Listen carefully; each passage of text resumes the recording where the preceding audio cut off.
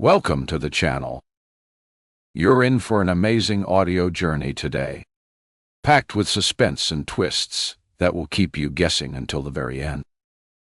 Before we begin, don't forget to subscribe and hit that like button. It's the best way to back the channel. Ready for today's tale? Let's tune in. One Morgan. Wide. Tonight is the night. I can feel it in my bones and the way every nerve thrums with electricity.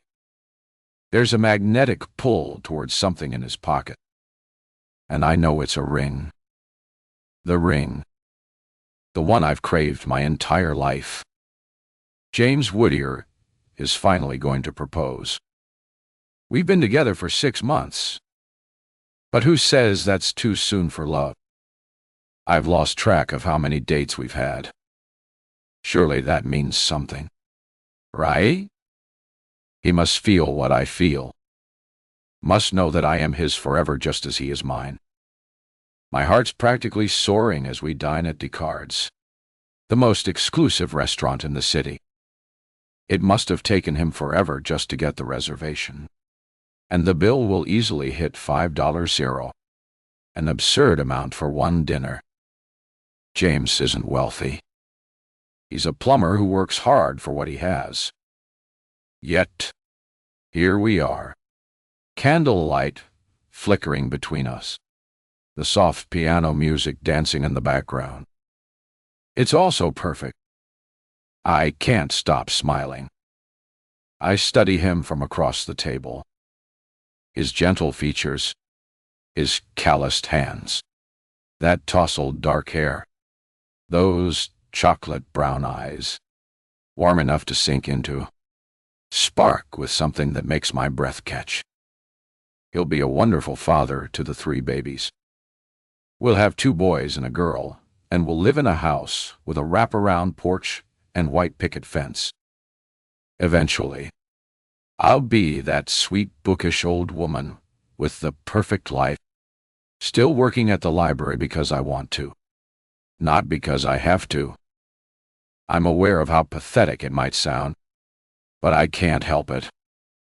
Love is an intoxicating, exciting dream, and right now, I'm gladly lost in it. Morgan.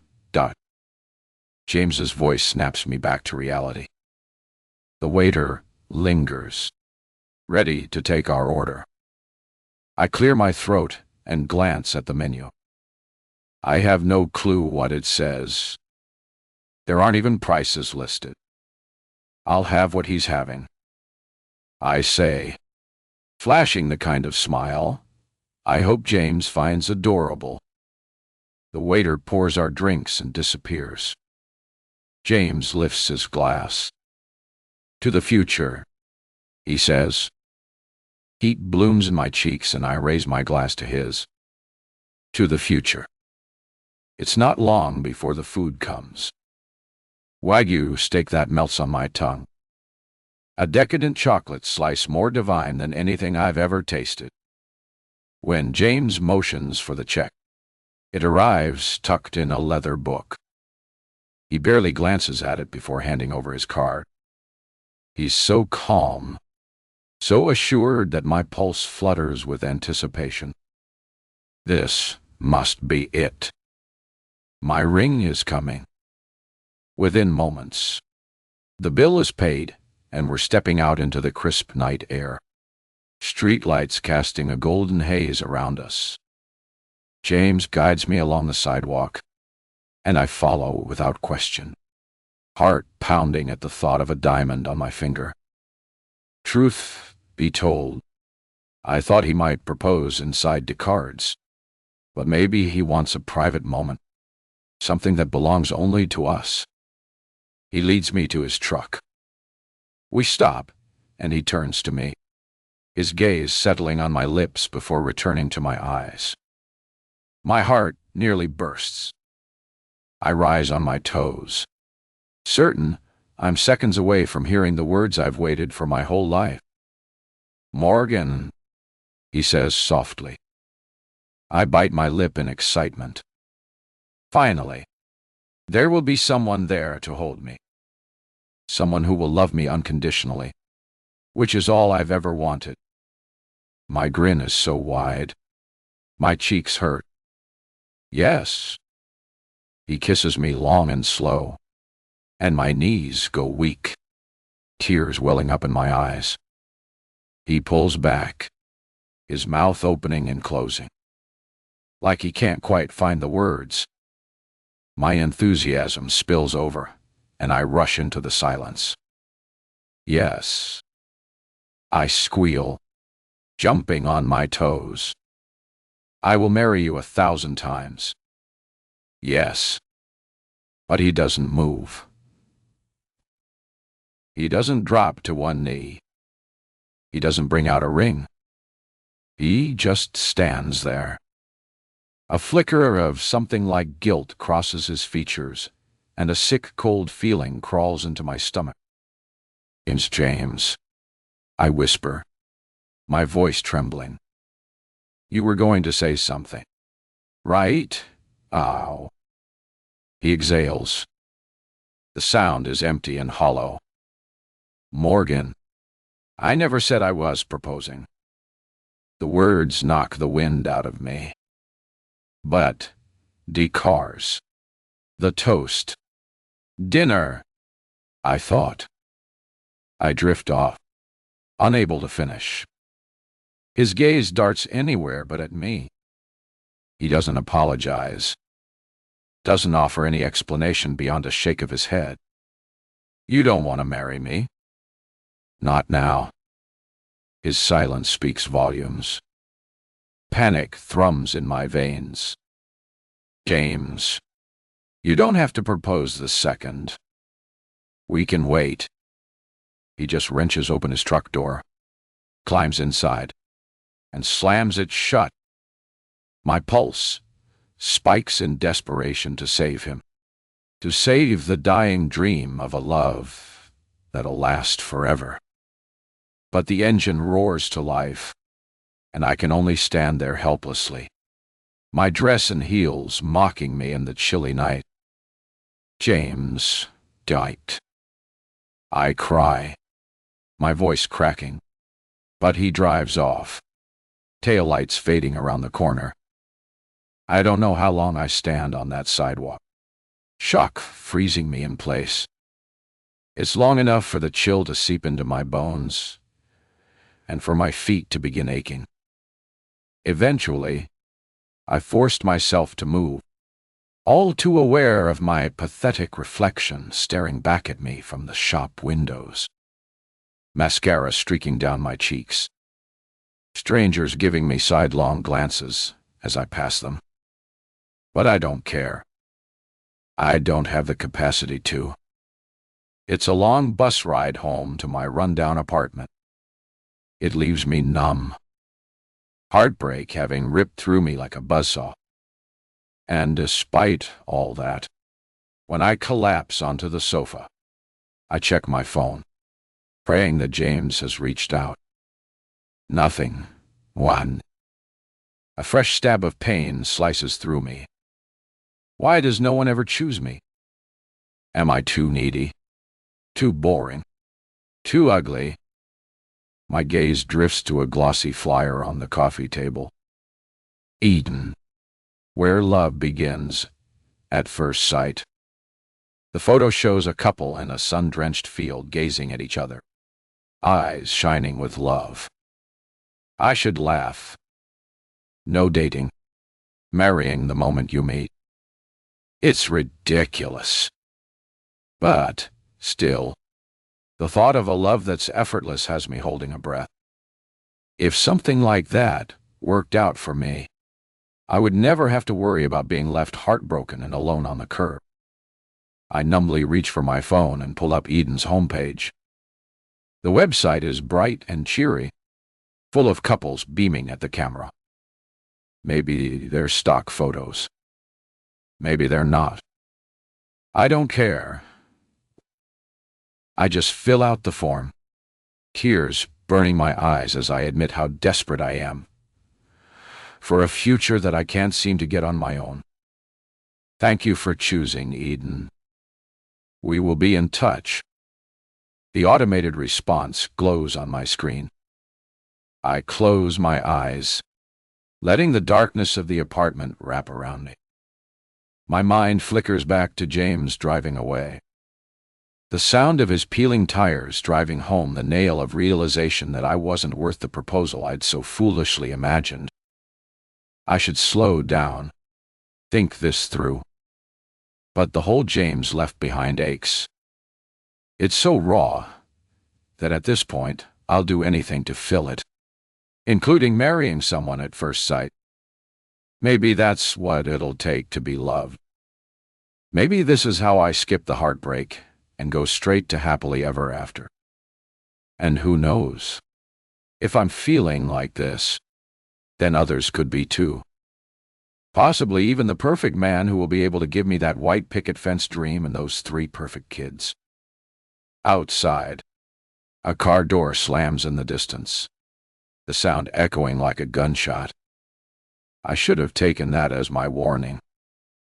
Some things are better left as dreams. 2. Morgan.D. I'm almost late to work the next morning, but not because I've overslept.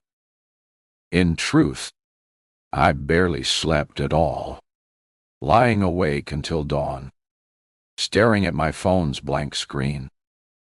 I half expected James to call, maybe to say he made a terrible mistake. Or, more realistically, I hoped Eden would send a confirmation email about my application, saying that there was a perfect man out there for me. Of course, there was nothing. Not a word from either. And really, why should there be? The application was only submitted that same night. And as for James, well, why would he call me after leaving me stranded on the curb like that? A man doesn't do that unless he's well and truly done with you. And yet, I hoped. It's not lost on me how pathetic and desperate that makes me. But I tell myself this: there's not a soul alive who hasn't felt this kind of craving. At least, that's what I want to believe.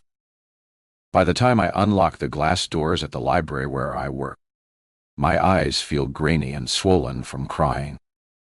But I paste on a bright smile for the handful of early bird patrons waiting outside. As soon as I flip the closed sign to open, I shuffle in with their usual greetings. I slip behind the circulation desk, my heels clicking softly on the tiled floor. The space is familiar. Wooden counters, the hum of computers, a decade behind modern tech, and the faint beep each time someone scans a library card. Usually, the comfort of routine helps me find my center. But now, all I can think about is how there seem to be so many people checking out romance books, stories so unlike my own, where no happy ending seems to be on the horizon. Tiana appears beside me, setting down a box of newly arrived paperbacks. She's wearing a bright yellow cardigan that pops against her tan skin, and I can't help noticing how awake she looks, as if she actually got some sleep. "Morning," she says, side-eyeing me with a concerned frown. "You okay? You seem off." "Just tired," I say.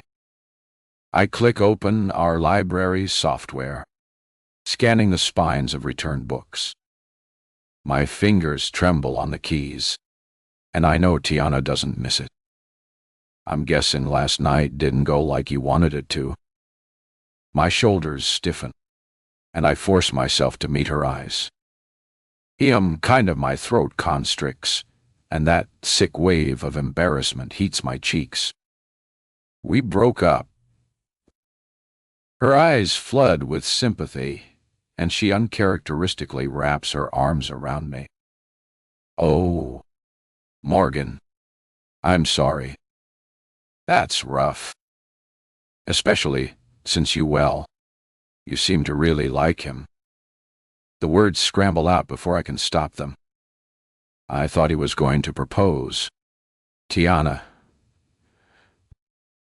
My cheeks burn hotter. I hate how desperate I sound. We went to Descartes last night and everything felt so perfect right up until he left me on the sidewalk. He just drove away.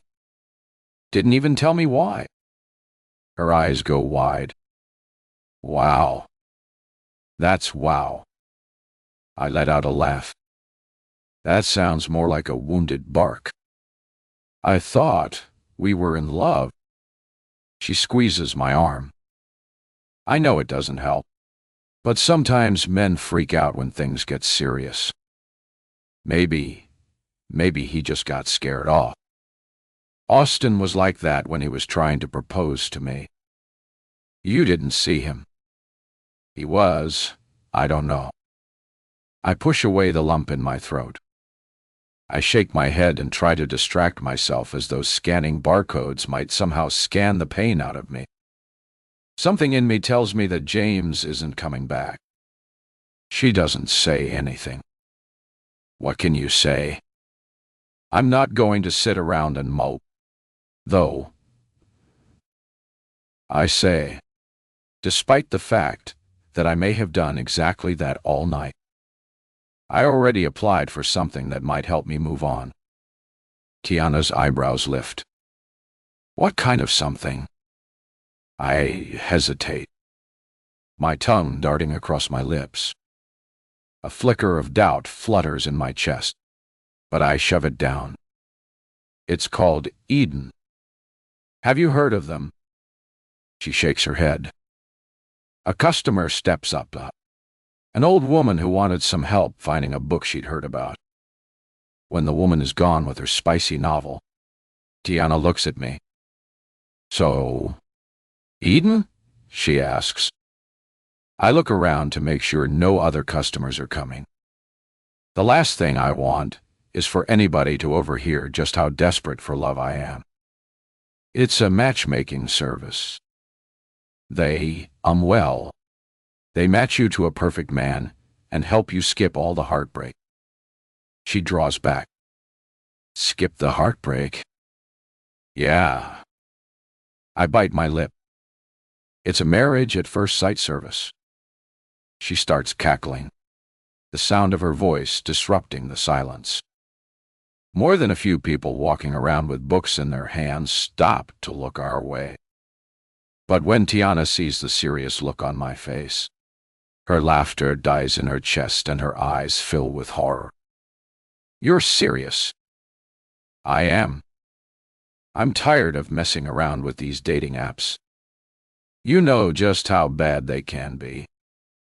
How many people are just looking to get laid or are wanting to take their sweet time being serious? I shake my head, reaching for another book on the endless stack to scan. This is good. This is real. But what? How does that even work? I'm not too sure. The website didn't say much, but there's an interview. Tiana stares at me for a long moment, and in a deadpan voice repeats after me. There's an interview. I nod. She draws a deep breath, then sigh. Morgan, this is a bad idea. Why? Because it sounds too good to be true.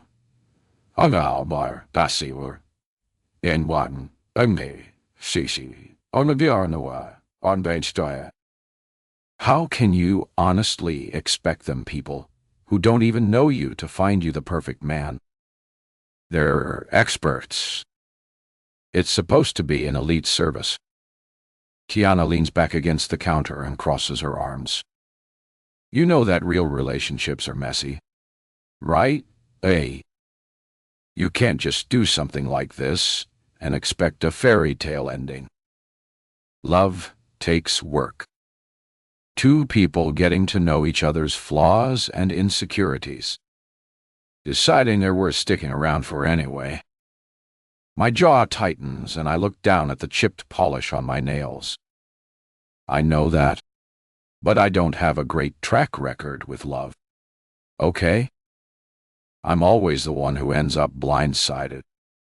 And forgive me if I don't want to end up alone on the side of the road with my heart in pieces again.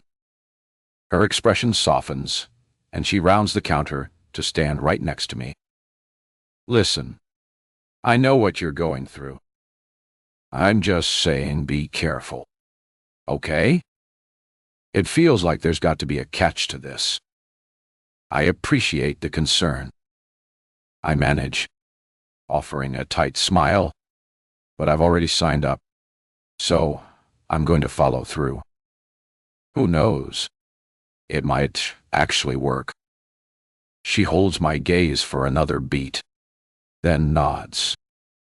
Okay, she says quietly, stepping back to gather a stack of returned magazines. But if something feels off, promise me you won't ignore it. I promise. She disappears into a far aisle. The sound of her footsteps swallowed by the hush of the library. As the clock inches toward 10, the library becomes busier. Mothers with toddlers in tow, elderly patrons who use the public computers, students on break, ... It's a steady hum of life that distracts me from the raw ache in my chest established. But every so often, I catch myself checking my phone screen. And each time I see nothing until my phone starts to ring and a name flashes across the screen. Eden Deutsch. I practically vault away from the checkout counter, ignoring the exasperated looks of patrons coming to stand in line. My heart drums against my chest so loud I swear everyone in the library can hear it. But at this moment, I can't bring myself to care. Hello, I say, my voice trembling with barely contained excitement. A smooth, reassuring voice responds on the other end. Hello, Morgan, Hall. I'm Dexter, your dedicated Eden representative. I understand you're interested in our service. My breath catches. Right. Yes. I manage, trying to steady my voice. I'm very interested. I can almost picture Dexter smiling. Excellent. Before we go further, may I ask why you're looking into Eden? We like to ensure every participant is fully committed. I'm sure you understand. I nod, even though he can't see me, clinging to the phone like it's a lifeline. And in a sad sort of way, it is. Of course. I just went through a bad breakup. Honestly, I thought he was going to propose. Turns out he wasn't even close to that. The words tumble out in a rush, and I release a shaky breath. Anyway, I'm tired of the games, of hoping and being disappointed. I just want something real and permanent. Your site mentioned love at first sight without the heartbreak. That's exactly what I need. I see. Thank you for sharing. Eden can indeed match you with someone who values commitment just as strongly as you do. Music to my ears. Are you available for an in-depth interview soon? We do require these be done in person so that we can gather everything we need to get you the best possible match. Yes, I say without hesitation. But then see and worry creeps into my voice. Sorry. I just realized you said the interview would have to be in person. Where are you located? Dexter chuckles from the other side of the phone. Don't be worried, Morgan. We come to you to conduct the interview. I blink. Oh, You do? We stick by our mission. We believe that love comes to you. The corner of my lips creeps upward into a smile, and I start to feel the pieces of my shattered heart coming back together. A little silly, I know, given that James broke up with me just late last night, but the prospect of all this was exciting. Tiana returns to the counter and sees the line of customers waiting. She flashes me a look of annoyance, but is kind enough to handle them herself while I'm on the phone. That's great, I say, aware that I need to get back to work. So, when should we do this? I hear the click of a keyboard in the background, and Dexter offers me a few dates. We schedule something in, and Dexter wraps up the call with the kind of polished politeness you'd expect from a first-class concierge. A tiny spark of hope flares in the emptiness James left behind. Maybe, just maybe, Eden really can offer me what I've been searching for all along. Unable to wipe the grin off my face, I take my place back at the counter. My heart is still pounding in excitement because right now I'm choosing to believe in that sliver of possibility. Maybe I am foolish. Maybe I am desperate. But I'm also not ready to give up on the idea that this time it was my turn for a happy ending, and I'd do anything to have it. Hey, Salmon. Morgan. Morgan. A few days crawl by before I find myself sitting with Dexter in the library's cramped conference room, a windowless space tucked behind the archives. The distant hum of the ventilation system only makes the hush seem louder. It's not the ideal spot for an interview, but I couldn't think of anywhere better. A bustling coffee shop would have been too public for something like this, and my apartment felt too personal. I don't want Dexter to see how barren lonely my life really is. I'd rather he see me as someone who has it together, someone ready for the next big step, because the last thing a man wants to marry is a miserable wreck. Dexter sits across the table, posture ruler straight, a sleek black folder open before him. He's dressed in an immaculate suit that looks so expensive. I find myself wondering how much a match specialist at Eden must earn. With one fluid motion, he clicks his pen and leans forward. All right. Shall we begin? I inhale, trying to study the twist in my stomach before leaving my desk. I kept repeating the same mantra in my head. You are good. You are beautiful. You are worthy of love. You deserve this. Yes, I manage, folding my hands in my lap to keep them from trembling. Excellent. Dexter glances at his notes, then meets my eyes. As we discussed, Eden uses a thorough personal interview to gather information about you, your psyche, habits, preferences, and any past experiences that might impact a long-term commitment. I want to remind you, everything is confidential. He lifts a finger, as though suddenly recalling an important detail, sliding a small black briefcase from under the table. He sets it between us and flips it open.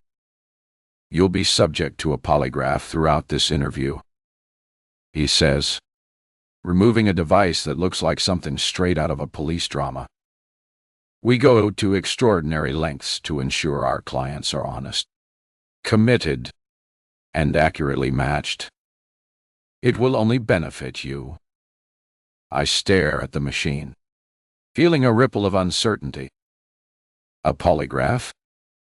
It's an advanced model, he assures me. It monitors subtle changes in voice, heart rate, and body language. Think of it as a safeguard that ensures you're paired with someone truly compatible. That can't happen if one party isn't entirely truthful. I'm hesitant, but eventually I nod, swallowing hard. After all, people lie every day on dating apps about their age, their photos, their finances. At least Eden is being transparent about verifying the truth. I'm an honest person. I have nothing to hide. Someone else might, though. Dexter clips the sensors to my fingertips and secures a thin band around my arm. It's awkward. Every shift in my seat rustles the wires, but I push back the flutter of nerves, reminding myself why I'm here.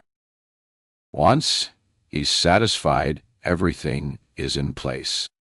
He settles back in his chair and consults page in his folder. Let's start with your upbringing. You mentioned in your application that you have no immediate or extended family ties. Is that correct? My mouth parts, but I pause, unsure of how to phrase my response. Anxiety flutters in my chest as I glance at the blinking polygraph device.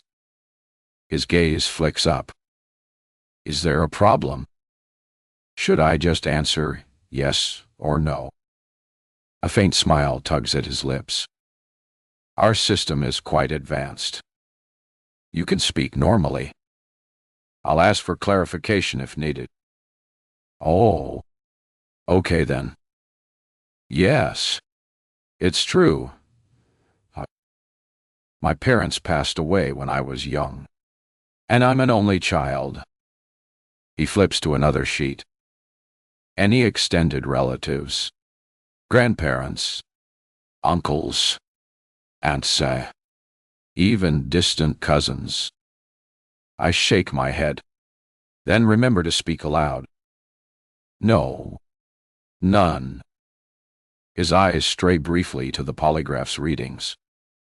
Understood. Who would you say is closest to you in life right now? A lump forms in my throat. I hate saying it, but I can't lie. No one really.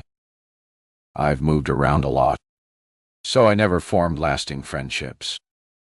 My coworker, Tiana, is the only person I talk to regularly, and even that's just casual. So, objectively, you are alone. I bristle at his blunt phrasing, but manage nod. Yes. He offers me a look that I suppose is meant to be sympathetic.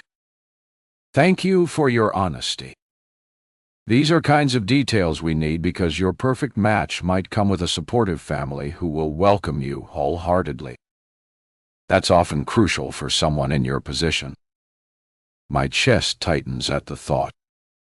A mother-in-law who dotes on me. A father-in-law who sees me as one of his own. Siblings to share jokes and holidays and inside stories. The idea sends a wave of warmth through me, pushing aside the mild discomfort I feel of her being hooked to a lie detector. That would be nice, I admit. Dexter scribbles something in his folder.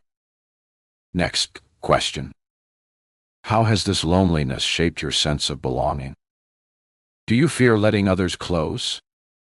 I guess it's made me clingy, I say quietly.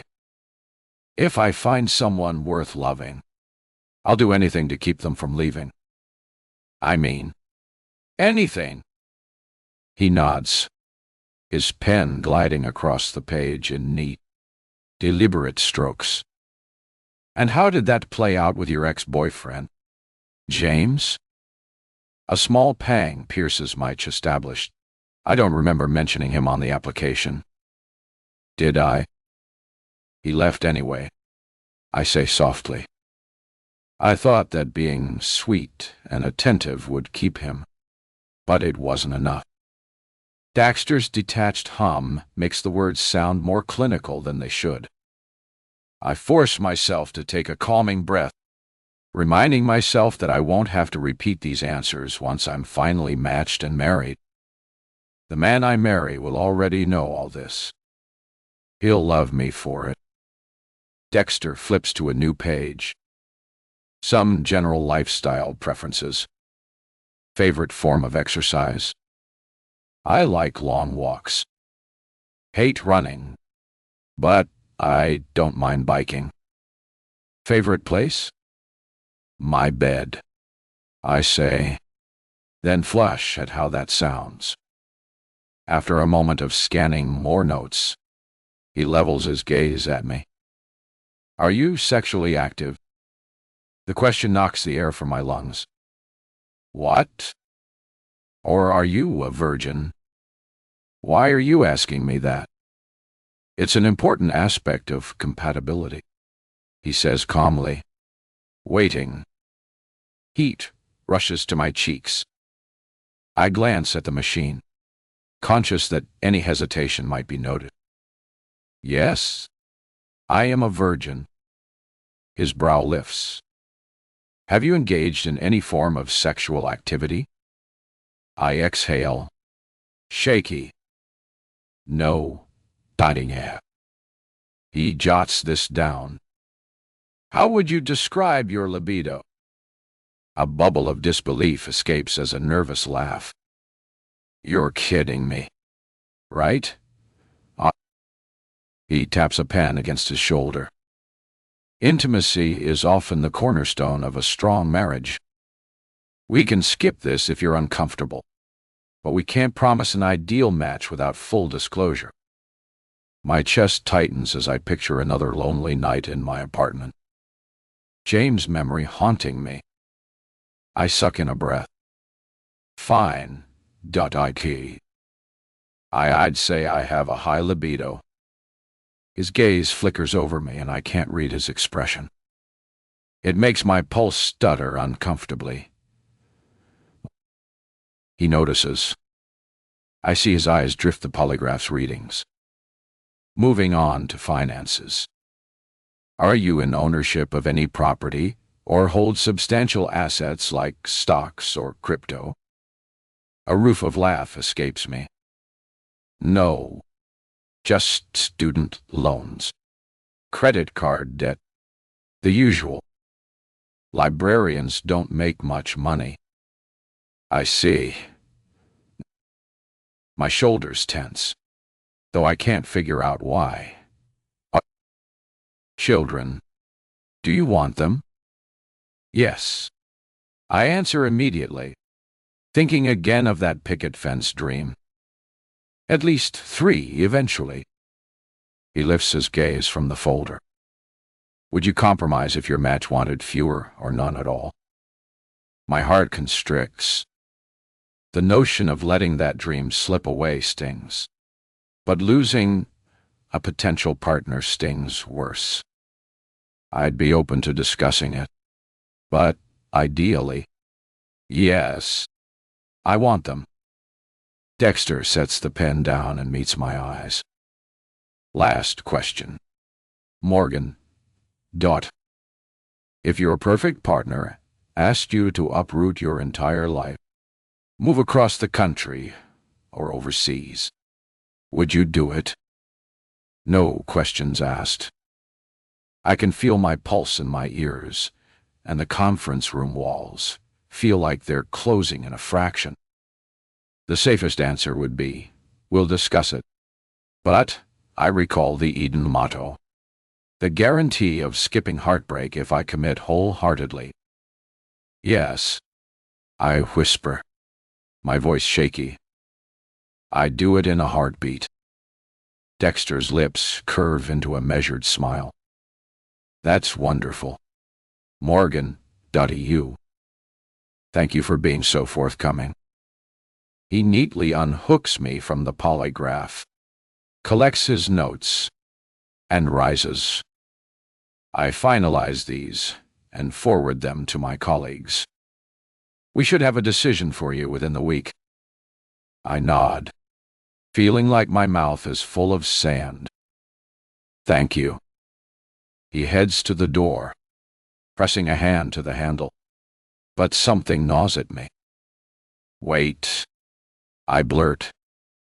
Dexter pauses, glancing back. "You said a decision. I thought I was already accepted." "You are." The decision refers to selecting a perfect match. Once we've done that, the next steps will be arranged swiftly. A hint of a smile flickers at the corner of his mouth. By this time next week, you could be married. My mind spins at the word married. I echo. He inclines his head. "We'll be in touch soon. Morgan. ... Then, with that same polite measure of confidence, he slips into the hallway and is gone. I stay there for a long moment, the fluorescent lights humming faintly above me. My heartbeat thuds against my ribs. That was easily the most invasive round of questions I've ever faced. But it's for a good reason. I remind myself. Eden needs this information if they're truly going to find me the perfect man. Isn't that what I've been longing for? A guarantee of love and commitment. I'm a double, a newie, a cheers to our Josh, Andawi. A life free of the heartbreak James left behind. Still, a knot of unease tightens in my stomach as I flick off the light and step into the corridor. It isn't just the questions that linger. It's the fact that not once did Dexter mention a price. And if there's one thing I know about things, without a price tag, they always cost more than you can afford. 4. Detonkai. Morgan. ... The following days are an odd mixture of tension and numbness. I keep expecting my phone to ring at random moments. On the bus. At the library. In the grocery store. Every time it chimes, my heart leaps, only to deflate when it's just a spam text or my phone reminding me about upcoming bills. I'm hardly sleeping, too excited by the possibility of a perfect match. It sounds like a fairy tale, and I can't stop thinking about what kind of man would want to build a life with me. No games, no heartbreak, no leaving me on the sidewalk in my best dress with tears rolling down my face. But as the days pass with increasing silence, the doubts start to creep in. Maybe the polygraph revealed something they didn't like. Maybe I seem too desperate, too lonely, too messed up. Why? It gets to where every time I look in the mirror, that's all I can see. The pathetic, embarrassing, desperate woman that I am. The following Wednesday morning, I'm so on edge that I nearly snap at a teenager trying to check out a stack of adult thrillers without a proper library card. The poor kid flinches, and I have to apologize over and over, cheeks burning with embarrassment. Tiana gives me a sharp look from across the desk, clearly worried. At lunch, I lock myself in the staff bathroom and breathe. In for 4. Hold for 4. Out for 4. It's a trick I write about in some self-help book one day while scanning it in Hint. But it doesn't help much. My phone remains silent, perched on the edge of the sink. I considered texting Eden's main contact number. Would that make me look unhinged? Possibly. No. But if they told me a decision would come within a week, and well, we're pretty much there. So, why hasn't Dexter called? My phone suddenly rings, startling me so badly, I almost drop it in the sink. The screen flashes with Eden's name. I scramble to answer it, pressing the phone so tightly to my ear. It aches. This time, I look in the mirror and spot the fear in the green eyes staring back at me. Hello? I manage, voice trembling. Hello? Morgan.Byte. Dexter's familiar tone replies, smooth and calm. How are you today? I'm fine. I stammer. I was starting to wonder if maybe I'd ever hear from you again. Thought maybe I failed your interview or something. He chuckles softly. I assure you, Eden doesn't operate on a pass-fail system. We've just been finalizing some crucial details for your match. My breath catches. So, you found someone. A short pause. We have indeed. Someone who meets your preferences in every category. From emotional needs to lifestyle compatibility. A truly perfect man for you. I believe you'll be very pleased. I press a palm to my chest, trying to study my breath. There's someone out there for me. Oh my God. Okay. Yes. That's great. That's amazing. What's his name? What's he look like? Is he take a deep breath? Morgan. He says, cutting through my words. Sorry. I laugh, my hands shaking and my jaw chattering with excitement. I'm just, excited. You have a very good reason to be. This is one of the best men to come through our program. He is? I practically melt in front of the mirror.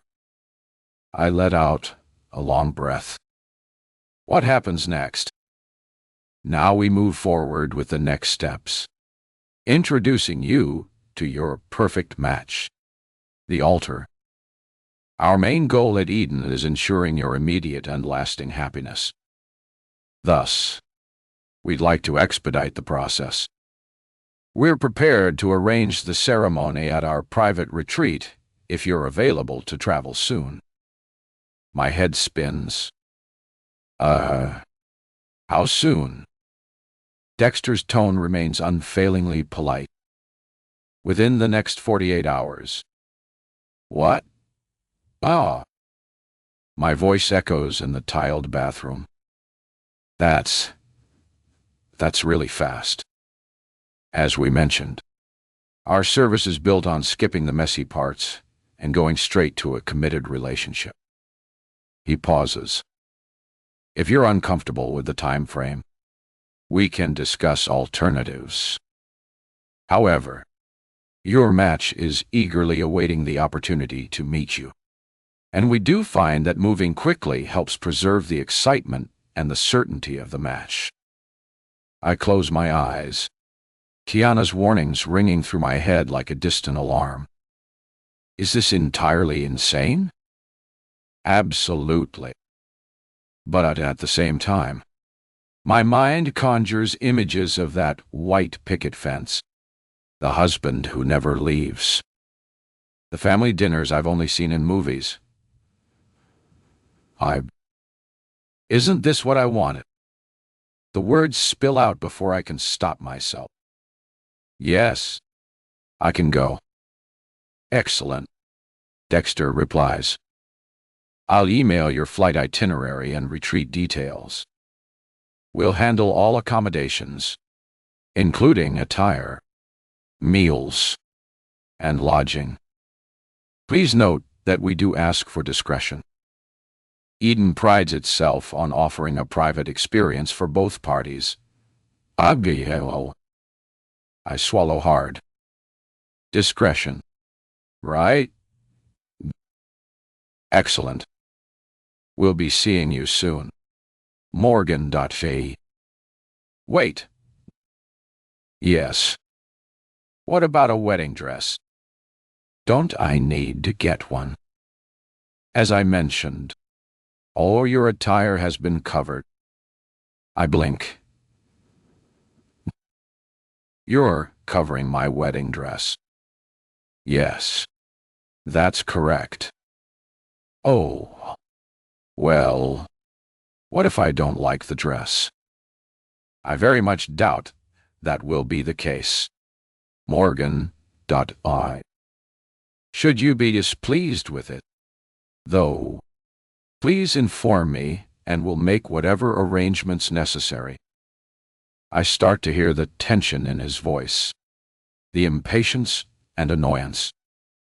So, I let loose the shaky breath and forced myself to relax. What am I being so difficult for? Not only were they paying for everything, they'd found me the one thing that mattered most. A perfect man. Thank you, Dexter Dortinol. Words can't really express how excited I am. Nervous. Yes, but excited. I bite my lip, debating on my next question, not wanting to be any more bothersome than I've been already. But I can't help myself. Can you tell me his name? I could, but I think it would mean more coming from him. You're only 2 days out now. Morgan.I. From the rest of your life. We'll see you soon. The call ends, and I stare at my phone. A private experience at a resort with a man I've never met. I didn't even know his name. It sounds like a delirious fantasy. And maybe it is.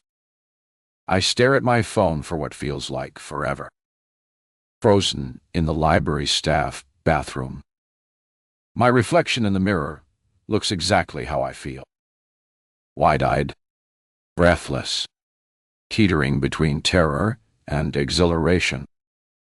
This is happening. I'm really going to leave everything behind in 2 days to marry a stranger at some secret resort. I tug open the bathroom door and step out into the hallway, my entire body busting with adrenaline and my skin tingling. Before I can collect myself, Tiana nearly runs into me. Whoa. You okay? She asks. I swallow. I need to talk to you. I'm going to need a leave of absence. Her eyebrows shoot up. For how long?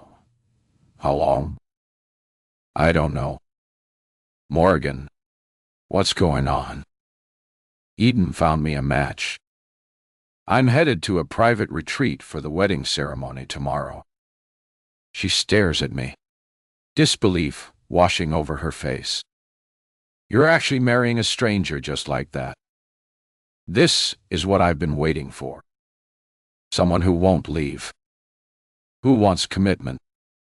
Someone who's Eden. Guaranteed. Guaranteed. She shakes her head. Morgan, please. I interrupt. Don't try to talk me out of it. I have waited my whole life for someone to choose me. Just trust me. She runs a hand over her forehead. Fine, Dada. Promise me if something feels off, you'll get out of there immediately. I promise. I'll cover your hours and tell Margaret it's a family emergency. She sets a hand on my shoulder. I think this is crazy, but I hope you find what you're looking for. My throat thickens. I swallow the emotions threatening to spill over and offer a tentative smile. May. 2. 5. Life. Morgan. Dutchin. What happens next is nothing short of a fairy tale. I stuff my few vacation-worthy outfits into a suitcase. My bikini, my cutest dresses, and the only pair of sandals I own that don't look like they've been through a war. Then drag it to the curb outside my apartment. I expect to haul it onto a bus, maybe fight off a roach or two, and pray no one sits too close. But then, a black Rolls-Royce glides to a stop in front of me. I freeze, gripping the handle of my suitcase like I might be hallucinating. The car is easily the nicest thing I've ever seen outside of the movies. For a second, I wonder if there's been a mistake. If maybe some influencer is doing a segment on Where the Poor Live, and I'm about to get yelled at for standing too close to their car. But then, the driver, an older man in a crisp suit, steps out, rounds the car, and opens the door for me like I'm royalty. A slow, giddy grin spreads across my face. I tuck my nerves into my back pocket and step inside. The leather seats are butter soft. A crystal glass of wine waits in the cup holder. Condensation still clinging to the rim like it was poured just moments ago. This is already 1,000 times better than cramming into a sweaty bus seat. And I haven't even left my neighborhood yet. As the car hums to life and pulls away from the curb, I glance out the tinted window, watching the familiar streets pass by in a blur. A nervous, excited energy flutters through me. This is real. This is happening. But as the minutes stretch, something tugs at my mind just enough to tighten my stomach. I don't recognize the route we're taking. I hesitate before speaking, not wanting to sound ungrateful. But finally I clear my throat. We're going to the airport, right? The driver meets my gaze in the rearview mirror and offers a polite smile. Of course, ma'am. Except it's not my airport. The Rolls-Royce glides straight through a security gate, stopping in front of a private jet. I stare. A private jet for me? This must be some kind of mistake. Maybe there was a miscommunication. I thought I'd be taken to a normal flight with normal people, squeezed between someone's crying toddler and a guy who refuses to use deodorant. But no, they usher me forward like this is completely routine. The stairs lined in gold trim. Inside, jet is empty. No one else is in sight. A thick plush blanket is draped over my seat. Nicer than anything I own. Softer than I'd ever imagined. I sink into the chair, inhaling the faint scent of something expensive, something clean and new, and let my eyes drift toward the window. I should have asked more questions, but a numb thrill courses through me. Marriage first. Questions later. The thought is ridiculous, but a bubble of laughter escapes my lips anyway, loosening the last of the tension in my shoulders. What's the worst that could happen? A flight attendant. Because of course, there's a flight attendant. Approaches with a warm smile and tucks the blanket around me. Her movements gentle, practiced. Would you like anything before takeoff? Ma'am? I shake my head as the engines hum to life and the world outside the window begins to blur. I close my eyes and let the sunlight warm my face. Before I know it, I'm asleep, dreaming of a faceless, perfect man waiting for me at the altar. I can feel the warmth of his hands over mine and the sweetness of his breath on my face, like he just eaten cherries and strawberries. And when I wake up, a smile spreads across my face. Not because of the man in my dream or the fact that we've arrived at the resort according to the polite announcement of the flight attendant, but because for once James was nothing but a distant hazy fog. Dexter waits for me at the bottom of the stairs, still dressed in his perfectly tailored suit with his hands interlaced in front of him. But I barely notice him because past him, stretching endlessly like a vision stolen out of a travel magazine, is the most breathtaking resort I've ever seen. The beach is flawless, The kind of perfection that doesn't seem real, where the sand is smooth and untouched, and the water laps at the shore in a gentle rhythm. Each room has its own private infinity pool, turquoise water spilling so seamlessly. It looks like it merges with the horizon. I realize every room is angled to catch both sunrise and sunset, with greenery spilling in and around the architecture. Then there's the smell. The crisp, salty ocean breeze intertwines with something warm and mouth-watering, drifting from the central building. Grilled meat, fresh bread, maybe something sweet. My breath catches. My eyes flutter shut. And before I can stop myself, a soft, involuntary moan of delight slips past my lips. I can't even begin to fathom what this place costs per night. I hope it's to your liking, Morgan. Dexter's voice pulls me from my daze, and I blink, realizing I was probably standing there with my mouth open, seconds away from drooling. He creeps into my cheeks, but he only looks politely amused. I let out a breathless laugh, shaking my head in disbelief. It's absolutely stunning. Good, he says smoothly. Now, if you'll come with me, we have a busy day ahead. As I follow him, I watch my bag being lifted and carried away like it's priceless cargo, which is funny considering I nearly broke my back hauling it down my apartment stairs this morning. We reach a sleek little car waiting near the runway, and once we're seated, Dexter outlines the day's events. We'll take you straight to your fitting to ensure your dress is perfectly comfortable. From there, we'll go through the compliments. Jewelry, shoes, your bag. You'll also receive a selection of clothing for the resort, custom fitted based on your measurements. I nod slowly, but my brain is still reeling, struggling to process everything. It feels like I've stepped into someone else's life.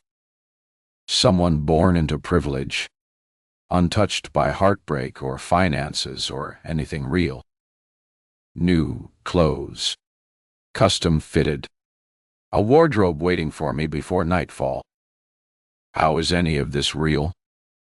Dexter continues, entirely unfazed by my stunned silence.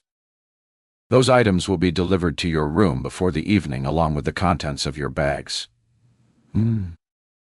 Of course. I doubt you'll have much need for them. His tone is light, but something about his words makes my stomach tighten. My fingers flex against my lap. Dotton. Why not? He smiles, indulgent. Because you'll be focused on other things. Other things. You're a perfect man. Morgan. My brain stalls like an old engine. It sputters to life far too late. Wait. I'm getting married today? Dexter chuckles like I just said something adorable. Of course. Do you think it'd be delayed? I blink.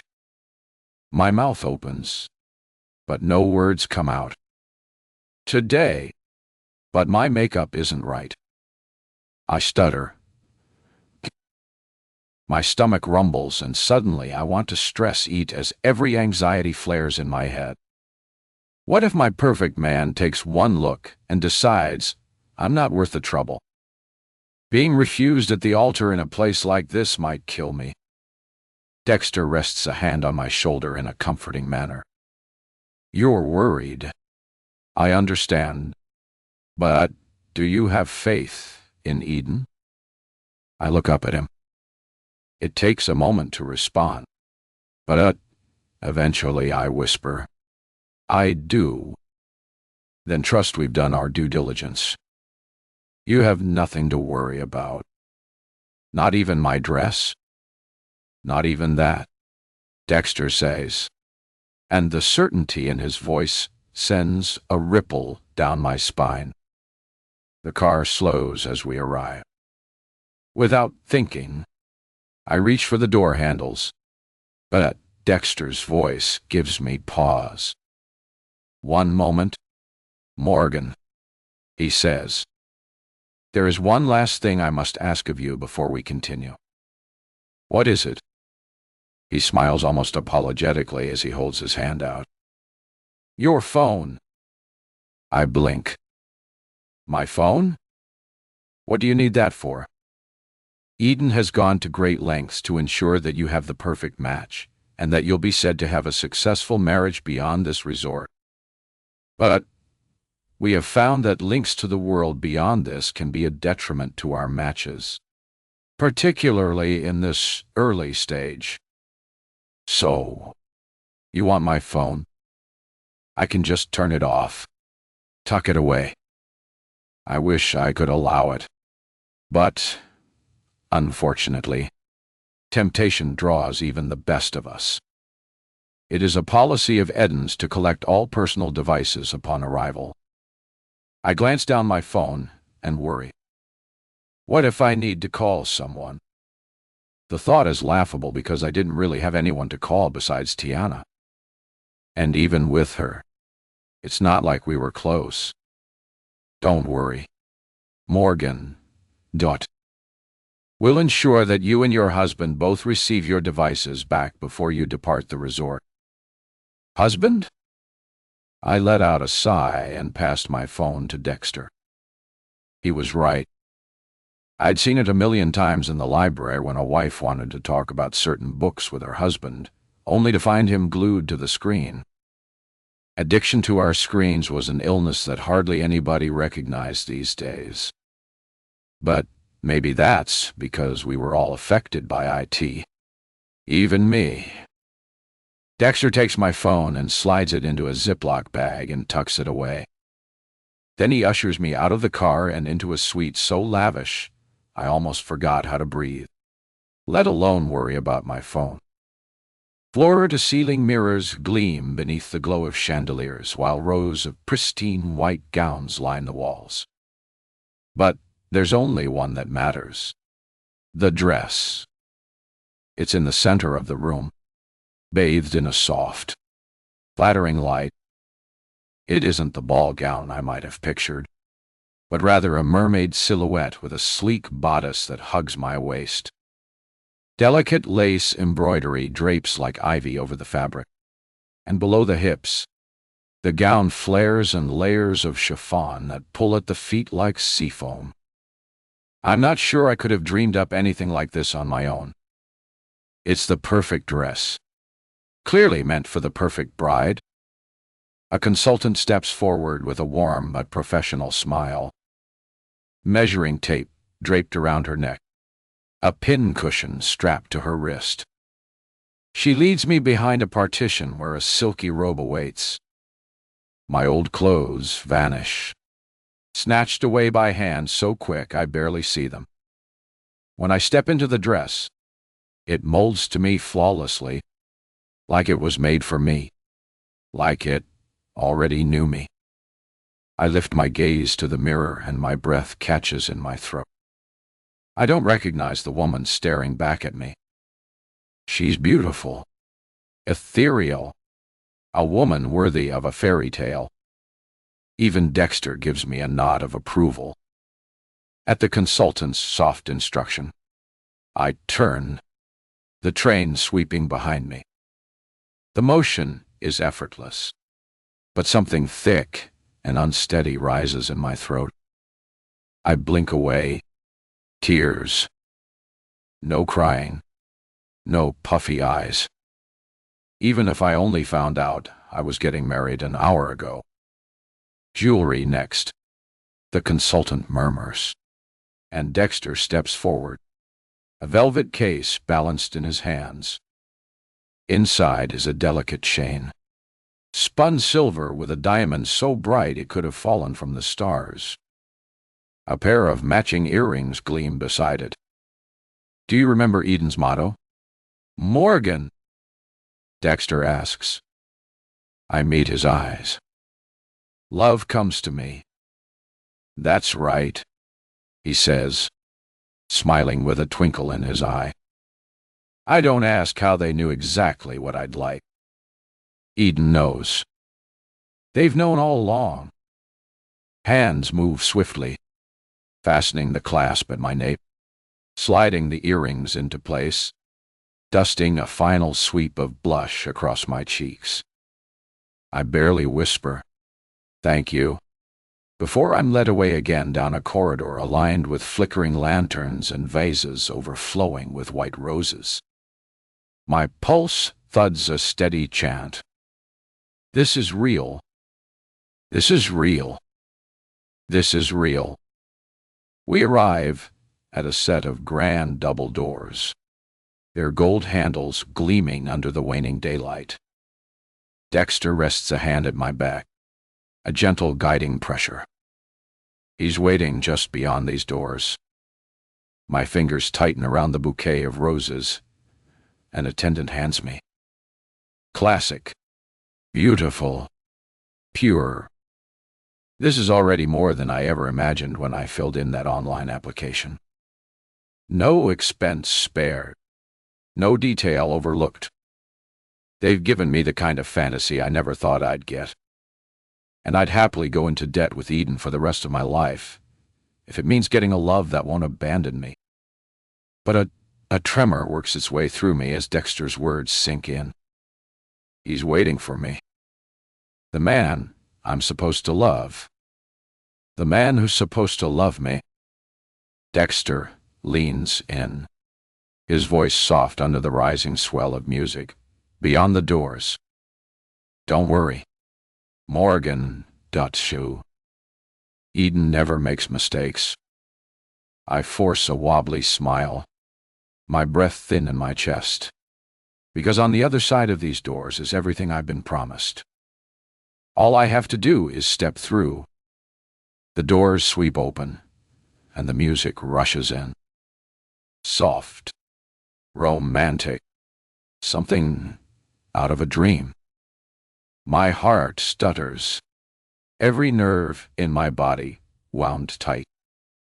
I take one last breath. I should have savored it. 6. Morgan, wait. I take the first step forward onto the red velvet carpet, then the second. I can feel his gaze on me and my pulse hammers against my ribs. I don't dare look up. Not yet.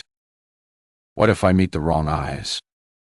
Some goth-obsessed man with a neckbeard who thinks he owns me now. Or worse, what if I look up and see disappointment flicker across his face before he schools it into something polite? The thought makes my stomach lurch, and for a terrifying second, I stumble. My ankle wobbles, but I catch myself just in time. I suck in a breath. Too sharp, too shallow. Black dots swim at the edges of my vision. Do I trust Eden? My gaze flickers over the room, realizing there's nobody else in the wedding hall except the officiant.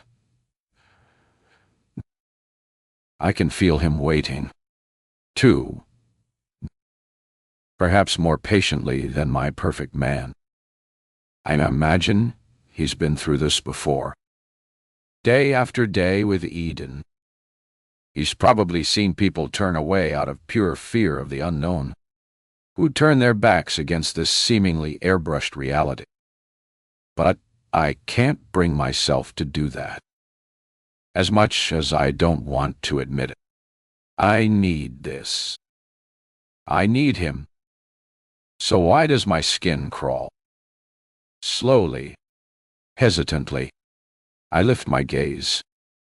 Shoes. Polished black leather. Expensive, but not flashy. My eyes trail upward over long legs wrapped in navy slacks. Subtle, tailored, expensive in a way that whispers rather than shouts. His hands rest one over the other, a Rolex swinging on his wrist. I don't know why it's his hands that make my breath catch. Maybe it's the veins, the dusting of hair, the quiet strength in them. Hands that could be gentle, hands that could break things. My pulse skitters. I take in his broad chest, the fit of his suit, the sharp, clean jawline that hints at power. And then his eyes. My breath catches, stolen in an instant. A jolt of something electric snaps through me, drowning out everything I thought I knew about love, about attraction, about fate. I don't know his name. I don't know his voice. I don't know if that mouth will ever curve into a smile meant just for me. But I know this. He is the one. The perfect man, capable of the kind of love that cannot be real. And yet as he looks at me, something inside me screams, "Run, don't say." Oh, they got your skies on your eye. LB7. Henry. She is absolutely perfect. I know at the moment she nearly stumbles, her body jolting with uncertainty before she catches herself. The way her eyes flick up, the way they lock on to mine, it punches the breath from my lungs. Green, wide, luminous with something I want to believe is awe. She's everything I dreamed of when I paid for Eden's services. The soft curve of her lips, the delicate line of her throat, the way she moves like she doesn't yet realize she belongs to me, just as I belong to her. But beneath it, there's something else. Fear. Oh, well, why'd ya? Mordand. It flickers in her gaze just for a moment. A deer poised on the edge of flight. My mouth parts as a sharp worry slices through me. Is she going to run? Thought is unbearable. I take a half step forward, my muscles taut with the urge to reach for her, to reassure her before the moment fractures, before she slips through my fingers. The officiant tuts disapprovingly. Maybe because for this marriage to be valid, she must come all the way to me. But I don't care. I extend my hand anyway. She hesitates. I see it in the way her breath catches, the way her fingers tremble at her sides. Of course, she's afraid. She's never seen me before, never laid eyes on the man who was about to be her husband. This is all new, unknown, and the unknown is terrifying. That's why she needs me. This is when I step up, when I steady her, guide her, claim her proudly as my wife. She only has to take my hand. 8. Morgan. His hand hovers in the air as he patiently waits for me to take it. My gaze goes from his hand to his eyes, and I can feel the confidence coming off him, like he knows I'll take his hand. Part of me wants to refuse, to turn away and go back to my grim reality where this man doesn't exist. Because at least then I could live, knowing that I never deserved it anyway. But I don't. I'm desperate for this fever dream to be real. And despite the fear shaking me to my core, I take his hand. His fingers are warm, strong, and when they close around mine, there's finality to it, like a lock clicking into place. I can't tear my eyes away from our hands. His touch doesn't feel alien like I thought it would. It doesn't feel like I'm holding on to a stranger. Instead, it feels strangely familiar, like we've known each other all our lives. The officiant clears his throat, unimpressed, but I barely hear him.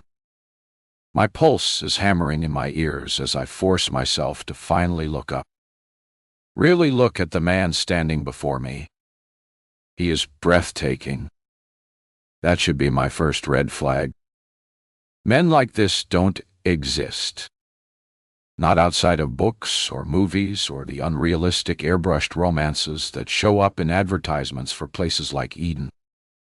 And despite that fact, here he is. His navy suit fits like it was sewn to his body. His hair is dark, neatly styled, but not stiff. And his eyes. God, his eyes. They drink me in with an intensity that is both thrilling and terrifying. I swallow hard, my lips parting before I can stop myself. What's your name? His mouth lifts slightly into the softest smile, like the question amuses him, but his voice is both smooth and steady when he answers. Henry Langford. Henry said like a man whose name has weight. The name rolls through me, settling in my chest as if it should mean something. But it doesn't.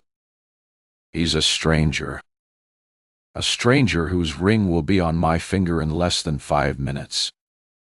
His gaze softens. And do you? The words feel strange. Not just the question, but the way he asks it, like he already knows, but wants to hear it from my lips. I hesitate, straighten my spine, and lift my chin. I say my name like it's got weight, too, even if it really doesn't weigh much more than a blade of grass. Morgan Sloan. Henry smiles then, and it's beautiful. For a moment, I feel the tension slip away. It doesn't matter that this is absurd, that I'm standing in a wedding hall with a man I have never met before, that my entire future is balancing on the edge of an application I made only a handful of days ago while I was desperate and heartbroken and lonely. He is perfect. And maybe, just maybe, this is real. I barely notice the officiant shifting in front of us until his voice slices through the moment, sharp and dry. Apologies, but we should carry on with this. There are other appointments. I flinch at the sudden crack in the perfect day, but Henry doesn't. His head tilts slightly, and his expression, though still perfectly composed, hardens just enough that the officiant notices. I wasn't aware we were on a time limit, Henry says smoothly. The officiant lips thin. He glances between us, clearly debating whether to push back. He doesn't. Instead, he sighs and flips through the crisp white pages of the contract in his hands. For now, let's proceed. I don't know why, but my stomach tightens. The way Henry stood up for me subtly but firmly should be reassuring. And it is. But it's also something else. Something that prickles along the back of my neck. I push the feeling away. The officiant drones on, a wide smile spreading across his face like nothing ever happened. I don't pay much attention to what he has to say. The words blur together because all of my attention is on the man standing before me. It's strange how the entire process feels hazy, like I'm watching it happen instead of living it. So, it's a shock when I hear my own voice, soft and breathless, saying, "I do." Henry looks deep in my eyes, and in a low murmur, he says, "I do," before the officiant even asked him. Henry takes my hand and my breath stutters. The band is smooth, cool against my skin. But it's the diamond that makes my heart stop. It's massive, a brilliant, impossible thing, catching the light and scattering rainbows across my fingers. For a moment, I find myself struggling to breathe. It's stunning. It's unreal. It's mine. I stare at it, completely transfixed, hardly noticing the way Henry's thumb brushes over my knuckles, the way his lips quirk into a small, knowing smile. "It looks beautiful on you," he murmurs. Tears prick my eyes. I nod, unable to form words. The officiant clears his throat gently, and I force myself to focus as I take Henry's ring. Smaller, simpler, but just as significant. My hands tremble as I slide it into place, my fingers barely closing around his as I whisper, "Perfect fit." Henry's eyes soften, something warm and unreadable flickering in them. Then the fatal words come. "You may now kiss the bride." For a second, neither of us move.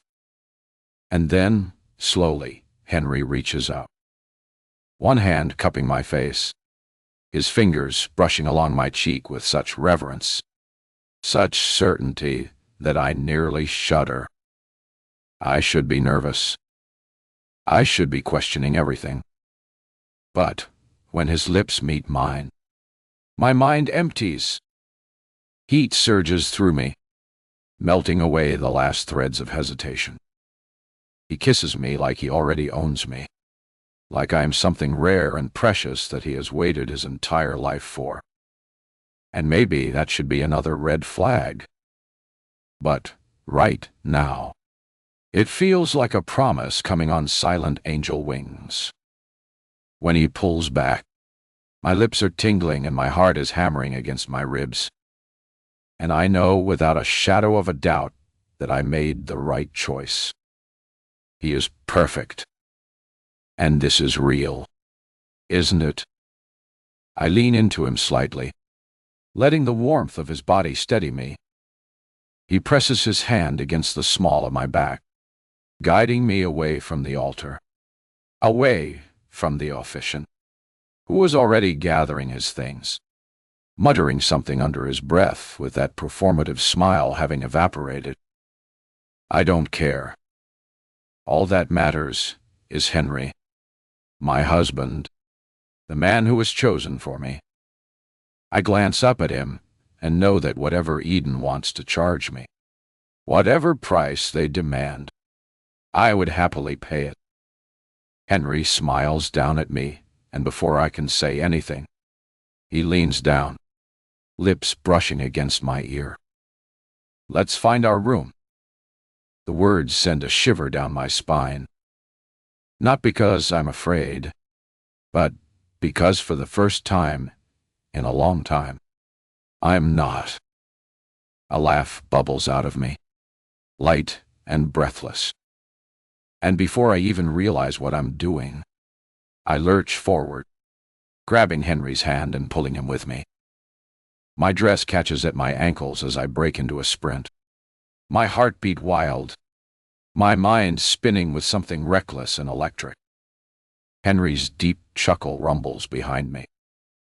And then, suddenly, his arms wrap around me. A gasp rips from my throat as my feet lift off the ground. He swings me up effortlessly with a gentle but strong grip. We fly past the hall, past Dexter's voice calling after us. "Congratulations, Morgan, on your newfound Eden." I barely hear him. My laughter turns into a squeal as my bouquet tumbles from my hands, the flowers scattering across the path like an offering to the wind. Henry doesn't slow.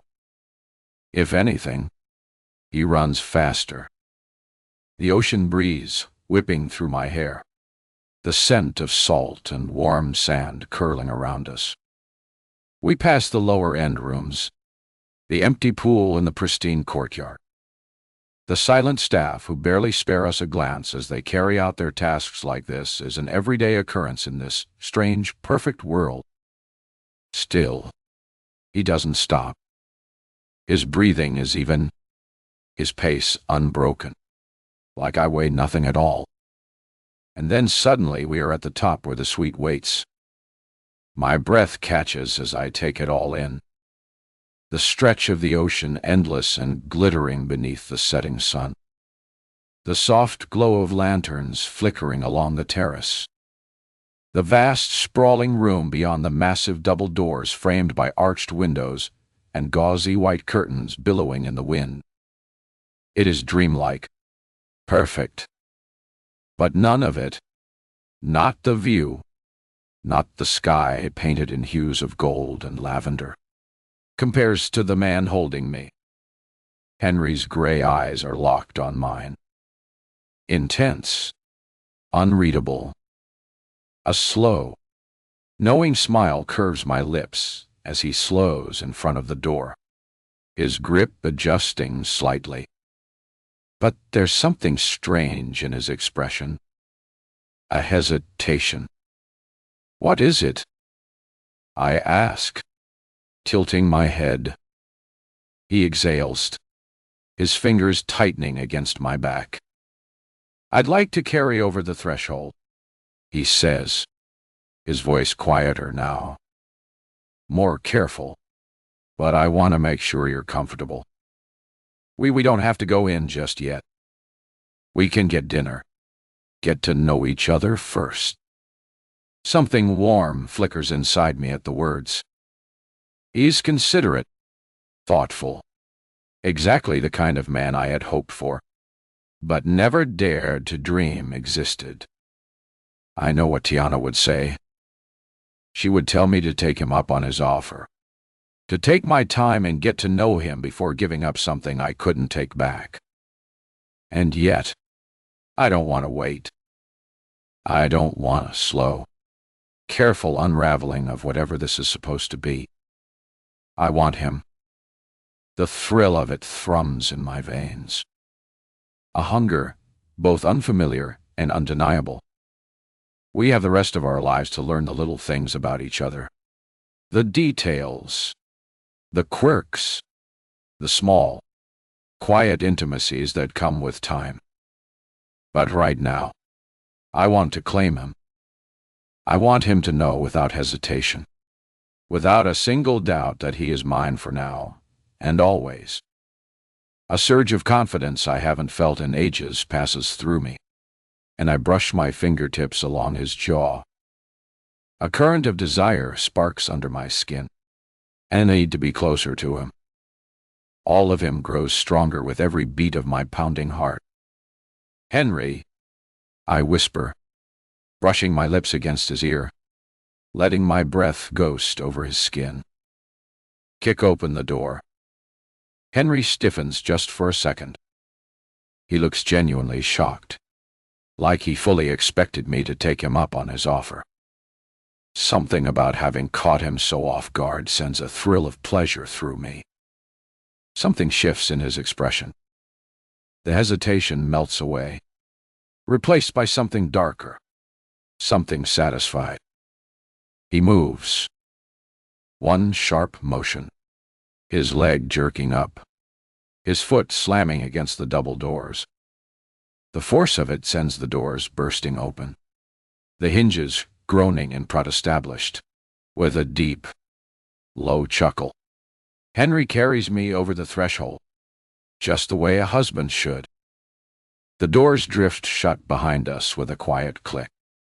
But just before they do, a strange, overwhelming feeling grips me. Something raw and unfamiliar.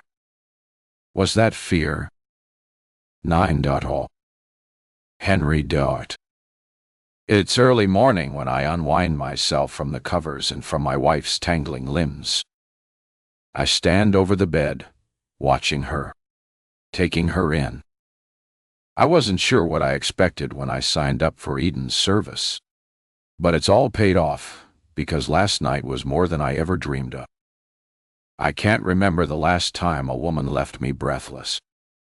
With a smirk, I brush a strand of hair from her face. She stirs in her sleep. A slow, contented sigh, leaving her lips before she settles again. "I'll be back," I murmur, just in case she's more awake than she seems.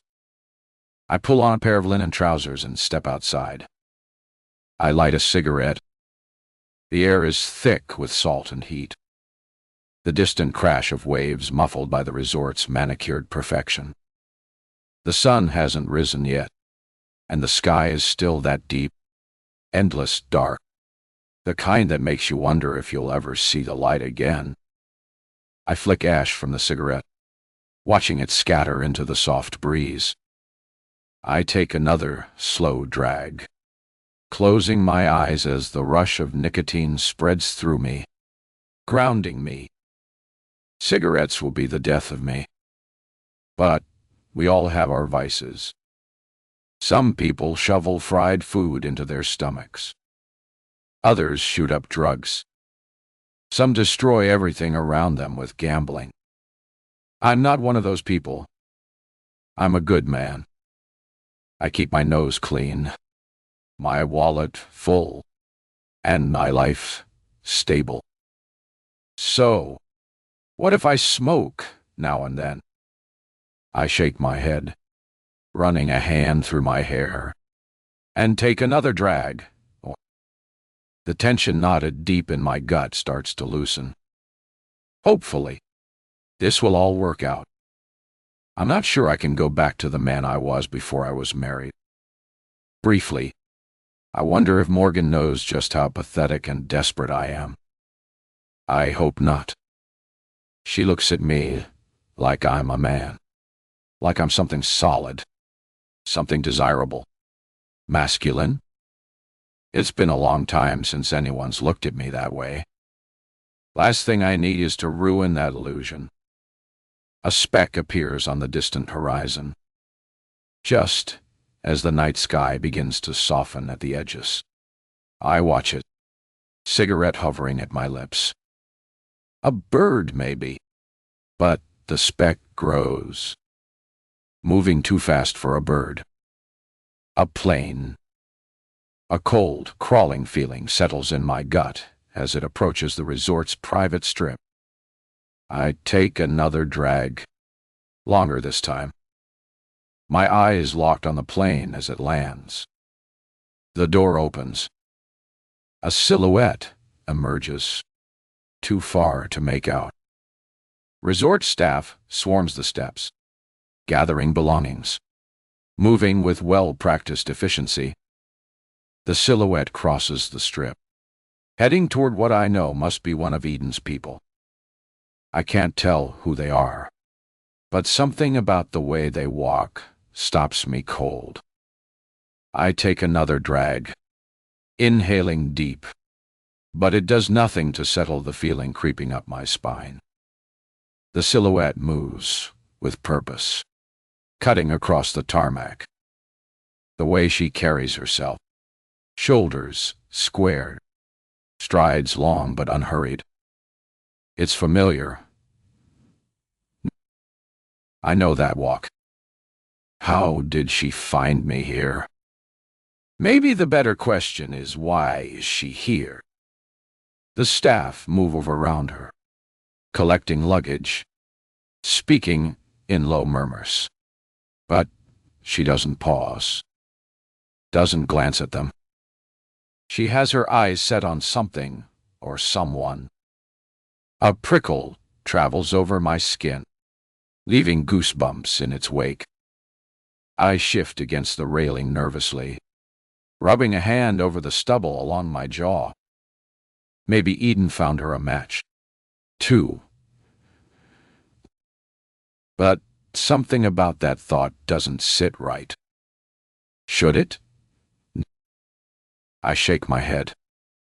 Eden is a service, A system. I shouldn't care who she ends up with. Not if that silhouette is really who I think it is.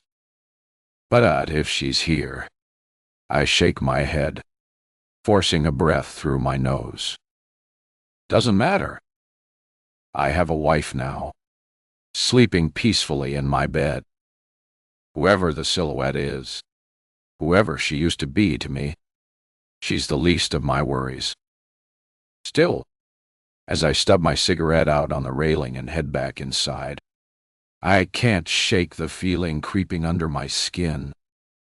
I hope I'm wrong. God, I hope I'm wrong. 10. Morgan. We had the option to have breakfast brought to our room, but I wanted to enjoy the resort while I could at the pool. That was after I'd had a morning session with my new husband. I flush at the memory, my cheeks swarming with the echo of it. My gaze drifts to Henry, lounging in his chair with sunglasses perched on his nose, staring out at the horizon. His linen shirt is half-buttoned, exposing a glimpse of his chest, and a familiar heat stir inside me. I exhale, forcing myself to calm down. Now I see why people glorify not just sex, but that deeper connection everyone craves. There's something intoxicating about finally having what you've spent years for. A man approaches with a tray of food, his smile bright and practiced. He sets it on the table, then pours 2 glasses of orange juice. If there's anything else you need, please let me know. I'm at your service. Thank you, I say. This looks wonderful. We really appreciate it. He blinks, surprise flickering in his eyes before he glances at Henry. Maybe guests here aren't known for their gratitude. I've seen the movies. Rich people can be snobs, treating staff like they're invisible. It's my pleasure, the man says, giving a short bow before stepping away. I grab a piece of pita bread and scoop a generous dollop of hummus onto it. I must be farther from home than I realized, given that everything on the table screams Mediterranean. If I'm honest, I was expecting something more American, maybe even touristy. I guess I'd hoped for pancakes at the very least. But the second the hummus hits my tongue, I let out a small moan of pure satisfaction. Forget pancakes. This is incredible. I barely notice the rest of the food. I just keep going for the hummus. And Henry laughs. You like it? I nod, swallowing before answering. The Mediterranean food back home is nothing like this. Not good. Worse. I wrinkle my nose. It's terrible. So, where are you from? I hesitate, feeling a little shy. Des Moines, in Iowa. Our public transport's not great, and the Mediterranean food is even worse. He smiles. What about you? Texas. My brows lift. You're from Texas? He shrugs. I've been everywhere. My family moved around a lot, but I figured Texas was a good place to settle. Why? I try not to sound too skeptical, but I've heard my share of stories about Texas. Taxes, better roads, friendly folks, lots of reasons. I glance down, reminding myself this is my husband now. Chances are I'll be moving there, too. And soon. I push away the mild unease that creeps into my stomach, forcing myself to keep an open mind. Henry leans back in his chair, sunglasses hiding his eyes. But I sense he's watching me carefully. If you end up not liking Texas, we can always find someplace new. I blink.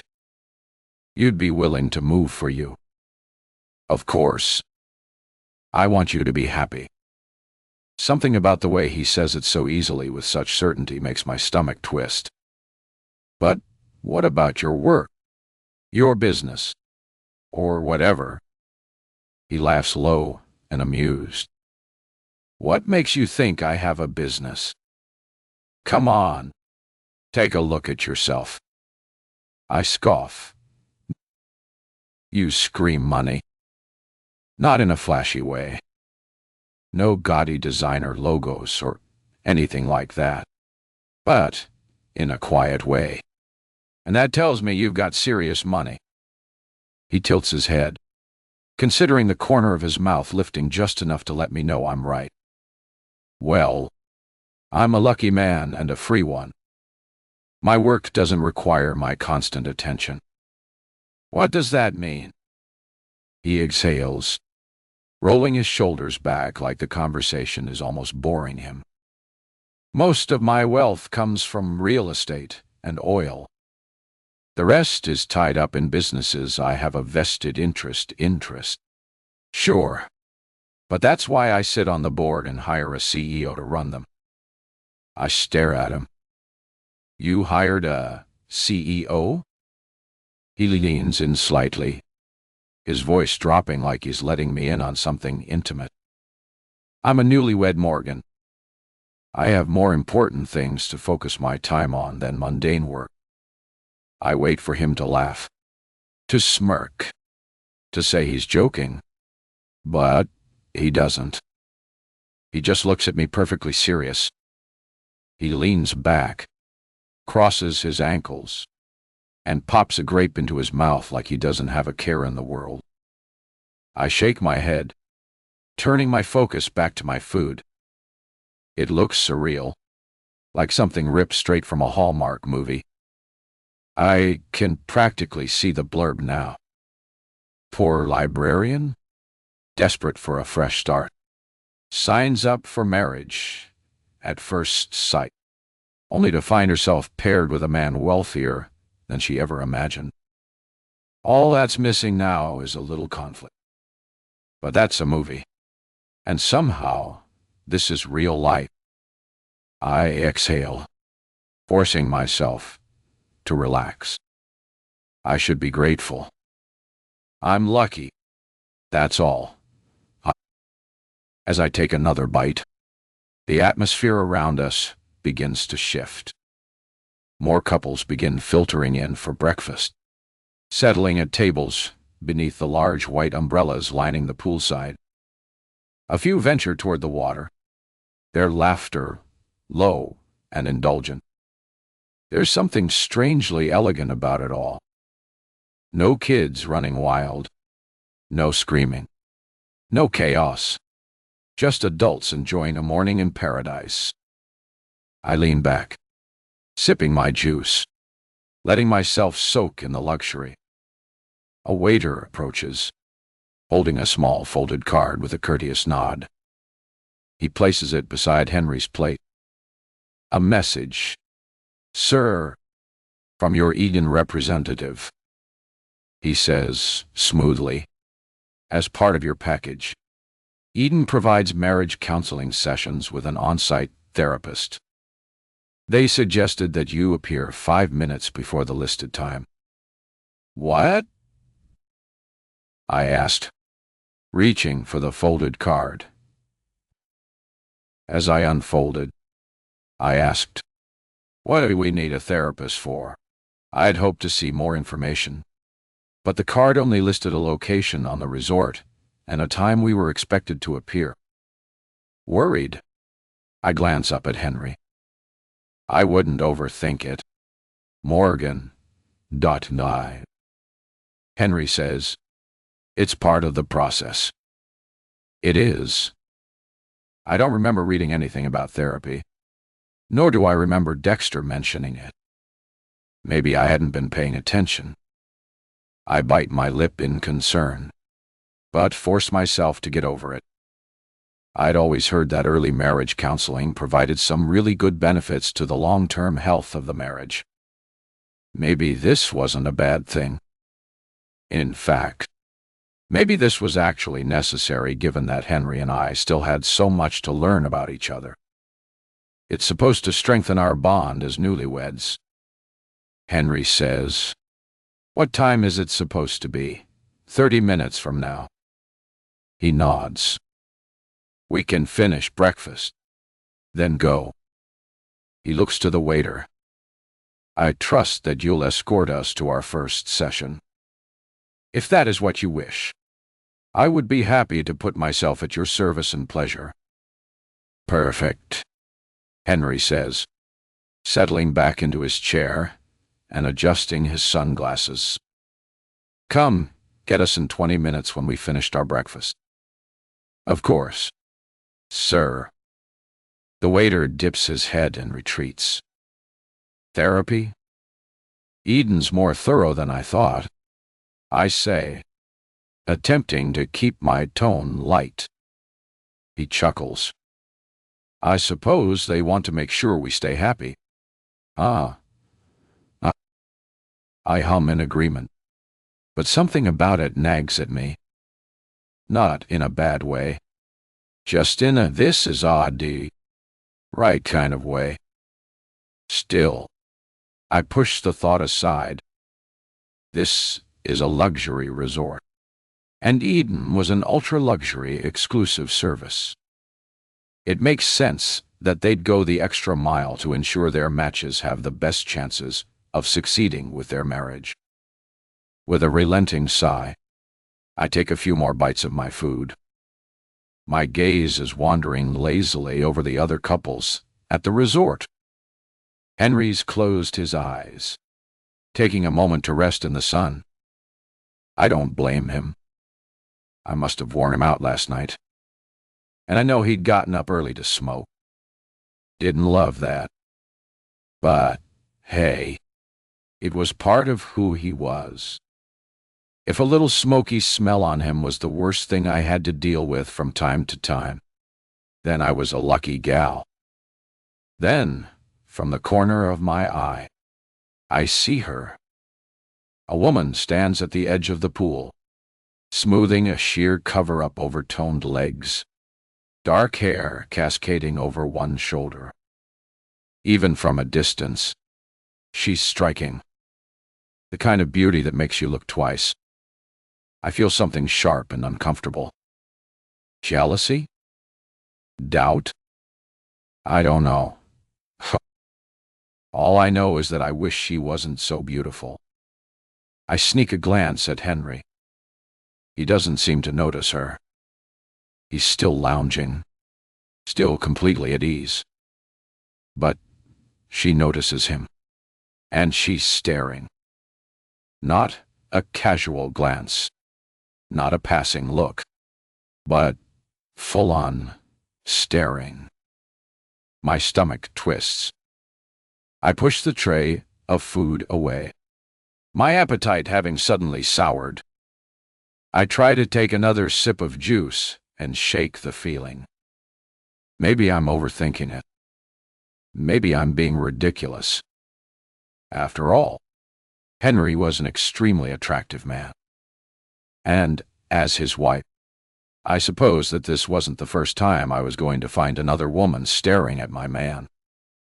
This was normal, but still, I wish she'd look somewhere else. 11. Ostino. Morgan. .1. The therapy office is sleek, modern, and nothing like the sterile, overly bright spaces I always associated with counseling.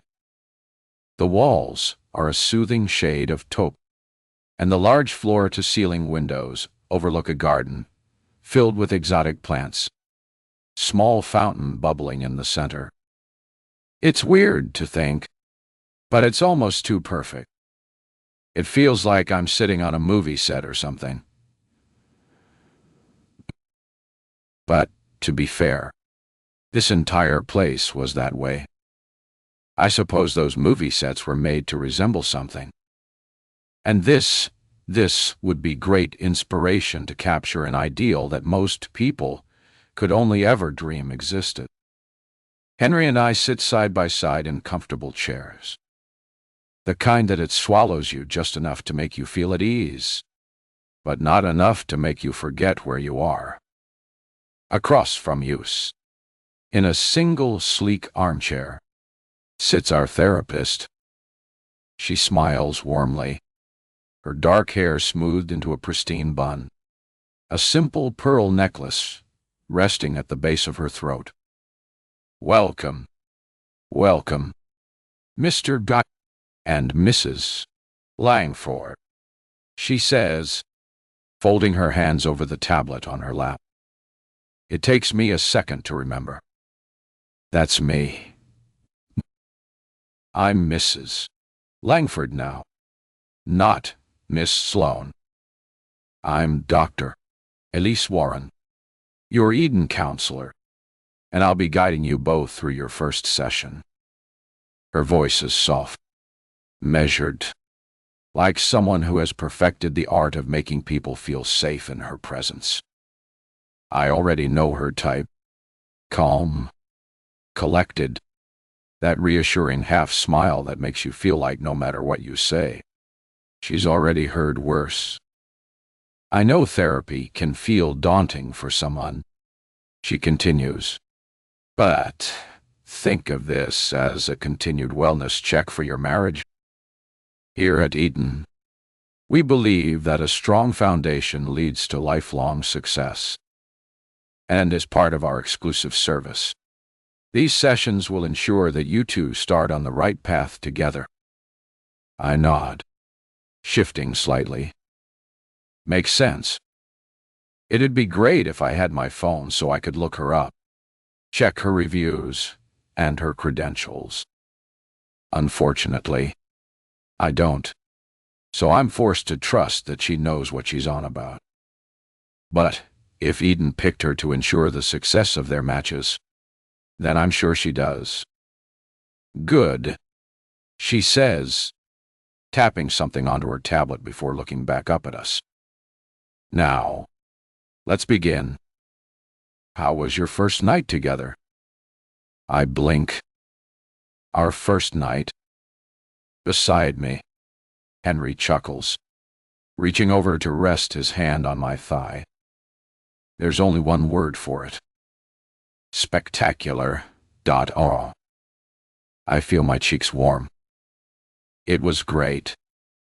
Doctor. Warren tilts her head at my response, her eyes staring deep into my soul. Honesty is going to be a pillar of your success here.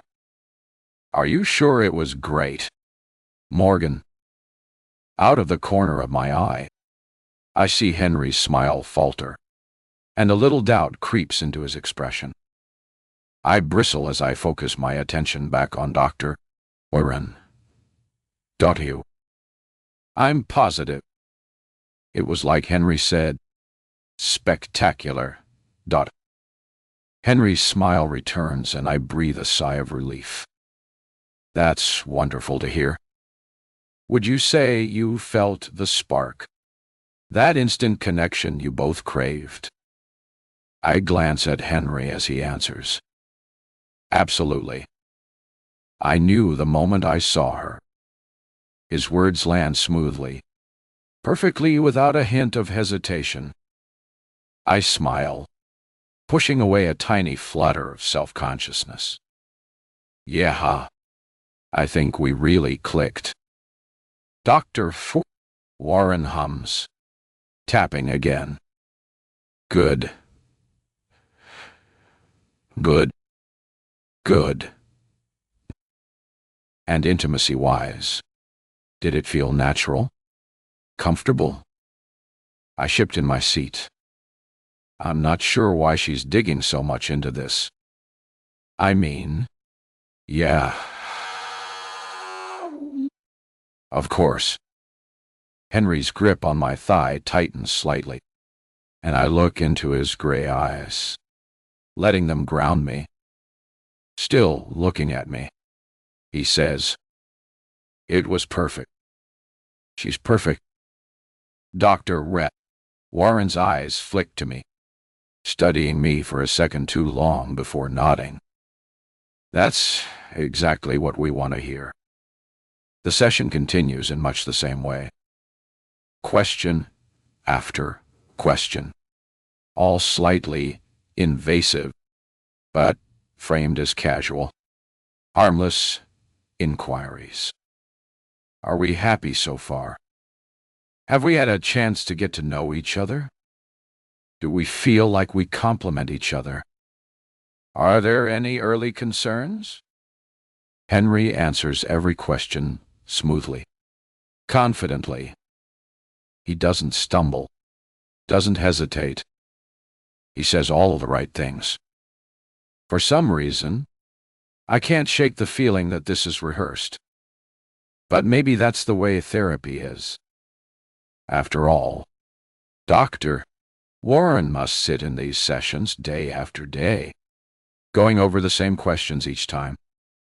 Then, Dr.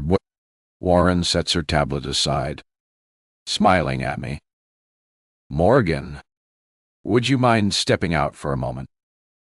I blink. What? It's standard practice, she assures me. We conduct a brief personal session with each spouse to check in individually. Nothing to worry about. I glance at Henry, but he seems completely at ease, already leaning back into the couch. Oh, I say, standing slowly. Okay, sure. Dr. Warren gestures toward the door.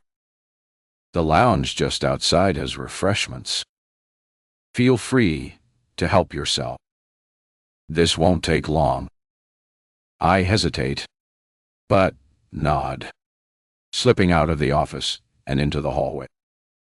The door clicks shut behind me, and that's when I notice the couple approaching. The man isn't what you'd call conventionally handsome. Long hair, a rounded face framed by a thick mustache, built like a bear. But there's kindness in his eyes, which is more than I can say for the woman beside him, her hand resting lightly in the crook of his arm. It's her, the woman from the pool, the one who had stared at Henry without a shred of shame. Now she's staring at me. Her gaze is unwavering, cool, detached, as if she's looking at something less than her, something unworthy of a reaction. As much as I hate it, the only thought that appears in my mind as a response is, she smells good. I don't really know perfumes. I don't wear any myself, but whatever she's wearing, it has this nice twist of rose and musk. The man clears his throat, offering a smile. Hey there. Sorry to bother you, but this is where the counselor is, right? I look away from her when I answer. Yeah, you're in the right place. Great, he says with a nervous laugh. A moment of awkward silence lingers before he shifts, then offers his hand. I'm Brody. This is Genevieve. She finishes, her voice smooth, effortless. She doesn't extend her hand. She just keeps watching me. That's right. But she goes by. Brody starts. Just Genevieve. She cuts him off, offering me a thin, practiced smile. His own smile falters for half a second before he clears his throat, recovering quickly. Nice to meet you, I say, keeping my voice even. I'm Morgan. Did you two meet through Eden? Two? We did. Brody's smile returns and he glances down at Genevieve. looking at her like she's the best thing that's ever happened to him. Couldn't believe my luck. You know. Not a whole lot of women like her where I'm from. Shoot. Dot. Not a whole lot of women like her anywhere. Genevieve's lips press into a thin line. She tilts her head, looking up at him. You're too kind. Poor Brody.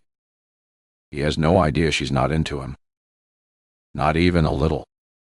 Then, again, who am I to judge? Maybe she's just going through an adjustment period. They're still here, still married. And if Eden matched them, then they must know something I don't. Maybe this is exactly why the marriage counseling sessions exist, to help couples struggling to settle into their new reality. Genevieve turns back to me, slipping her hand from Brody's arm and folding both in front of her. Where's your husband? He's inside, I say, trying to keep my tone neutral. They're just wrapping up. Her eyebrows lift slightly. You're not in there with him?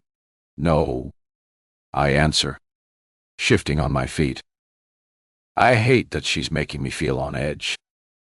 Individual sessions are a part of it, I guess. My blood heats. I really do not like her. I tilt my head. Didn't I see you earlier? She doesn't blink. Maybe. We hold each other's stare for a beat too long. There's something unsettling about the way she looks at me, like she's waiting for something. A reaction. Maybe some sign that I'm intimidated by her. I'm not normally one for confrontation, but this time, I forced myself to stand my ground. Henry was mine. I shift my weight, tilting my head just slightly. Not quite a challenge, but not backing down either. If she's expecting me to flinch, she'll be waiting a long time. Genevieve's lips twitch, but she doesn't smile. Before either of us can say anything else, the office door clicks open behind me, and Henry steps out the door, running a hand through his hair, still lost in thought. His gaze lifts, quickly, finding mine, and his lips curve into a gentle smile. Warmth floods through me, dissolving some of the tension. There you are, he says, taking a step closer. Before he can say another word, I close the distance between us, sliding my hand to the back of his neck, pulling him into a deep, possessive kiss. Surprise stiffens his posture for just a second before his arms slide around my waist, his lips softening under mine as he leans into the embrace. When I pull away, I brush my fingers over Henry's jaw, letting my lips linger close to his. Everything go okay? I ask, keeping my voice just soft enough for only him to hear. His grip on me tightens before he exhales a short breath, recovering. Yeah, he murmurs with a soft smile. Then I feel him tense, suddenly, his grip tightening. Pulling back slightly, I glance up to see his gaze locked onto Genevieve and Brody, still watching us. A faint flush rises to Henry's cheeks, his expression shifting to something unreadable. Unease slithers into my stomach. Genevieve's eyes narrow slightly, flicking from Henry to me. I sense the calculation beneath her calm exterior. I meet her gaze evenly, lifting my chin just a fraction. Brody clears his throat and takes a step forward, extending his hand toward Henry. Hey, man, Todd. Nice to meet you. I'm Brody, and this is Genevieve. Henry blinks like he's just snapping out of something. He releases me and shakes Brody's hand, his usual smile slipping into place. "Henry Langford," he says. He turns to Genevieve, but she doesn't extend her hand. She simply watches. There's a strange sort of tension in the air that I don't like. I thread my fingers with Henry's and lean in. "Ready to go?" Henry turns his attention back to me, and his shoulders relax. "Yeah, let's head out." Genevieve's eyes linger on us a moment longer before she offers a smooth, insincere smile. Brody remains oblivious, still grinning like a man who believes he's won the lottery. "Nice meeting you both," I say, my voice steady despite the thudding of my heart. "Likewise," Genevieve responds, her voice a soft murmur, but her eyes betray something else entirely. "Good luck with the counseling," I say to Brody before Henry leads me away. He's got a firm grip on my hand, and a tight silence hangs between us. I'm not sure why he's so tense. Maybe he's just not comfortable with public displays of affection. I met men like that before. It always puzzled me. But I had to acknowledge that everyone was different. Behind us, Genevieve's eyes burn into my back. But I don't look over my shoulder. I know I've made my point clear enough. Henry belongs to me. 12. Morgan. We're lying tangled in bed, my fingertips tracing idle patterns along Henry's chest, the dim light casting reflections off my diamond ring. He's warm, his skin pressed gently to mine, and I allow myself to sink into the sensation, to savor something I've longed for longer than I care to admit. I should be lost in this moment, wrapped up entirely in my new husband. But instead, my mind drifts stubbornly back to her, Genevieve. Even her name is ostentatious. She had money written all over her, from her perfect posture to that icy confidence in her eyes. "Hey!" I murmur softly, nudging Henry with my fingertips. "Can I ask you something?" His voice is sleepy, satisfied. "Of course."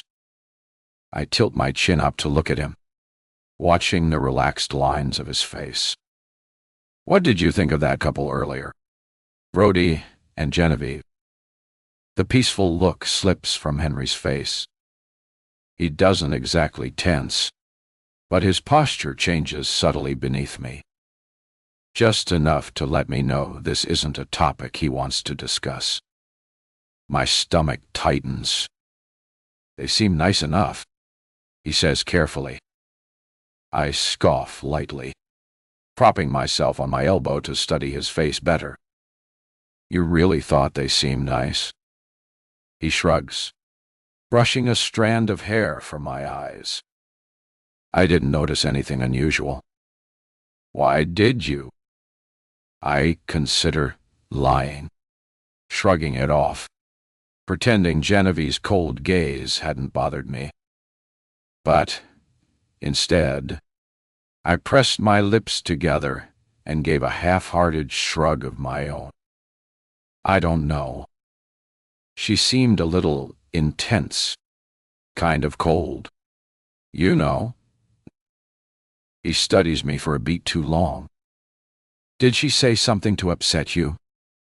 "No, not exactly." I shake my head, embarrassment flushing my cheeks. "But I did see her at breakfast, full on staring at you." He holds his breath for a moment, then lets it out in an exasperated sigh. "Can you really blame her?" I blink at him, frowning slightly. "What's that supposed to mean?" He wiggles his eyebrows playfully. "Have you seen me?" "I've got abs." My love. I roll my eyes, smacking his arm lightly, but a reluctant smile creeps across my lips. You're ridiculous, and you love it. He grins, effortlessly, disarming me. He reaches forward, brushing a loose strand of hair behind my ear, fingertips lingering on my skin. Listen, we don't have to worry about other couples. We're here for us. Remember that. I nod slowly, letting his words settle my racing thoughts. He's right. This is about us, not some random woman whose opinion shouldn't matter at all. Yet, even as I nestle back against him, I can't entirely shake the unease.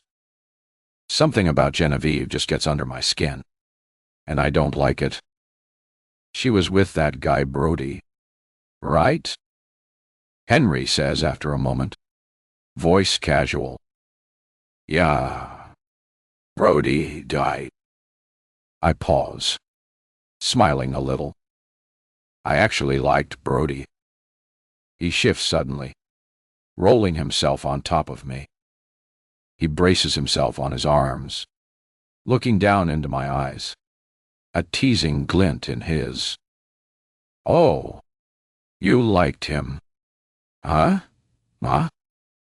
I laugh, wrinkling my nose. Yeah, I did. I liked him a lot. His eyes narrow playfully, and then his lips find mine. His kiss is firm, deep, almost possessive, stealing the breath from my lungs in an attempt to chase away all the doubts. When he finally pulls back, I'm breathless beneath him. What was that for? I asked. Just reminding you who your husband is, he murmurs, smirking against my lips. Wouldn't want Brody getting any ideas. I laugh again, pulling him down for another kiss. You're ridiculous. And you like it. I do. I really do. But even as Henry kisses me again, slow and deep and lingering, I can't help but think about Genevieve's cold stare. And for some reason, it still bothers me. 13. Henry Dot. It's only when Morgan finally falls asleep that the uneasy feeling returns. I stare up at the ceiling, my fingers gently stroking through her hair as her breathing evens out, her soft warmth grounding me in reality. Throughout dinner, I'd managed to forget all about Genevieve's presence, focusing instead on the woman beside me. My beautiful, charming, unexpectedly perfect wife. Everything about Morgan draws me in deeper. The idea of her cozy little apartment, the softness in her voice when she talks about the books she loves, and even the simple fact that she's a librarian. She was different from every other woman I'd met before, and I was falling hard for her. She was everything I'd hoped Eden would find for me, and so much more. I could tell she felt the same. She wanted to know everything about me, what my parents were like, if I had any pets, if I liked to read, what I did for fun. We even spoke about my twin sister, who I'd lost a long time ago. Somehow the conversation had flowed easily between us throughout the served courses of dinner, with no awkward pauses or uncertain silences. It moved effortlessly back and forth like waves against the shore, just as things should be. But now, in the silence and the dark, I can't push her from my thoughts. Those unfeeling eyes, that barely there lift at the corner of her mouth, a subtle mockery that only I seemed to notice. She was hiding something. She knew something. It was clear now how she was here. Supposedly, she'd found love in that man. Rhodey, Dada. I'm not naive enough to believe it. Though, don't get me wrong, he seemed decent, earnest even. But Genevieve wasn't someone who'd settle for earnestness. The remaining question still lingers in my mind. Why was she here? A heavy sigh escapes me, and I run a frustrated hand over my face. I can't dislodge the dread pooling deep in my stomach, whispering to me that things are about to unravel quickly and violently. My gaze shifts down to Morgan, sleeping peacefully, her dark hair cascading over the pillow, her lips slightly parted in gentle breaths. The thought of losing her after finally finding someone who makes me feel alive again sets my teeth on edge. Carefully, I ease myself away from her and slip outside, smacking the cigarette pack against my palm before pulling one free. With an exasperated sigh, I light up and lean against the railing. The stars are out in full force. The sky stretched wide and endless. A cool breeze whispers across my skin, raising goosebumps in its wake. I take a slow drag, letting the nicotine seep into my lungs, feeling the tension in my shoulders loosen just a little. Smoke curls from my lips, rising toward the heavens. Whatever cruel plans Genevieve has in store, whatever game she's playing, I won't let her near Morgan. Not this time. Then it hits me, a creeping sensation prickling along my spine. Someone's watching. I snap my head around, the ash scattering from my cigarette. My gaze sweeps the darkness, scanning for movement, for a shadow, for anything. But there's nothing. No one. Maybe Morgan got up, peered at me through the door. Who knows? But I don't think that's it. Maybe it's an animal. A raccoon. A fox. Do they even have those out here? Somehow, I doubt it. I swallow hard. Take another drag. Then grind the cigarette against the railing. No point in smoking if I can't even enjoy it. Slipping back inside, I climb into bed and brush a strand of hair from Morgan's face, careful not to wake her. She exhales softly, leaning into my touch, and warmth spreads through my chest, chasing away the chill. Slowly, the knot of unease loosens. I draw her closer, whispering gently against her ear. You're mine. And she is. Genevieve can't change that, no matter what she does.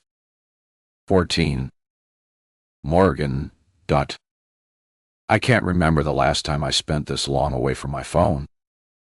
Away from technology entirely. No notifications buzzing. No social media updates flooding my screen. No endless cycle of tragic news or mind-numbing articles designed to keep me scrolling forever. Just silence. Just stillness. It's strange, the sudden freedom. Time itself seems to stretch. The days unfolding at a slower, more deliberate pace. Without a phone to tether me to the digital world, I feel entangled, as if I've stepped outside of time entirely. The world around me feels bigger, fuller, like I'm finally noticing things that have always been there, waiting to be seen. The endless expanse of sky, the rhythmic pulse of the waves, the way the sand shifts and shimmers beneath the afternoon sun. And, oddly, I don't miss it. I don't miss the frantic scrolling, the curated perfection of other people's lives. or the constant demand for my attention. If anything, I want more of this quiet, this simplicity. Maybe when Henry and I return to the States and move into the house, we'll make it a rule. No screens for a weekend every month. Just used. Just the real world. Just the life we're building together. We'll immerse ourselves in the moment, in each other, in the kind of love that doesn't need validation from likes or comments. A deep, satisfied breath escapes me as I float on my back in the rolling waves, letting the water cradle me. I've never been a strong swimmer, but here, the ocean is different. It's gentle, the waves more of a rhythmic lull than an overwhelming force. The warmth of the sun sinks into my skin, and the weight of the world, or at least the one I used to be trapped in, fades away. A slow grin tugs at my lips. Henry. I still can't believe him. Last night at dinner, I searched for a flaw, some tiny crack in his perfect exterior. Maybe he hated dogs. Maybe he had a strained relationship with his parents. Maybe something, anything. But instead, every word, every gesture only reinforced what I already felt deep in my bones. He is perfect, and not in the way people throw the word around. No, Henry is perfect down to the marrow, down to the way he listens, really listens when I speak, down to the way he looks at me like I am something rare, something precious, down to the way he makes me feel like I'm the only woman in the world. It makes what I felt for James seem laughable. James was a boy, and Henry is the man I've spent my life searching for. I sit up in the water, shake my hair back, the strands clinging to my skin as I let my gaze drift toward the beach in search of my husband. The sand is crowded with couples lounging under umbrellas, stretched out on chairs, sipping drinks, and basking in the golden warmth of the afternoon. Some are trapped in each other's arms, lost in whispers and laughter. Others are a little too close for what's probably considered appropriate in public. But the sight only makes my smile widen. There's something refreshing about it. This unrestrained affection. This willingness to revel in the moment. I scan the shore, my eyes landing on a familiar figure. Brody. He sits alone in the sand, feet buried beneath it, staring absently at the water. When he notices me looking, he lifts a hand in an easy wave. I force a polite smile, nodding in return before shifting my attention elsewhere. I'm not looking for him. I'm not looking for her. Genevieve. The name itself stirs something sharp and uneasy inside. My muscles tense before I can stop them. The peaceful weightlessness I felt only moments ago, already starting to slip away. She's out here somewhere. I can feel it. My eyes sweep across the beach until they land on her, standing next to my husband. She's wearing a bikini that somehow manages to be both scandalous and sophisticated, hugging every inch of her and possibly lithe frame.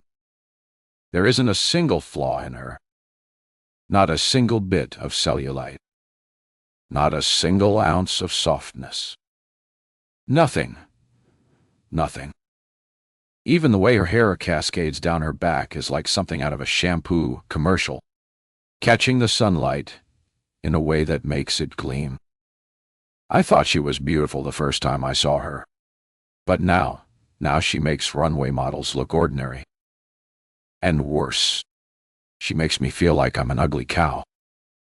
Jealousy slams into me, hot and ugly, burning in my chest like acid.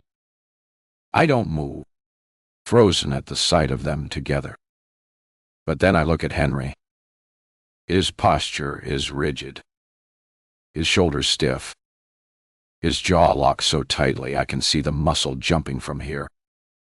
He won't even look at her. The jealousy dissolves, replaced with a sharp, exhilarating thrill. He doesn't want her near him. He's uncomfortable, tense. That's a good sign. That's a great sign. I make a mental note to reward him later. Then she laughs. And as if that weren't enough, she presses her hand against Henry's bare chest. Oh, hell number. I don't even think. I just move. Channeling my inner Michael Phelps, I swim hard, cutting through the water with single-minded purpose. Though I probably resemble a splashing seal more than anything else. The second my feet hit the sand, I'm up and moving, stalking toward them. I'm all too aware of how different we look. Purr, flawless and toned, me dripping wet, hair plastered to my skin with a pouch for a stomach. I grab a spare beach towel off a nearby stack and wrap it around myself, hating that I feel the need to. The closer I get, the clearer their conversation becomes. Don't be so shocked. Henry, she says, her voice of breathy, teasing Lil. Henry. She says his name like she knows him. The familiarity of it grates against me. She flicks her hair back over her shoulder, throws a smug little glance toward Brody. A sneer, really?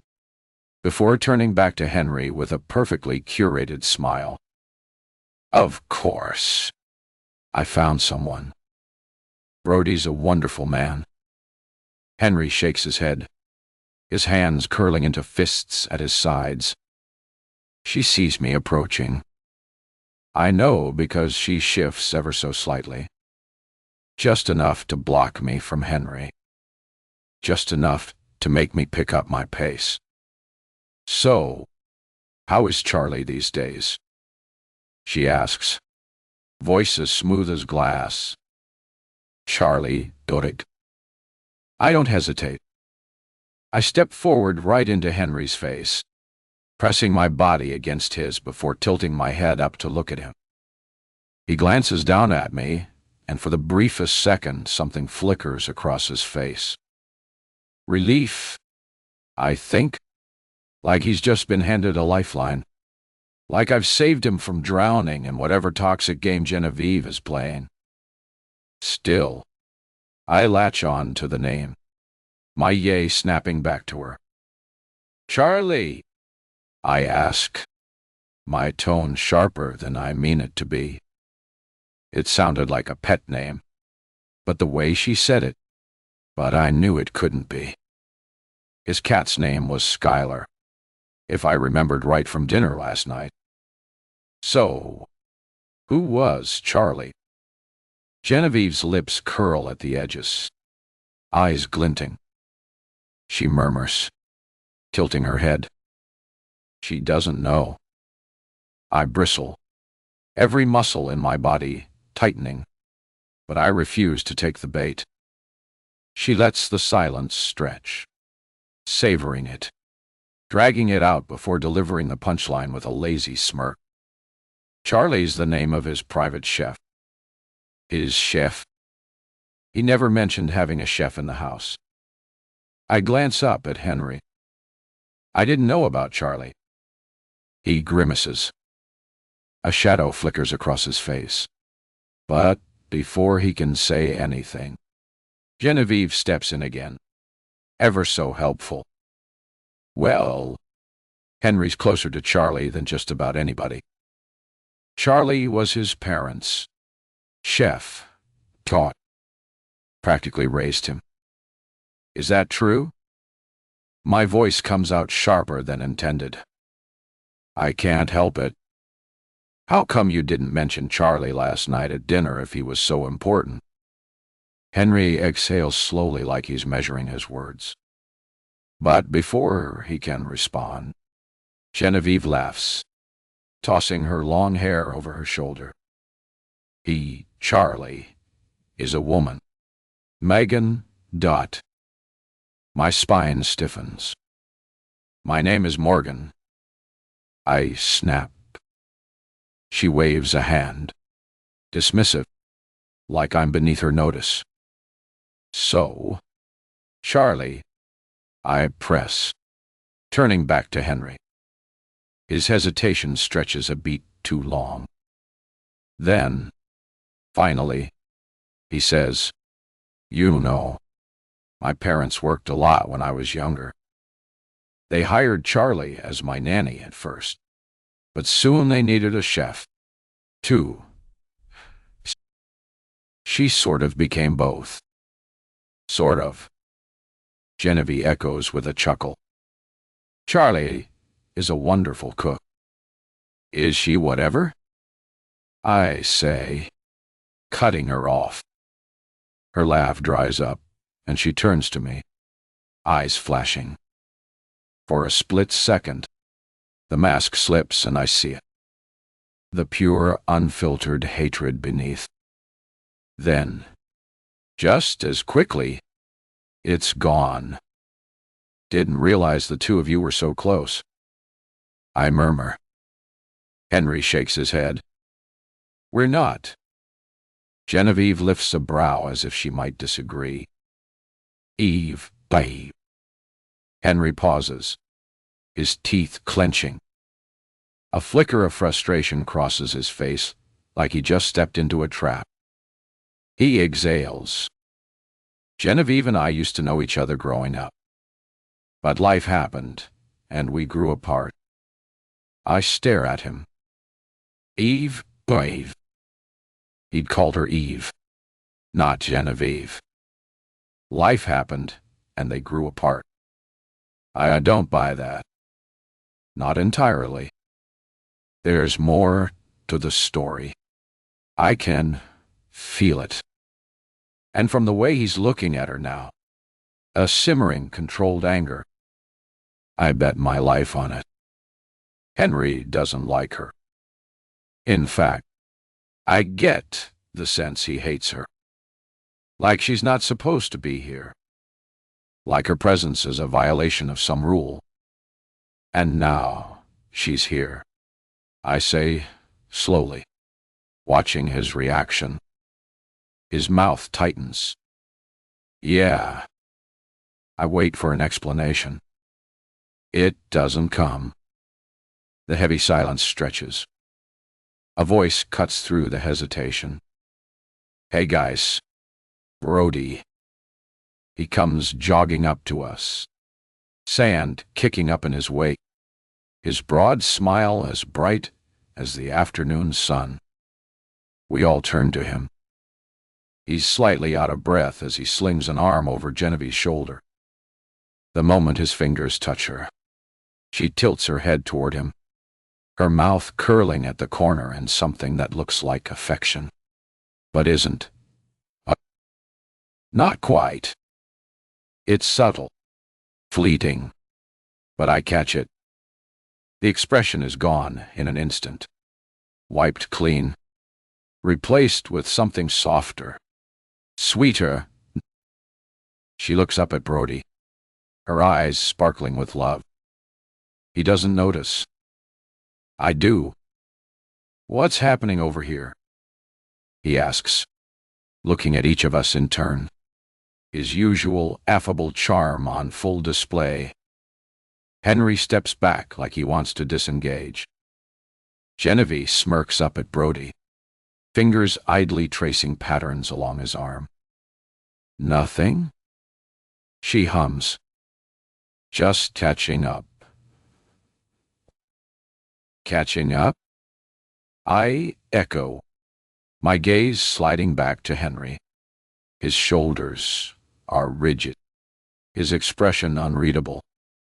But I know what I saw, and I know what I felt. Something isn't right. Genevieve isn't just here. She's here for a reason. Ah, okay.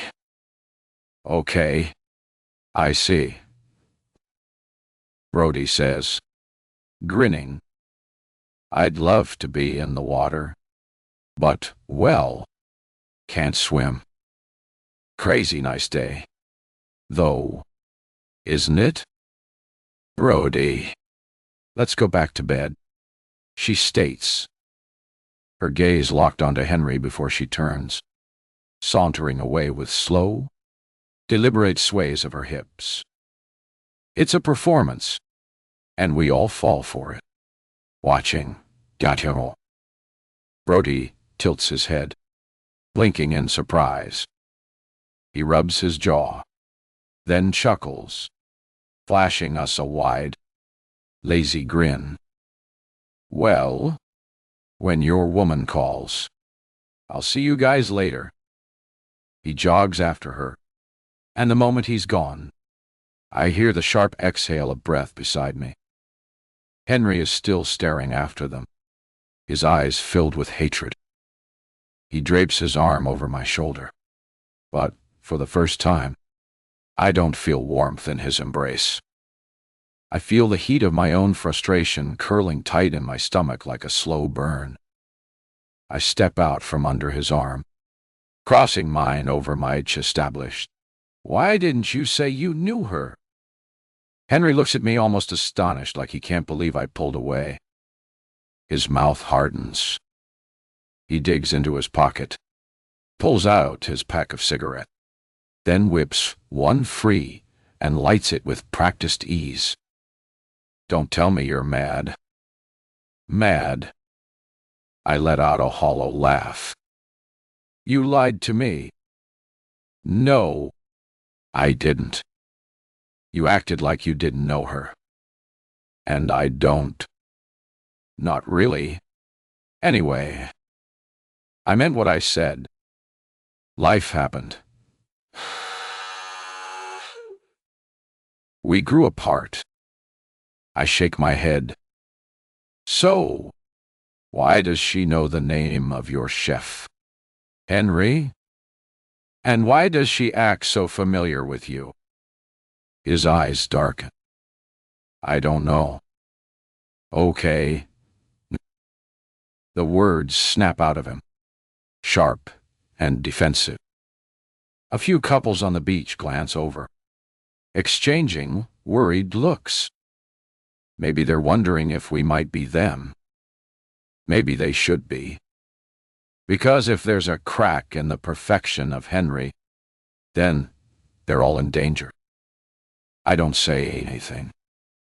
I just stand there breathing hard, waiting.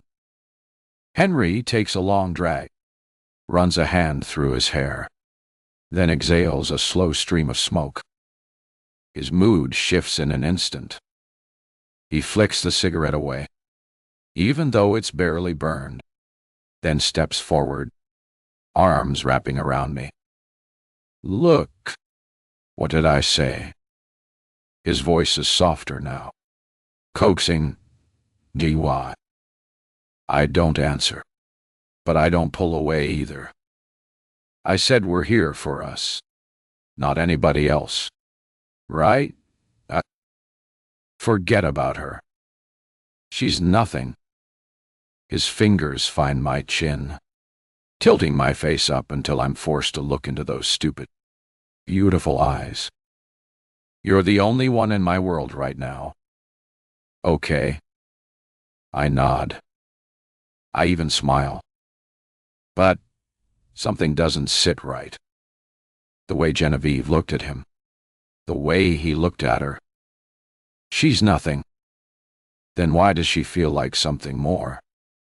The breeze coming off the ocean feels colder now, despite the sun beating down. I lean into Henry's touch, but my mind is elsewhere. I could let it go. I should let it go. Hot. Genevieve is just some woman from his past, and I'm his wife. The life we're building together is real. Solid. B. But then I remember the flicker in Henry's eyes when he said her name. Eve. A slip of the tongue. Maybe. Or maybe something more. I glanced back toward the beach, expecting to see Genevieve and Brody disappearing into the distance. But Genevieve isn't looking at Brody. She's looking at me, and she's smiling.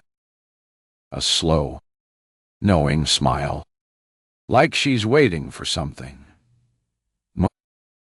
A chill runs down my spine. I could push. I could ask Henry more questions, demand more answers. Or I could let it go, bury the doubt, and pretend this day is as perfect as it's supposed to be. I swallow hard and lace my fingers through his. It would be smarter to pretend, but I knew that the need to know wasn't going to go away. Not until I knew what Eve's connection to Henry was. 15. Morgan. G. My mind is still stuck on Genevieve during dinner, leaving a strange tension hanging between Henry and me. Neither of us talks much. He's not looking my way, and I'm carefully avoiding his gaze, as if eye contact might cause more problems between us. Instead, my eyes wander through the crowd, scanning the faces in search of answers. Who exactly is this Eve to my husband? Then I see him standing near the edge of the restaurant, deep in conversation with the staff member. I recognize him instantly by the tailored precision of his suit. Dexter. Store. A rush of urgency grips me. I wipe my mouth, place my napkin gently on the table, and offer Henry a reassuring smile as I stand. I'll be right back, I say casually. He looks at me, eyebrows drawn together, puzzled, but doesn't press for details. In fact, he seems almost relieved, like he's grateful for a moment alone to sort through whatever is troubling him. Maybe that's exactly what he needs. The tension from earlier is still palpable, and perhaps space will ease it. But space won't help me. I need answers, and I need them now. I move swiftly through the restaurant, threading carefully through tables and patrons, my heart rate quickening as Dexter starts to turn toward the exit. I raise a hand, waving urgently, desperate to catch his attention before he disappears. Excuse me. Sorry, I mutter, bumping past a woman coming from the restroom. I push out the door and see Dexter a short distance away. Dexter. He pauses and looks back over his shoulder, one eyebrow raised. I breathe a sigh of relief as I wave and catch up to him. Hey. Oh, I haven't seen you in a while. I do my best to keep out of the way once matches are made, especially when they seem to be going well, he says with a wink. But is there something I can help you with? Actually, yes, there is. I bite my lip, carefully, choosing how to phrase my question. Dexter waits patiently, his eyes calm and attentive. I thought nobody would know each other here. But there's this woman, Genevieve. I watch his face closely for any flicker of recognition, but his expression remains carefully neutral. Anyway, it seems she knows Henry somehow. A faint crease appears between his brows. It's subtle, but I notice it. It's uncommon for matched couples to know each other prior to Eden, he says thoughtfully. But the world is small, especially among the elite. It's certainly possible they're familiar with each other. Right. Sure, I say, shifting uncomfortably. But were they ever together? Dexter pauses, studying me with mild amusement, and then a slow smile spreads across his face. Mrs. Langford, are you jealous? I flush, shifting awkwardly from one foot to the other. No, I'm not jealous. I'm just, I'm frustrated. I don't like not knowing their history. History? Dexter's tone is reassuring, gentle even. I assure you, there's no reason to worry. But perhaps you should raise these concerns during your marriage counseling sessions. Doctor, Warren can guide you through these emotions and help you build stronger trust in your relationship. I deflate slightly, disappointment sinking in my stomach. Maybe he's right. It is a small world after all. Eden services only a small portion of the population, and it makes sense that some paths would inevitably cross. But still, as Dexter offers another confident smile, I can't help feeling like he's dismissing a concern that's more serious than he wants to admit. Okay, maybe I will. Thanks. Dexter tort. I sigh. Is there anything else? He asks. I shake my head and offer him a farewell wave, turning away with a forced smile. My heart still flutters in uneasy beats as a small voice in the back of my mind warns me to not let this go. But I push it aside and head back into the restaurant. There won't be any answers out here. Henry glances up when I reach our table, worry etched into his face. He sets down his fork, leaning forward slightly as I sit. Everything okay? He asks quietly, eyes scanning my face. My throat feels tight, but I manage a nod. Yeah, I say, mustering a small smile. I'm fine, just tired, I guess. I think I might head back early and run a bath. Of course, he says gently, his expression softening. Are you sure you're all right? Though, I don't want to lie, but I can't bring myself to be honest. Either. Not yet. I promise, I reply, reaching across the table to squeeze his hand. You stay and finish dinner. I'll see you back at the suite. He studies me for a moment longer, then sighs and gives me a little nod. Okay. I'll settle the bill and join you soon. Take your time, I say, rising from my chair and slipping through the dining room. Part of me still wants to stay and press Henry for answers, but forcing the topic now will only escalate my anxiety. And the last thing I need is more eyes on us in a crowded restaurant. Outside, a warm breeze brushes across my skin, bringing the scent of the ocean. I walk briskly across the resort grounds, my sandals clicking against the stone path. The moon shines overhead, pale and serene. Despite the questions swirling around in my mind about Genevieve, maybe Dexter's right. Maybe this is all just a coincidence, and nothing is as big as it seems. It would be incredibly uncharacteristic of Eden to make a mistake like this. By the time I reach our suite, I've worked myself into a half-hearted acceptance. This is something I can't solve in one frantic night. I think Dexter had a point. This might be best addressed in counseling, where we could air our baggage piece by piece until all the worry unraveled. Inside, the soft glow of recessed lighting soothes me somewhat. I drop my evening clutch onto the entry table and head straight for the bathroom. The tub is massive, outfitted with chrome fixtures and sprinkled with flower petals by the staff.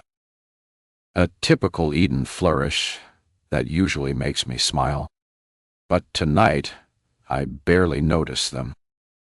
I turn on the taps, letting hot water spill into the porcelain. My reflection in the mirror catches my eye. A subtle frown wrinkles my forehead, making me look older, wearier, darting.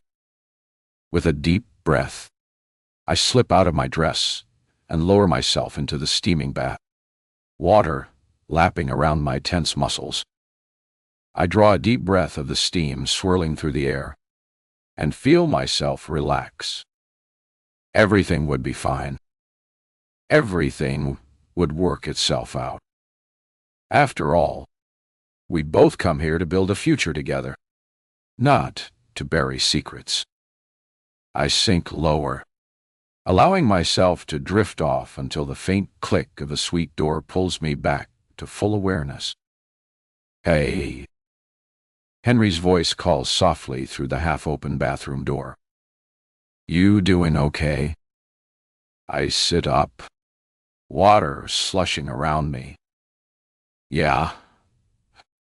I answer, a little breathless.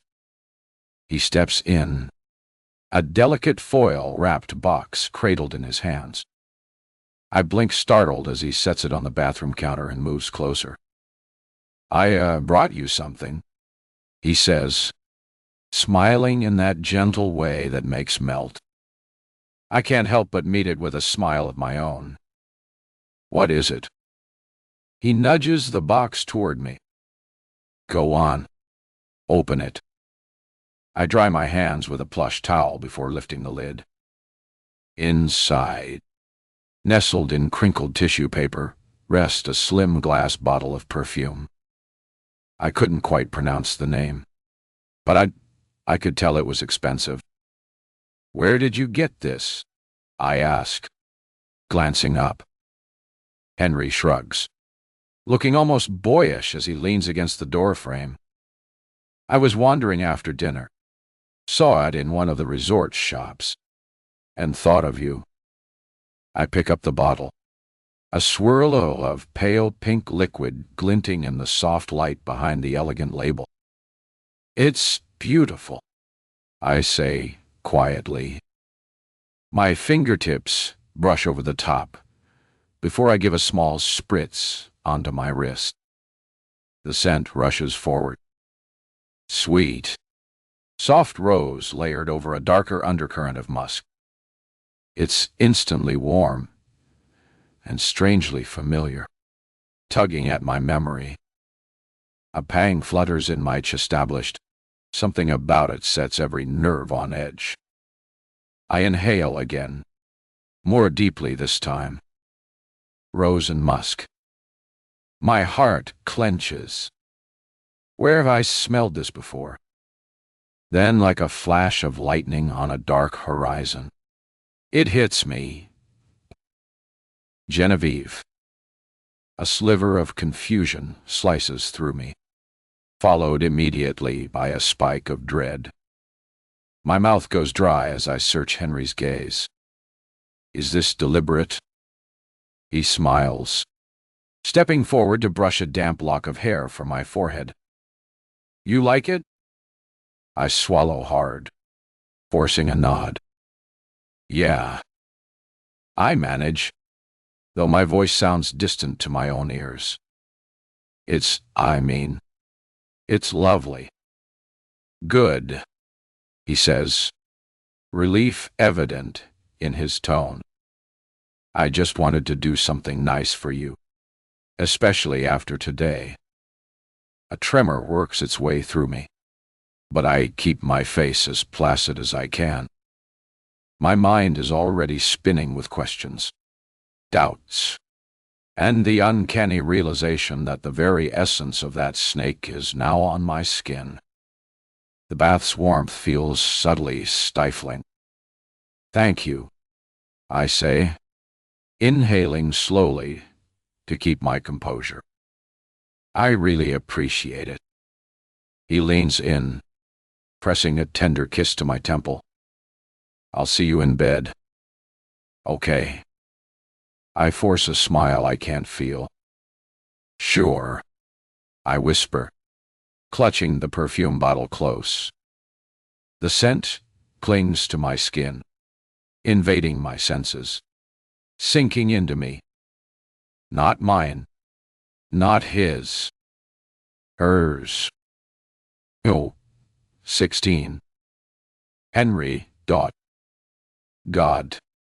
These counseling sessions are unbearable. They remind me of when my mother sent me to therapy as a boy, convinced I had anger issues. But that wasn't the real problem. The problem was that I was a young man going through puberty. Hormones are swinging wildly. And thanks to my parents, I had more money than sense. Most people dream about what they'll do when they grow older, how they'll earn a living, spend their money, and find purpose. I never got to have that. I knew exactly what would happen.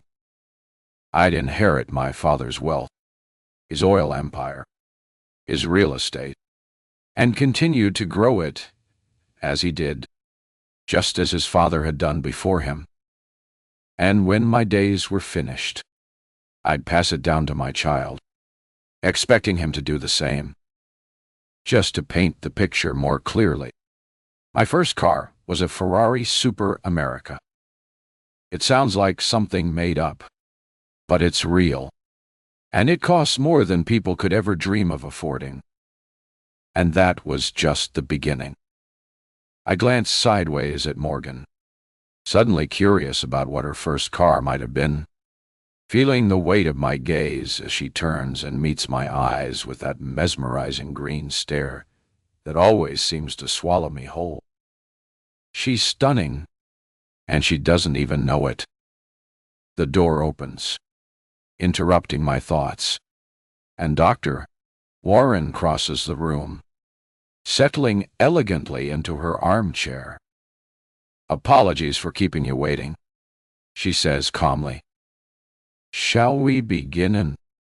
Please," I say, conscious that I've been drumming my fingers restlessly on the arm established. Dr. Warren's eyes flick to my fingers, a slight crease forming between her brows. Not wanting her to analyze me too closely, I slow my movements, becoming deliberately precise. She shifts her gaze to Morgan instead, waiting expectantly. Silence stretches heavily between us until Morgan finally clears her throat. "Am I supposed to speak?" Dr. Warren smiles gently. "Yes, my dear. Why don't you start us off? How have things been since our last session?" "Good." I answer quickly, almost automatically. I sense how uncomfortable Morgan is. She must hate these sessions as much as I do. I find her hand to give it a reassuring squeeze. "We're good, are we?" Morgan's voice is so quiet I almost think I misheard. It's only when she looks at me, vulnerability shimmering in her eyes, that I realize she's serious. "Dr. Warren tilts her head slightly, curiosity lighting her face. "Morgan, is there something you'd like to discuss?" I can't tear my eyes away from Morgan as she takes a shaky breath, looking away from me as though afraid to hold my gaze. "It's nothing major. Everything's fine, really. It's just I brace myself knowing exactly what name she's about to say, my jaw clenching in preparation. Genevieve. Evoto." "Doctor," Warren repeats the name softly, jotting it down. "Tell me about her." "She's someone we met here." I jump in, forcing my voice to remain neutral. I don't want Morgan to think I'm angry or defensive. She recognized me from a long time ago. Like I said before, we barely know each other. Dr. Warren nods slowly, then addresses Morgan. How do you feel about Henry knowing someone here? Morgan shifts uneasily in her seat, gripping the fabric beneath her fingers. I don't know. I just want to understand exactly what their relationship was. Henry keeps saying it's nothing, but it doesn't feel like nothing. I just want the truth. A heavy sigh escapes me. I run my hand through my hair, frustration mounting. Why can't Morgan see I've already committed myself to her entirely? There's nothing to worry about. There's nothing. Morgan. All. Absolutely nothing. You have to trust me. If you really cared about me, you'd tell me the truth, she says, sharper than she probably intended. I stare at her, incredulous. I do care about you. That's exactly why I bought you the perfume. Doctor, you... Warren leans in slightly. Perfume? Yes, perfume. It was just a little gift, a nice gesture, because I care about her, and I want her to feel special. Doctor. Warren's eyes shift to Morgan. Morgan, did it make you feel special? Morgan looks down, visibly uncomfortable at first. But the perfume he gave me, it smells exactly like Genevieve. I didn't even know that. It was just the nicest perfume in the store. The most expensive, the most popular. Dr. Warren cuts in smoothly. Henry, do you like the way Genevieve smells? My jaw drops.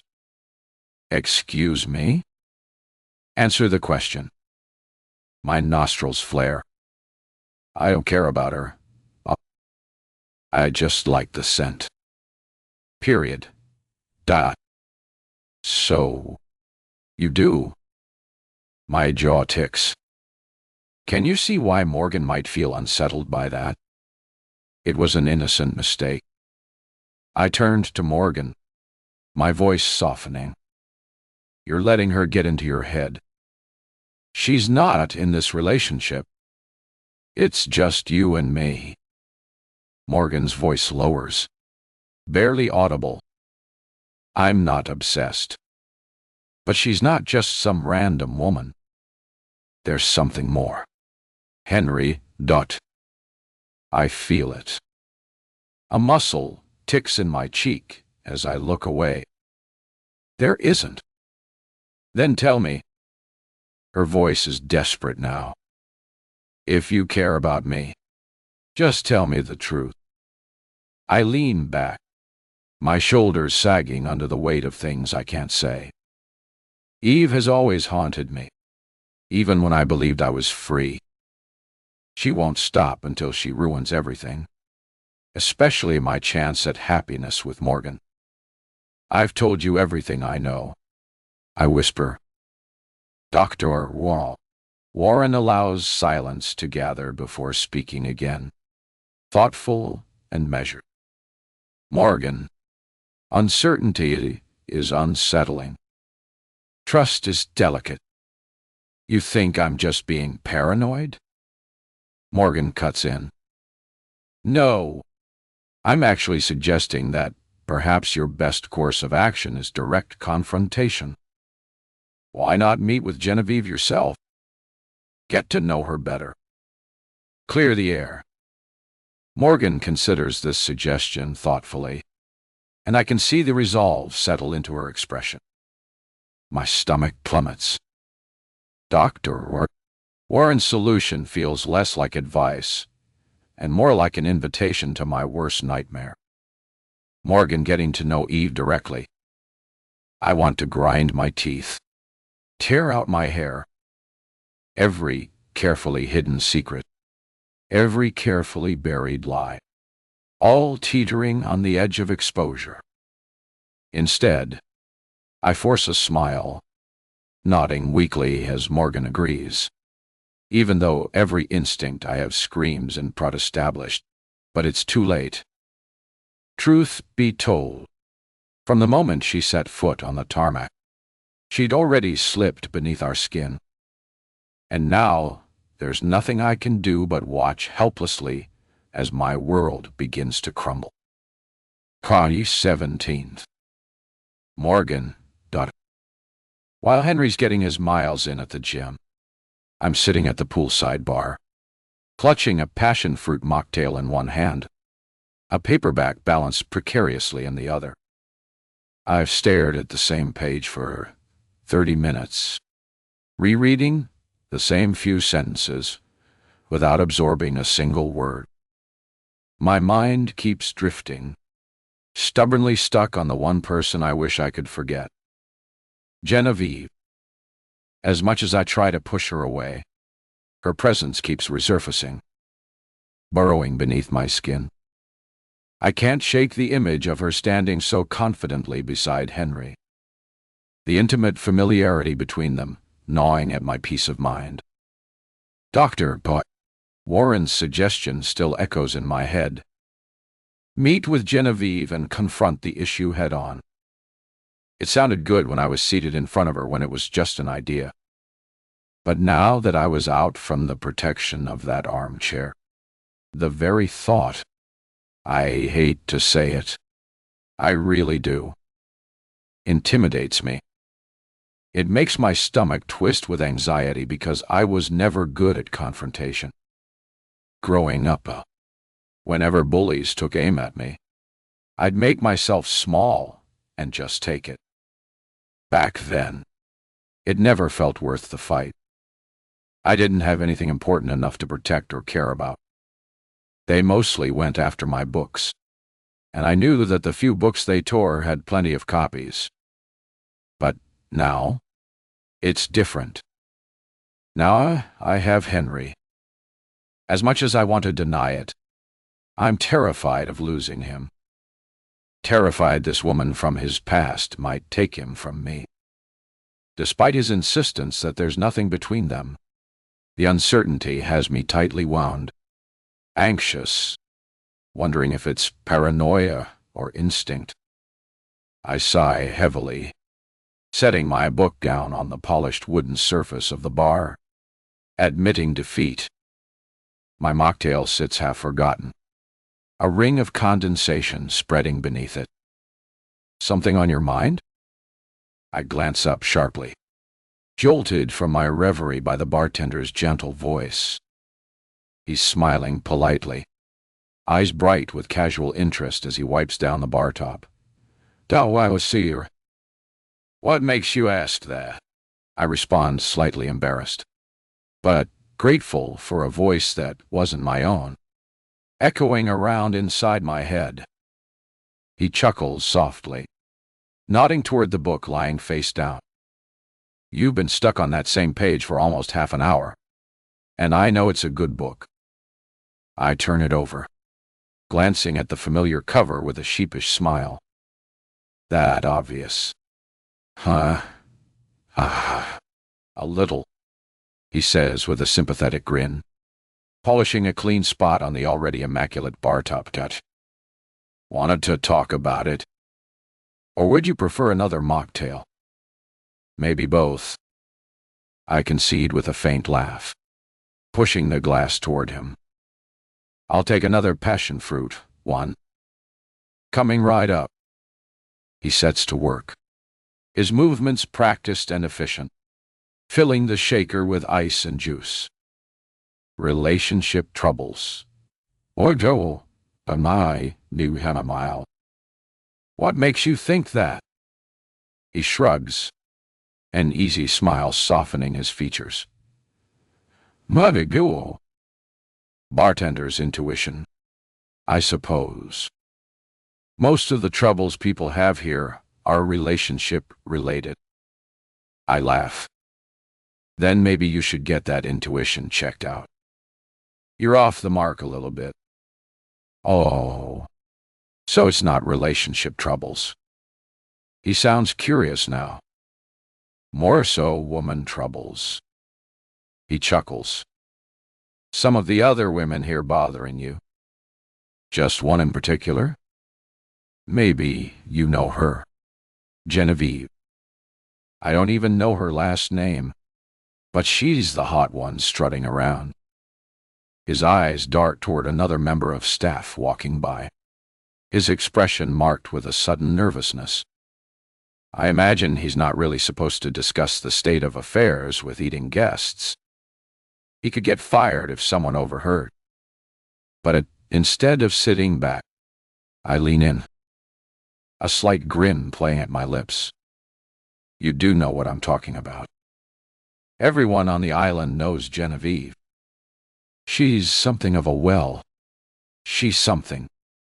That's a light way to put it, I say with a soft laugh.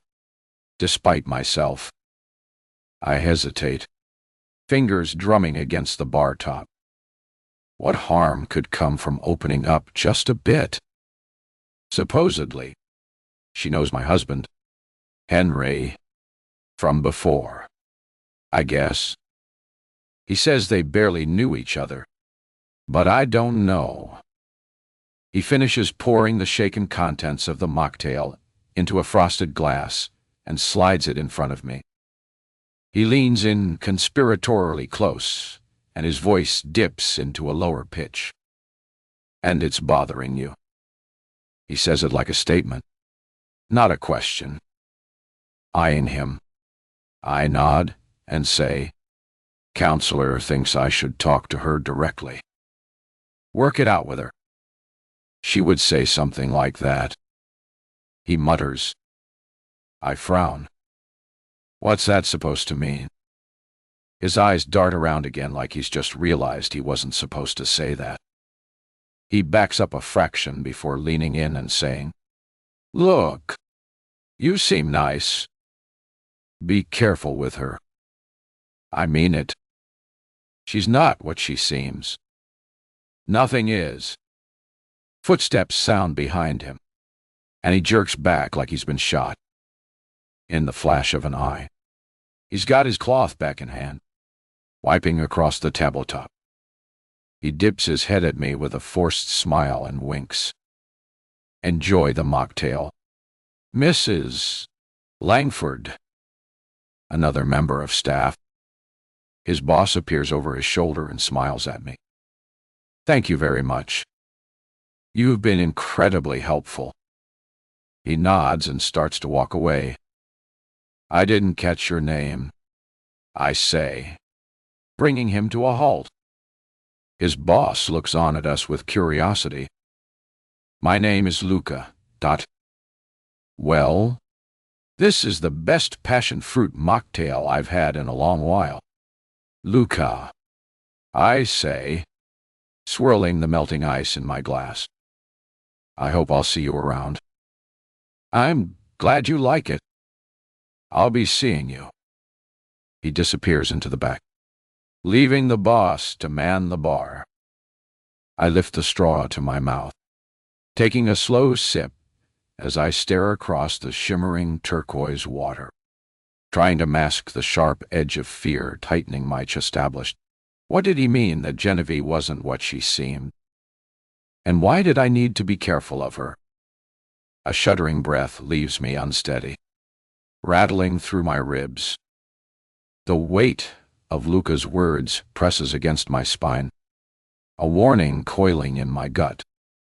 I need to clear my head. Tucking the book under my arm, I pick up my drink and step off the pool deck, making my way toward the beach. The sand is warm beneath my feet, grounding me as I walk toward the water's edge. The ocean breeze wraps around me, lifting strands of my hair and carrying with it the crisp scent of salt and sun. It should be soothing. It should be enough to calm me. But it isn't. Not after what I just heard. A member of staff, someone with no reason to lie, just warned me. That alone solidifies the thought already forming in my mind. Genevieve isn't just some woman from Henry's past. She's here to take him from me. Avoiding her won't change that. Avoiding her won't give me peace. If anything, it will only feed my paranoia.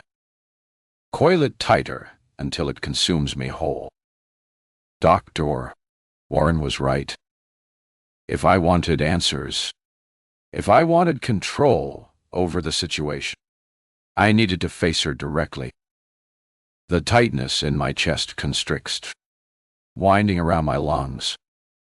I sip my passion fruit, mocktail, hoping the tartness will snap me back to reality, pull me out of the spiraling thoughts circling my mind like vultures. But the taste doesn't even register because I can't shake her.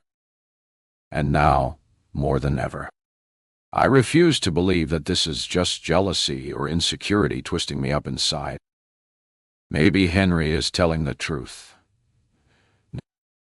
Maybe he barely knew her. But that doesn't mean Genevieve isn't a problem. Fingers tap my shoulder. I glance back. A member of staff is standing behind me holding a small folded card. With a courteous nod, she offers it to me. A message. Ma'am. Let me guess. From my Eden representative. I ask, I take the card. She shakes her head. No, ma'am. This is from another guest to the resort who specifically asked that this be delivered to you. I unfold the card. It's an invitation to a spa day, and it's from her. 18th. Morgan Dottie. Genevieve's invitation stares up at me from the glossy card sitting innocently on the table. The handwritten note is elegant and precise. Each swirling letter a quiet taunt, daring me to confront her. I bite my lip, considering my options carefully. Part of me still hears Luca's quiet, cautious voice echoing in my mind, telling me to be careful.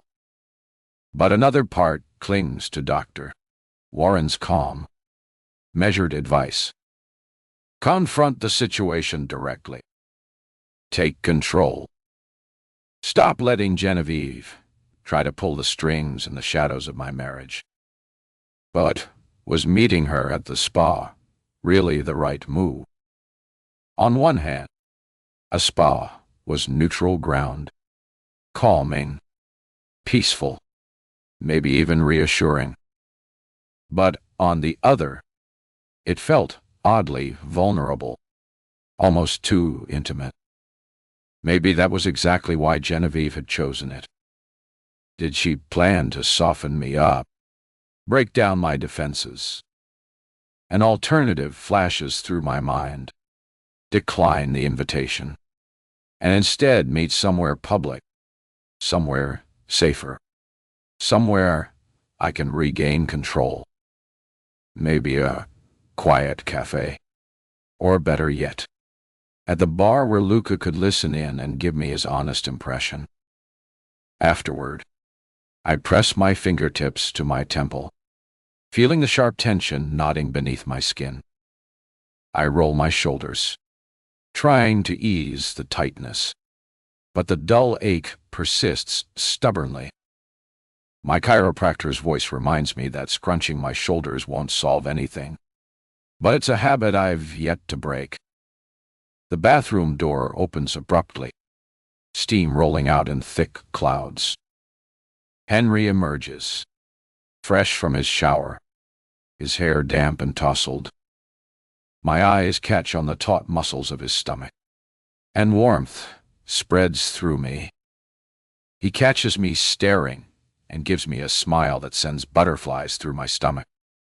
I blush, but I don't look away. This wasn't just a boyfriend or some stranger. No, this was my husband. My perfect, dreamy husband. He crosses the room and wraps his strong arms around me, his touch instantly comforting and reassuring. It helps to chase away some of the anxious shadows lingering in my established. God, I love him. I love him. How was your day?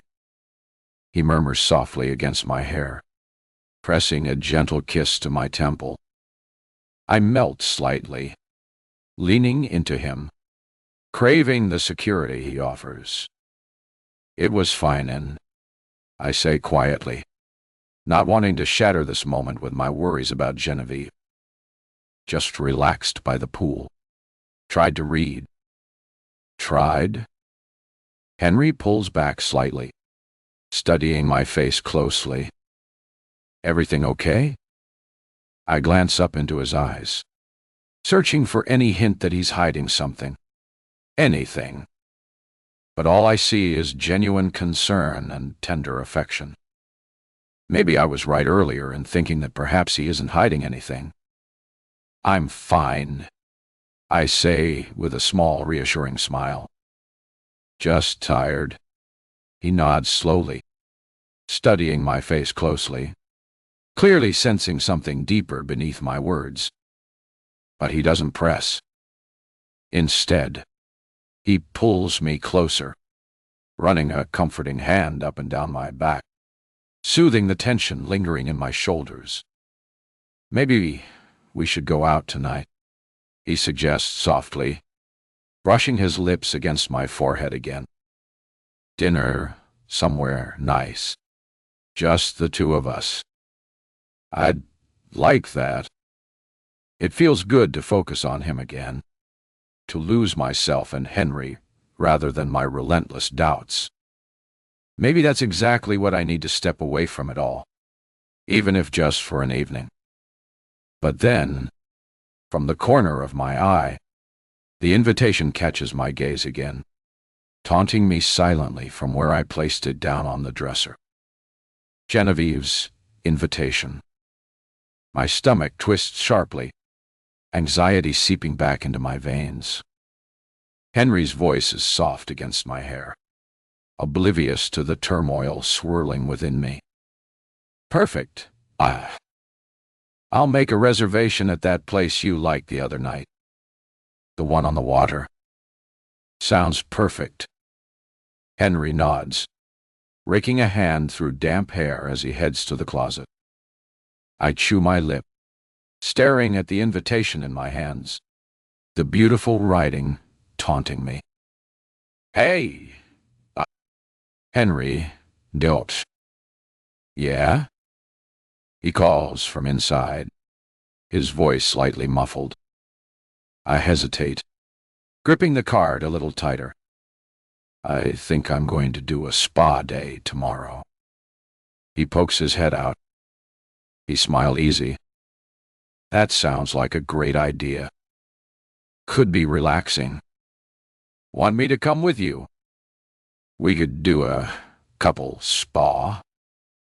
I hesitate, my fingers tracing over the lettering on the invitation. Actually, I think I'll be doing it with Genevieve. His smile vanishes in an instant, the warmth in his expression replaced by something sharp and tense. What do you mean you'll be doing it with her? I hold up the card. She invited me. His jaw tightens. Don't tell me you're actually going through with what Dr. Warren suggested. I think I am, man. Actually. Henry crosses the room in 3 quick strides, then drops to his knees in front of me, gripping my hands like he's afraid I might slip away. There's something unnerving in the way he looks at me, like he's staring at the edge of a cliff, and I'm the one about to jump. Morgan, you don't need to do this, he says, his voice low, urgent. You don't know her. You're not going to be fine.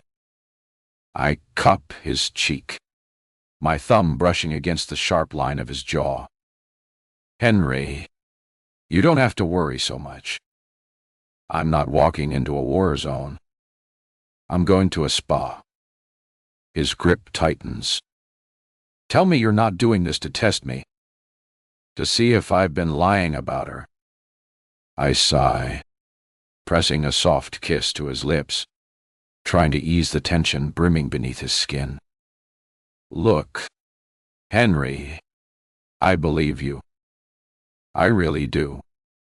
But that doesn't mean I'm going to sit back and let her interfere in our relationship while we're here. I want to shut it down, set boundaries. Who knows? Maybe we can even get back on good terms. Henry lets out a sharp, humorless laugh, pulling away. Good terms. Morgan, ... There are no good terms with that woman. I frown, studying his face carefully. What aren't you telling me? He exhales through his nose like he's weighing his next words carefully. Finally, he looks up at me, something raw and reluctant flickering in his eyes. Remember how in counseling she recognized me from a long time ago? I nod slowly, a growing unease settling into my chest-established wide. Yeah. You said you hardly knew each other. Well, that's not entirely true. We were childhood friends. He begins cautiously, running a tense hand down his face. What's important for you to know is that Eve's crazy. Morgan. Actually, crazy. She was institutionalized for a while. A psych ward. A chill slips down my spine, but I forced myself to hold steady, though my voice trembles slightly. And you never thought to mention that? His gaze darkens, frustration coloring his expression. Because I was trying to keep you away from her. There's a reason I've been steering clear of her. His words hang between us, heavy with unspoken warning. Suddenly, the spa invitation feels far less like an olive branch and far more like a trap. My fingers tighten around the card involuntarily. Oh, I whisper, unable to tear my gaze away from the elegant handwriting. Yeah. Henry replies softly. Frustrated, I toss the invitation aside and bury my face in my hands, pressing my fingers against my temples. Why didn't you mention this sooner, Henry? This is exactly the kind of thing you're supposed to share with your wife. His laughter is short, bitter. What exactly was I supposed to say? Hey, my lovely darling wife of a few days. You see that girl over there? She's crazy. Stay away from her. Yeah, that would have gone great. I groan, hating how reasonable he sounds. How right he probably is. There really wasn't an easy way for him to bring something like this up. If I were in his shoes, I probably would have tried to avoid the conversation altogether, hoping Genevieve stayed away on her own. Still, something about all of this bothers me. Eden was supposed to be meticulous, thorough. So, how did they miss something like this? Weren't they dedicated to ensuring their matches succeeded? Striving for everlasting happiness. Putting Henry's unstable childhood friend on the same island during her honeymoon felt reckless, bordering on intentionally cruel. Promise me you won't meet her, Henry says suddenly, his voice soft and pleading, almost childlike. My eyes find his, the worry in his gray gaze tugging at something deep inside me. With a heavy, resigned sigh, I nod slowly. Okay. Henry visibly relaxes, relief washing over his features as he leans forward, pressing a tender kiss to my forehead. Thank you. I manage a small smile, knowing full well I wasn't surrendering, merely shifting gear. I stretch my arms over my head and roll my shoulders, trying to relieve the stubborn tension that settled there. It's a shame I was looking forward to the spa. I've never been able to afford the experience. So his eyes soften. I suppose you could still go, just at a different time than her. I pause. You think? Sure. I mean, could be helpful. Give you some time alone to really unwind. He hesitates, then adds, so long as you're definitely not meeting her. Yeah. No, I don't want to meet her. I run my hands through my hair, aware of how it could do with some treatment after my time in the ocean. All right, maybe I'll do it. After all, things have been a lot lately. At least that part isn't a lie. Shoulders relax further, a smile finally returning. He presses a kiss to my head. Good. Good. You deserve a break. Take some time for yourself. Yeah, I really do. I echo softly, convincing myself as much as him. But beneath my calm exterior, my thoughts raise. If Eve is truly as unstable as Henry claims, then sitting back passively would only empower her. Letting her slink around unchecked, weaving herself deeper into our lives, would be the real danger. No, I couldn't allow that. I had to do something proactive, something decisive. I needed clear boundaries set firmly and unmistakably. As Henry retreats into the closet to finish dressing, I cross the room quickly, reaching for the landline phone on the bedside table. My hand trembles slightly as I dial, my voice carefully casual as someone answers immediately. Could you please get in touch with my Eden representative? Dexter? I need to meet with him as soon as possible, I say, sounding far calmer than I feel. There's a brief pause before the polite but firm reply. I'm sorry, Miss Langford, but Mr. Dexter is currently off island. He'll return in the next few days. Would you like me to leave a message?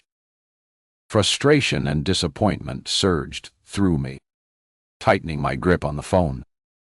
I forced my voice to remain steady. No, that's fine. I'll reach out again once he's back. Of course. Enjoy your evening, Mrs. Langford. I slowly hang up, the quiet click of the receiver echoing in the silence of the room. Dexter's absence means I'm completely on my own, at least for now. A sense of urgency tightens in my chest. Established. I couldn't afford to wait days for him to return. Who knew what kind of damage Genevieve could cause in that time? My gaze shifts once again to the invitation lying discarded on the nightstand. Her elegant writing mocks me from under the lamplight. Henry might think he'd convinced me to stay clear of Eve, but I know better than to simply ignore a threat like her. She wants to meet, to play her games, to sink her claws into the one thing I've spent my life longing for. Fine. Let's play. Let's see who comes out on top. 19 Total. Morgan. The resort spa is beyond anything I could have imagined. Stepping inside, I'm momentarily stunned by the sheer beauty of it.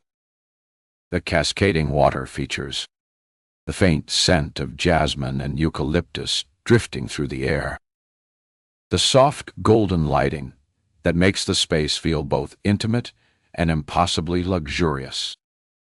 The floors are a cool, polished stone, The walls lined with elegant wooden panels and intricate carvings. Everything is curated for relaxation, designed to lull guests into a sense of ease. And as much as I can't afford to settle into ease, I find myself breathing in deeply, letting the spa's tranquil atmosphere settle around me. For a brief moment, I let myself believe that I came here just for this, for the warmth of the sauna, the weightlessness of a deep soak, the indulgence of an expert massage. I let the receptionist guide me through the process, handing me a robe as she speaks in a soft melodic voice about the services available. My body moves on autopilot, nodding at all the right moments, my mind holding tight to Henry's warning. I had to remember this wasn't a haven of peace. This was a battleground with someone who was legitimately crazy. After slipping into the changing area, I undress, folding my clothes neatly in the locker before wrapping myself in the plush cloud-like robe provided. The first treatment, a heated stone massage, melts away some of the tension lodged deep in my muscles, coaxing me into a momentary sense of surrender. Maybe Henry was right. Maybe I did need this. But then, as I make my way back into the main relaxation area, my stomach knots. There, draped across one of the cushioned treatment tables, is Genevieve. She lounges nearly naked, a pristine white towel draped over her hips. Her eyes are closed in serene relaxation like she's asleep, leaving me free to study her long and toned limbs. Her skin is smooth and perfect. There's not even a single strand of hair on her. Not on her legs. Not on her arms. Not anywhere. Self-consciously, I glance down at my own legs, breathing a curse as I wish I'd shaved before I came. You came. Her voice is lazy, pleased, like she expected me all along. Like this was never my decision, but hers. The air between us thickens, the tranquility of the spa twisting into something else entirely. And just like that, I know the game's begun. I settle onto the table beside her, shifting awkwardly as I try to get the towel to lay just right. The fabric clings in all the wrong places, making me hyper-aware of every inch of exposed skin. Genevieve cracks an eye open, amusement flickering across her face. A soft chuckle escapes her lips. We're the only ones here. Morgan, Dot. No need for modesty. I grunt in response, determined to keep at least one layer of distance between us. The last thing I need is for Genevieve to see my hoo-ha. Some things, no matter how luxurious the setting, are non-negotiable. Once I finally get the towel to sit properly, I exhale, sinking my head back against the plush pillow. The silence stretches between us, taut like a rope, waiting for one of us to pull too hard and snap it. I should be the one to speak first. I should take control, set the tone, lay down the boundaries I came here to establish. But, frustratingly, a small part of me, one I wish I could smother, hesitates, waiting to see where she wants to take this. Because what if? A tiny voice whispers. She didn't bring you here to play games. What if this isn't a power move, but an olive branch like you thought before? What if she just wants to make peace? Morgan, she says finally, her voice smooth as warmed honey. I think we got off on the wrong foot. I let out a breath, almost laughing at the wave of relief. It actually sounds like she's trying to make amends. A small smile tugs at my lips. I think you might be right. She sighs, stretching her arms above her head like a cat in the sun. I didn't expect to run into Henry here of all places, and certainly not with Brody. I'm sure you can appreciate how awkward that is. It's weird, isn't it? I say, something easing in my shoulders.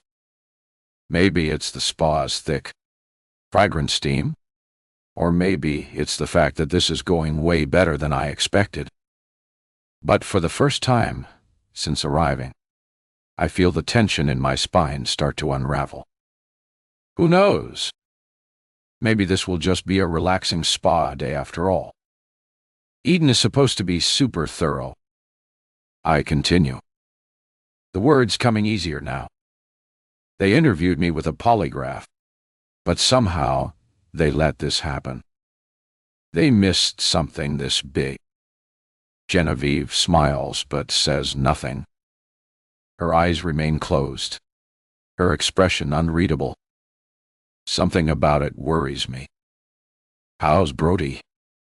I ask, searching for neutral ground.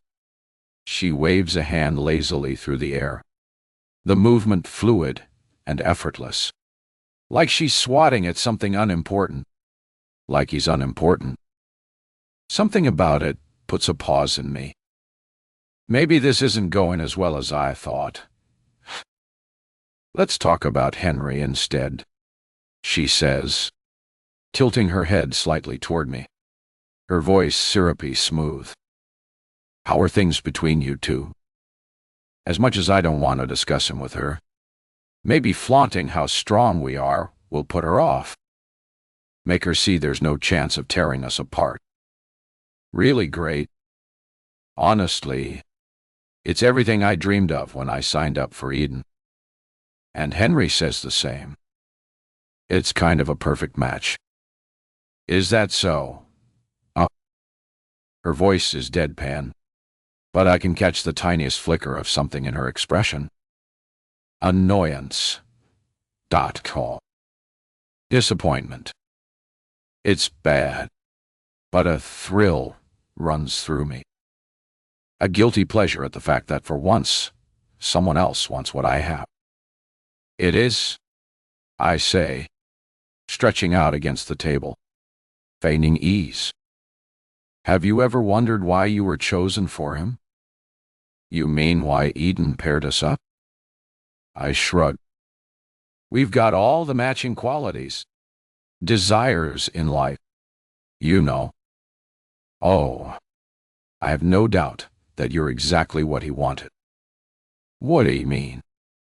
Let me guess. You have no friends, no family, no career aspirations. You're nobody who desperately wants to be with somebody. She lifts a finger like she's cutting me off before I can say anything. And now you are. You're with the perfect man, aren't you? My nostrils flare as I try to control my anger. I hate that she managed to cut so deep so easily, seeing me for what I am. But I still have the one thing she wants. I am with the perfect man, and he's all mine. Genevieve exhales through her nose, long and tedious, then closes her eyes. Nobody's perfect. Morgan.you. You should be careful. You think I should be careful of my own husband? She hums lazy like this is all just conversation. I know him better than you think. He has anger issues. Did you know that his mother even sent him to therapy when he was younger? I hesitate. Henry never mentioned anything like that to me. It was a big to-do.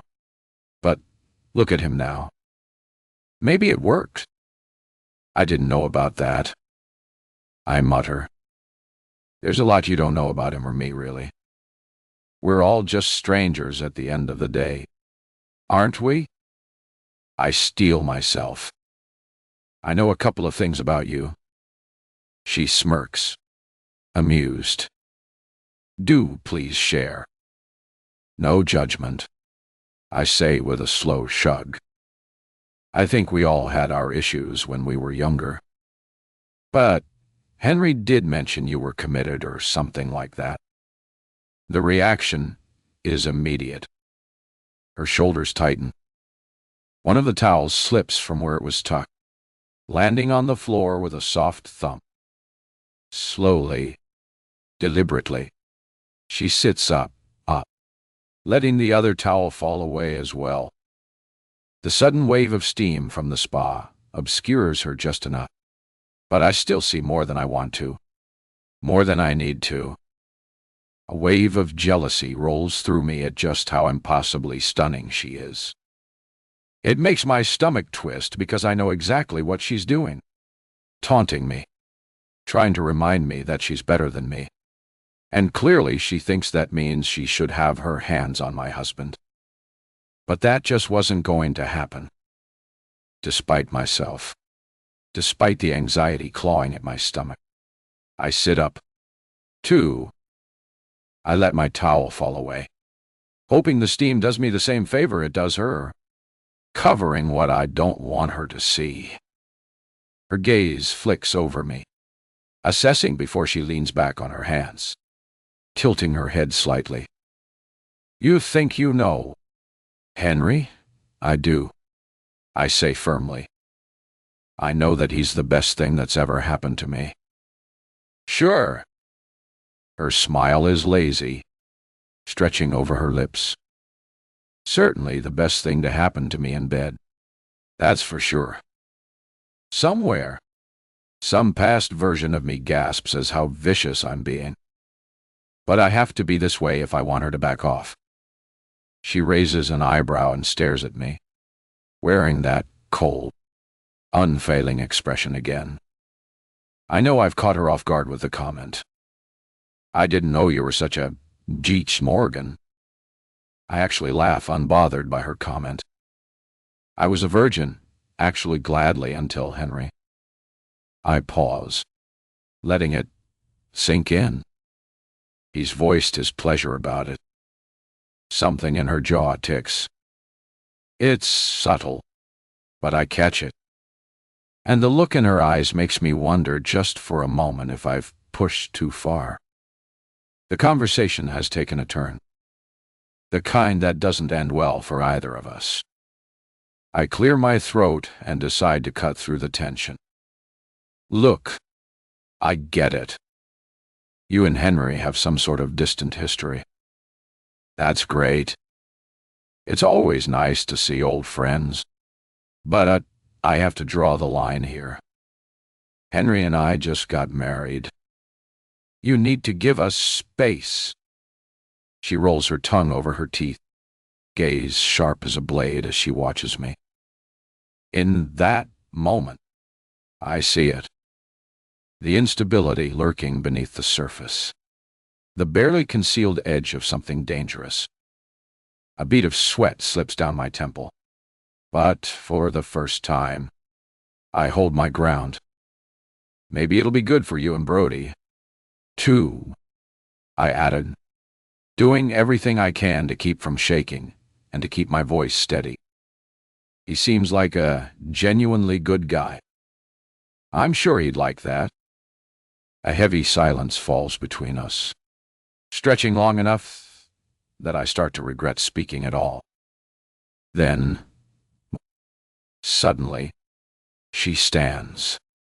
One slow, deliberate step forward until I'm forced to tilt my chin up to meet her gaze.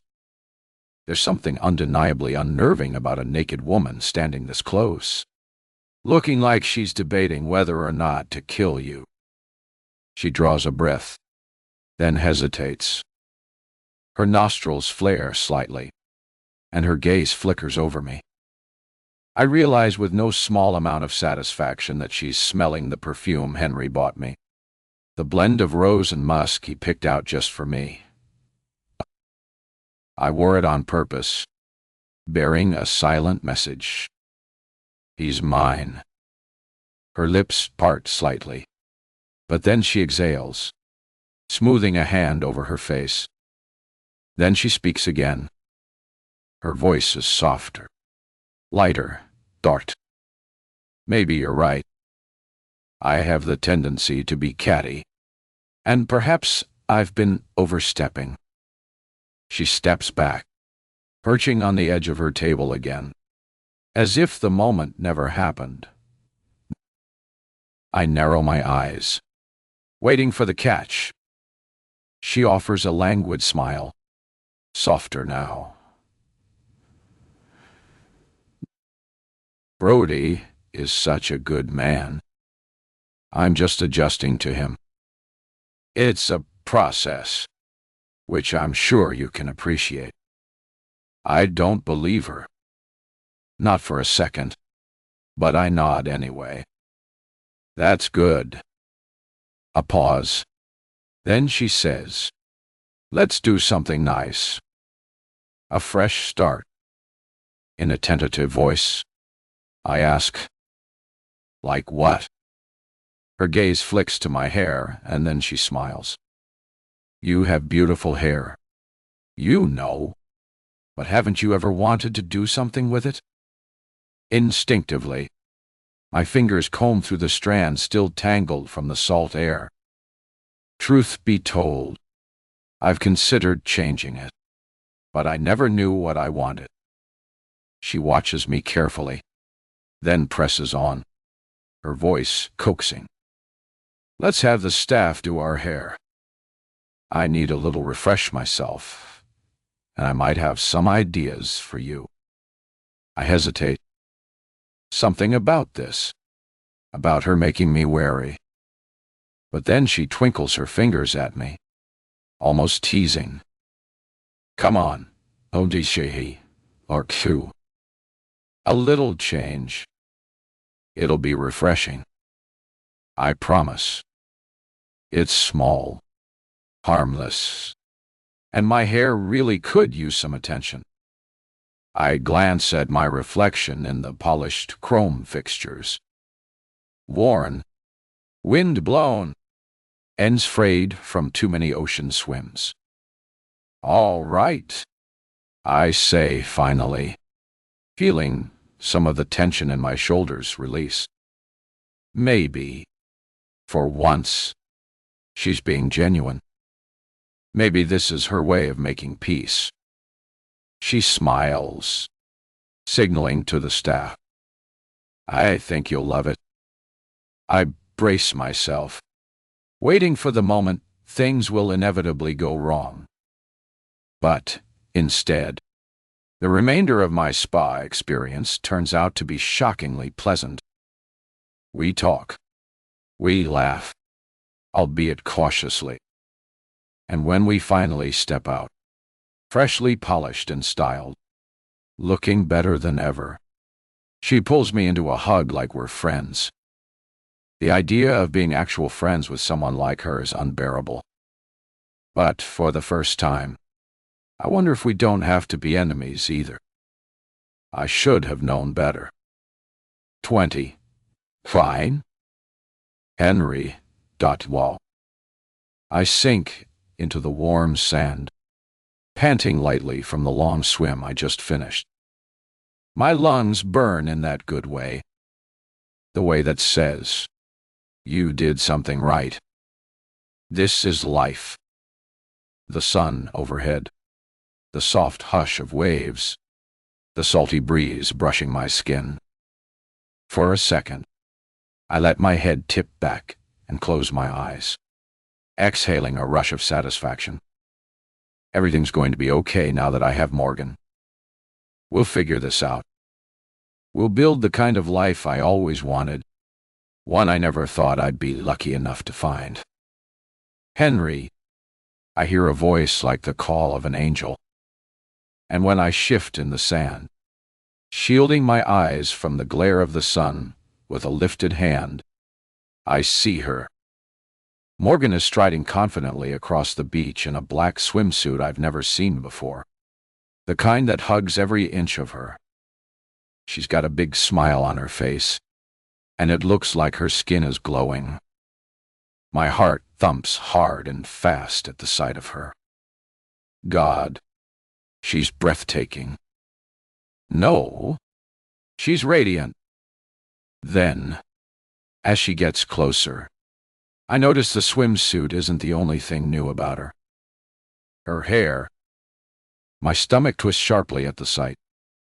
Her hair is woven into an intricate crown braid, looping elegantly around her head before cascading into a polished fishtail down her back.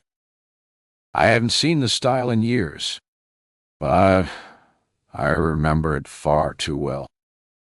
Eve. She wore it the first time I'd seen her when we were just children standing in our parents' shadows as they tried to introduce us.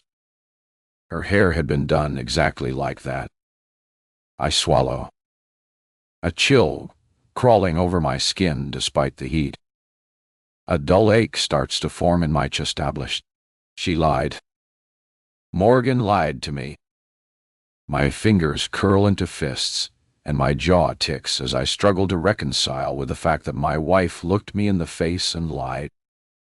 Hey, moo, she says, dropping onto the sand next to me. She spins her head to the side so I get the full view, looking more excited than I'd ever seen her. With one exception.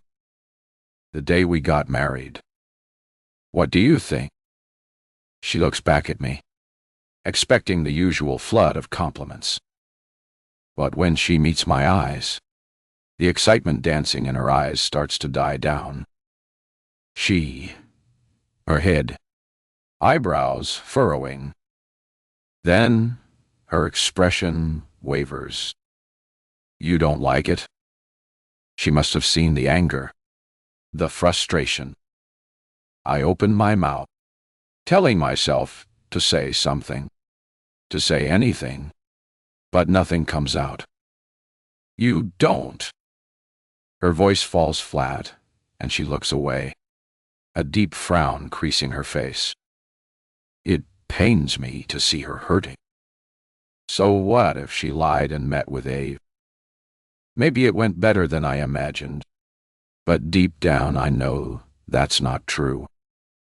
The truth is right here in front of me. Eve was leaving me a message. I press my hand over Morgan's, drawing her attention back to me. Sorry. It was just unexpected.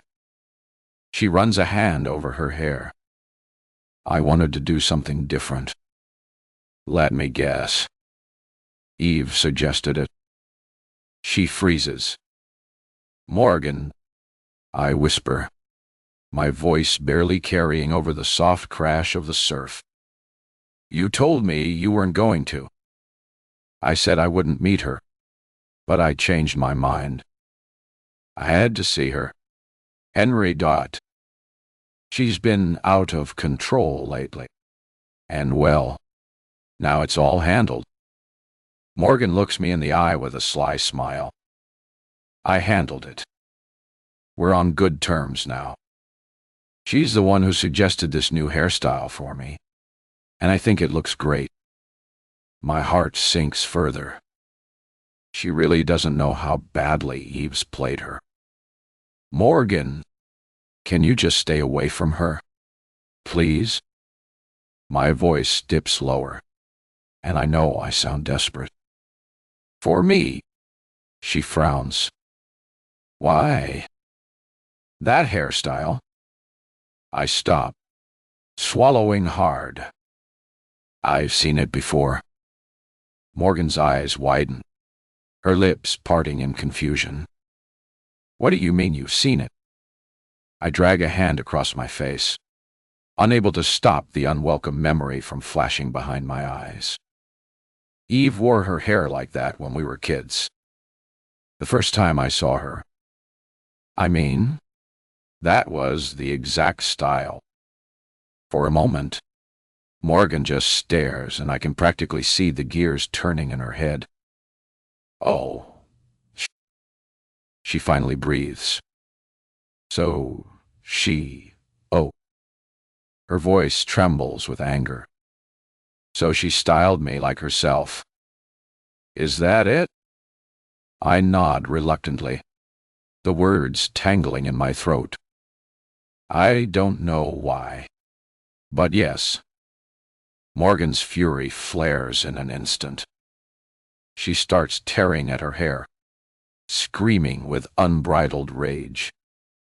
Her voice carries, drawing the attention of nearby couples and staff. Worried, I reach for her hand, but she bats it away with a furious slap that leaves my hand stinging with pain. Don't touch me, she shouts. Morgan. She jabs a finger into my established. What is this? Who is she to you?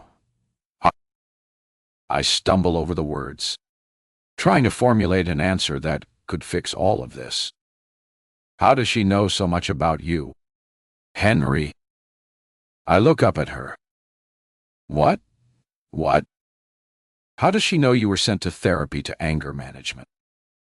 My forehead pinches. She told her that. She actually told her that. God. What a snake. It's obvious that you two were close. Your families were friends, right? She told me you've known each other forever, that you were practically raised together. We were close once, I admit, my voice low. Our parents had businesses together. It was expected we'd see each other all the time, but it's not like that anymore. Morgan's eyes flash, fury burning hotter with every breath.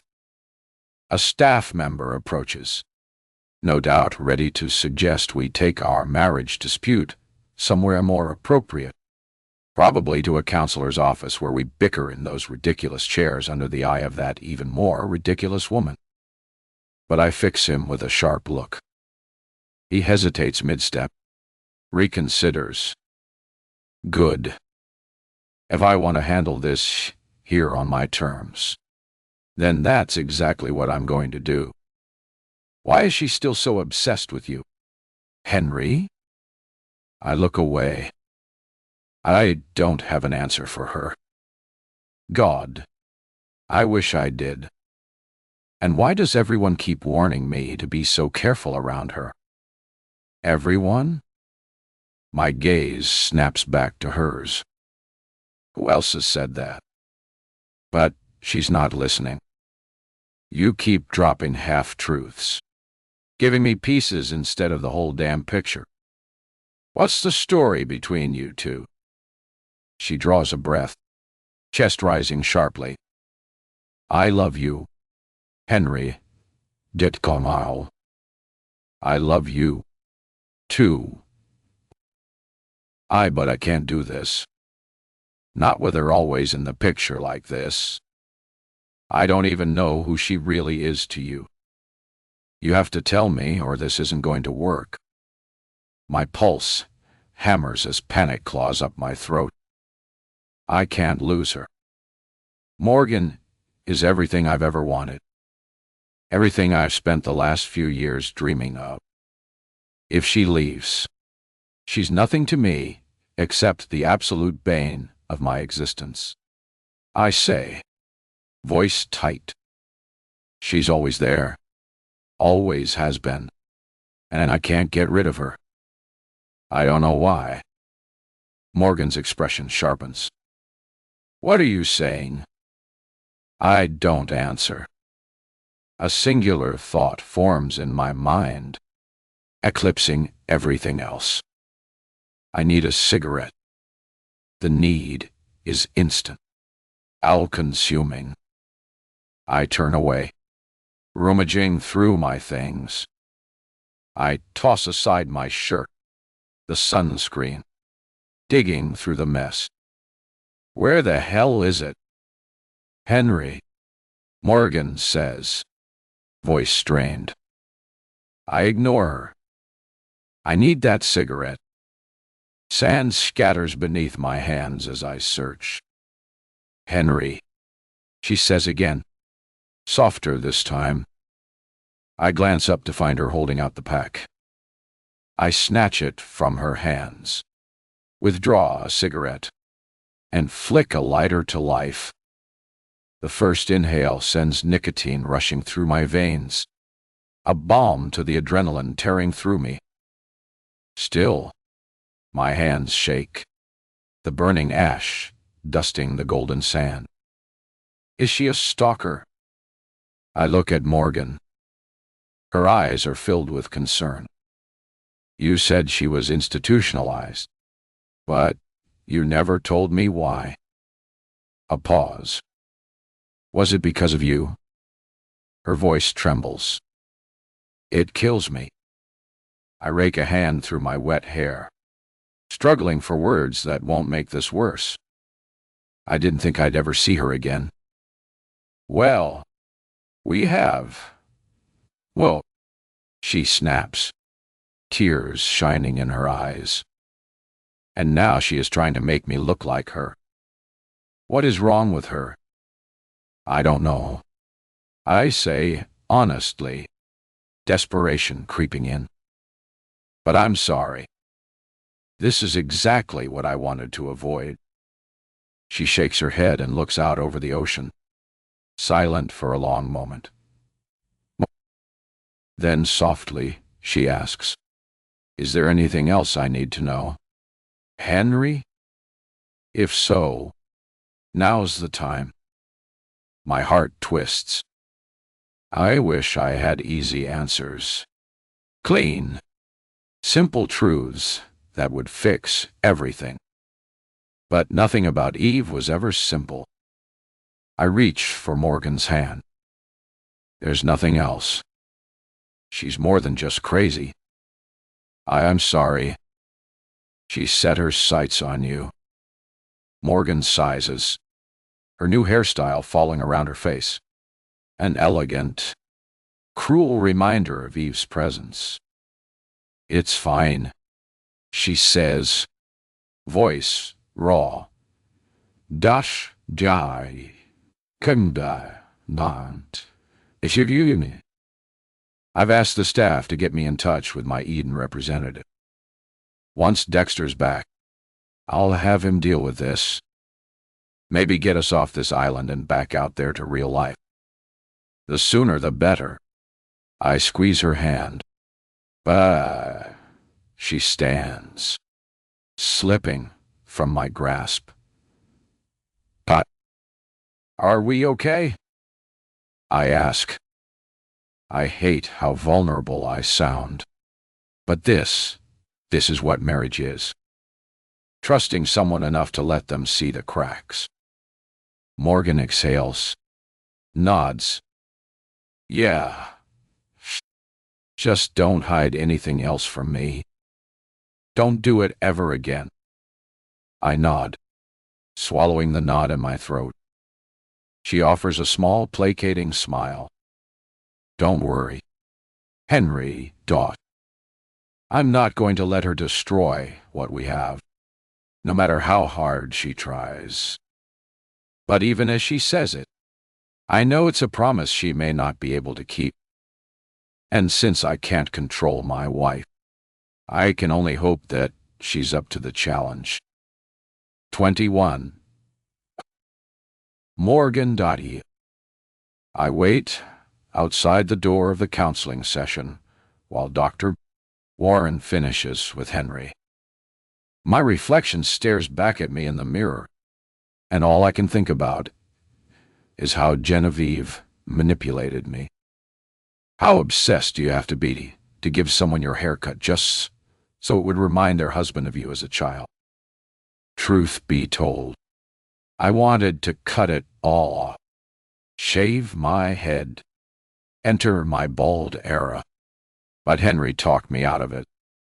Not that he had to try very hard. I'd never gone that short before, and the idea scared me more than I cared to admit. Besides, deep down, I knew the truth. As much as I hated to admit it, the hairstyle looked beautiful on me. When I left that spa, I thought, this is it. I finally felt beautiful. and I know that even Henry thought so. I sigh and force myself to look away from the mirror. It's frustrating how long they're taking with him. Maybe Henry has more issues to work through than I realized. Maybe they know about his history with the anger management and want to be absolutely sure he's in control. Who knows? But what I do know is that Dr. Warren has never once pulled me into a session of my own. Maybe I should be grateful for that.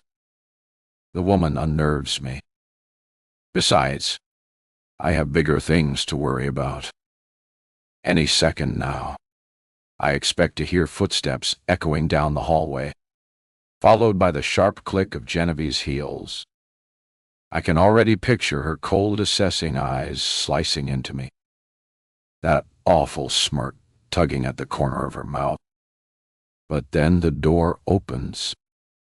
Henry steps out, looking haggarded and drained, and there's still no sign of her. That surprises me. Genevieve and Brody's counseling sessions have always followed ours like clockwork. Maybe she changed the timing to avoid confrontation. The thought is almost laughable. Avoid confrontation? Please. That woman lives for it. And the idea that she'd willingly give up an opportunity to come face to face with my husband even funnier. Henry's eyes catch mine, and I realize whatever happened in his session took a lot out of him. He forces a weak smile, his hand rubbing the back of his neck. I could tell he was itching for a cigarette. Everything okay? I ask softly, stepping forward to lace my fingers into his, my other hand wrapping around his bicep in an attempt to comfort him. Yay. Just a long session. Did something happen? No. Just lots of questions. Lots and lots of questions. He gives me a sideward glance. I am surprised, though. About what? I thought you would bring Eve up whenever we were in there together. Talk about what she did to you. A wave of exhaustion rolls through me, and I realize how tired I am of all this. Just a short while ago, I was desperate to be married, desperate to have the perfect husband. And now I do. And don't get me wrong, I'm beyond happy. I just wish that he didn't come with baggage. The baggage being a stalker that's both stunning and crazy at the same time. No, there's no point in bringing that up. Those counseling sessions with Dr. Warren are for us, for the future of our marriage. This issue with Genevieve, that's between me and her. He presses a kiss against the top of my head, and we continue walking out of the building. My shoulders are tense, and for some reason, I feel irritated. Then I realize why. He said, Eve again. We step outside, leaving the sterile halls behind us. I pause, pulling him to a halt. He looks at me with those perfect gray eyes. Morgan, Waddy. You know, I say carefully, choosing my words. I'm still wondering why you keep calling her Eve. Her name's Genevieve. Henry blinks, as if the thought has genuinely never occurred to him. I don't know. It's just habit, I guess. I've called her Eve since we were kids. Maybe it's time you stopped.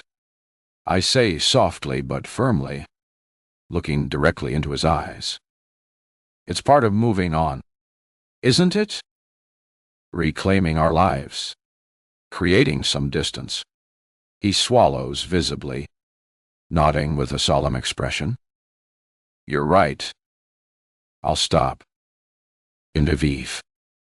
Thank you, I say, squeezing his hand reassuringly.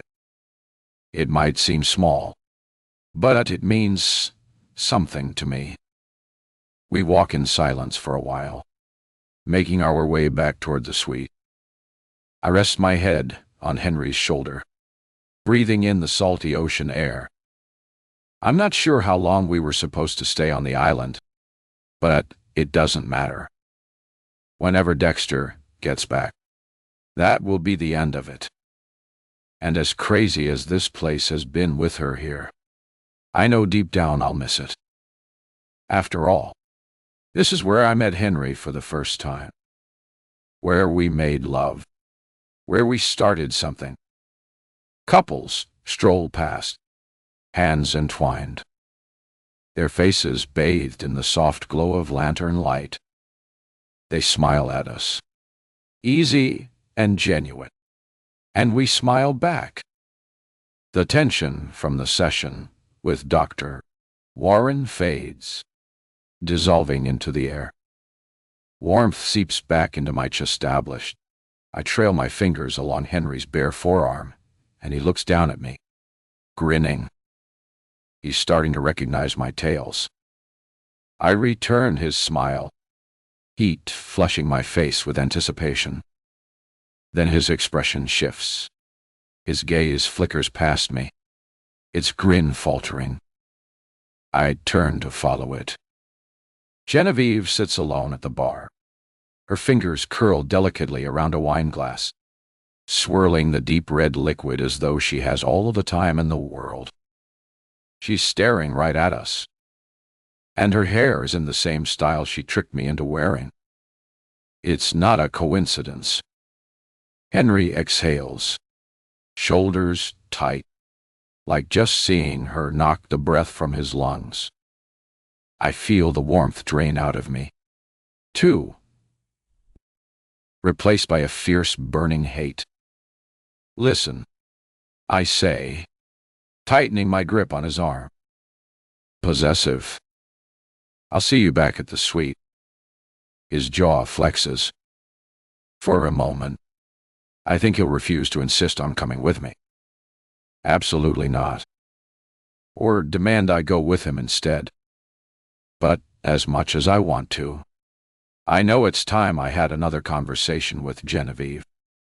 Maybe I wasn't clear enough the last time.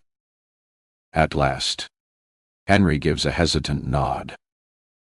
Be careful, he murmurs, lifting my hand to his lips and pressing a soft kiss against my knuckles. It's protective, maybe even pleading. Please, Morgan, .gal, Alkiyanshigant, Aradis, Dubstuts, on way. I manage a small smile. Always am.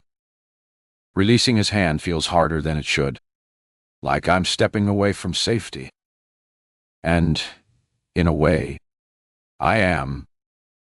But this time, I don't care. As we move forward, Genevieve doesn't look away. She watches us with those unhinged eyes, and I wonder how I ever missed how crazy she is. I hate that we have to pass her to get to the suite. I hate that she gets to be close to him. Maybe she planned it that way. Brody, nowhere in sight, sitting here alone so that she'd see Henry when we left Dr. Warren's office. Her gaze flicks from me to him, and something shifts.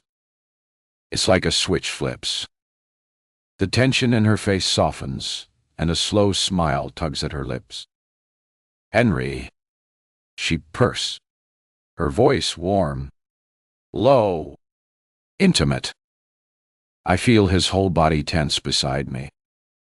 Genevieve, he says stiffly. I squeeze his hand, trying to send him a silent message. Don't acknowledge this psycho. But then something unexpected happens. At the sound of her full name, Genevieve flinches, recoiling like she's been struck. Her expression twists with hurt. Real hurt. A sharp thrill of satisfaction zips through me. And suddenly, I feel a surge of confidence. I slide into the empty seat beside her. As Henry walks away, passing all those happy, oblivious couples with no idea of the tension crackling like static here. I signal to the bartender, and when he turns, I'm pleased to see it's Luca. Passion fruit mocktail? He asks, his eyes flicking toward Genevieve. There's a warning there. I ignore it. I can handle her. That look on her face. The wounded, vulnerable look tells me something important. She can be hurt. And anything that can be hurt can be crushed. Yes. Please? I say, then turn to Genevieve. Oh. She's still watching Henry's retreating form like he's the only thing in the world. I tilt my head. So, I ask, my voice smooth and sharp as a knife. Oh. What is wrong with you? Even though I expect anger when she finally looks at me, I'm wholly unprepared for the sheer, unfiltered hatred burning in her eyes.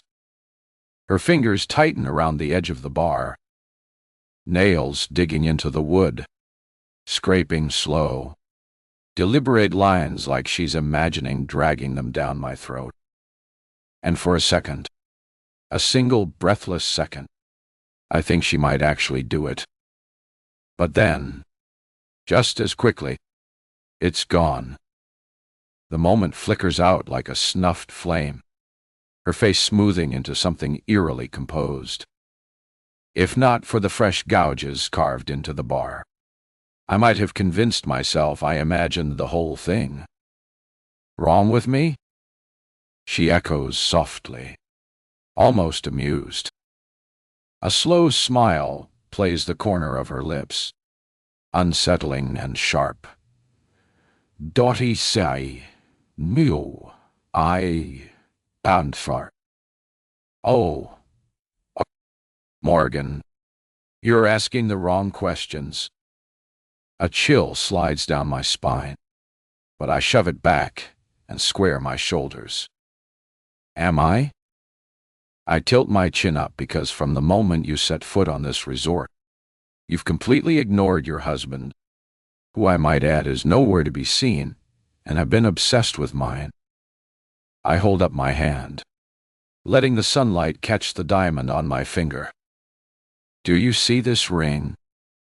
He belongs to me. Genevieve laughs. A light, airy sound that cuts deeper than any insult. It's the laugh of someone who isn't threatened in the slight established. It's the laugh of someone who doesn't even recognize my claim as real. Obsessed, she murmurs, swirling her wine, watching the deep red liquid spin. Of course, I am. My pulse spikes. Anger burns under my skin, igniting every nerve. But I can't think of a single thing to say. I just sit there, blood roaring in my ears, and it only seems to amuse her more. Her smile stretches slow and predatory, like she's savoring the exact moment she sees me start to slip. She leans in, pressing her hand over mine. I should be obsessed. Morgan. She draws the words out, savoring every syllable. Then she drops it. I'm his wife. The world stops. The chatter of the couples behind warps into static. The music fades. The air turns too thick to breathe. My heart slams against my ribs, then drops straight into my stomach. What? What? The word barely makes it out. Strangled. Hollow. Wall. Genevieve rises smoothly from her stool, leaning in just enough that her perfume, my perfume, encloses me like a fog. My stomach churns. Our hair is the same. Our scent is the same. But in this moment, I feel like a pale imitation of her. You heard me. Her voice is soft, but there's no warmth in it. Only satisfaction. I'm Henry's wife. I open my mouth, but nothing comes out. Genevieve steps back, her lips curling like she's already won. Then, without another word, she turns and walks away, heels clicking against the ground. I don't move. I don't breathe. I just sit there, spiraling, because as much as I want to believe she's lying, I'm no longer sure she is. 22. Morgan. Dottie. I'm still reeling when I step into the suite. My reflection in the mirror stops me cold. I'm pale. Paler than I've ever seen myself. Like I've just seen a ghost. Because maybe I have. Genevieve's words echo in my head. I'm his wife. Why would she say that? Is she really so twisted? So completely unhinged that she's convinced herself Henry belongs to her? My stomach lurches. Or worse, what if it's not just in her head? Henry emerges from the dressing room, wearing swim trunks and tugging a tank top into place. He freezes the second he sees me, his eyes darting over my face. What happened? He asks, voice cautious, like he already knows something's wrong. For a long-waited moment, I can't speak. I just stare at him, searching for any flicker of cruelty, any sign he might be lying. But the longer I look, the more I hate how perfect he seems, how his eyes brim with kindness, how his body radiates strength, how everything about him screams safety.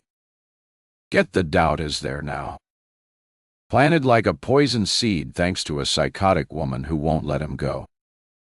I sink into the nearest chair. Did Eden mess up? Give me a man who's separated but still legally tied to someone else. The thought alone makes me want to vomit. The idea of Henry touching her, kissing her, makes bile rise in my throat. I feel the nausea coming and bolt for the bathroom, shoving Henry aside. I gag over the sink, my stomach heaving, suddenly wishing I had my phone so that I could at least look it all up and put myself out of misery. But almost immediately, Henry is behind me, pressing a comforting hand between my shoulder blades, drawing slow, soothing circles. Morgan, he says, voice tense with concern. What's wrong? Tears blur my vision. I lift my gaze to his in the mirror. She said I'd choke out. She's your wife. His face goes rigid, tension settling in his shoulders. Oh my God. I stammer, tears streaming. I slap his hand away, stumbling backward until my spine connects with the wall. It's true, isn't it? He lifts both hands like he's trying to show me he's unarmed. And the look he gives me is heartbreaking. Look, Morgan, it's not what you think. Not what I think.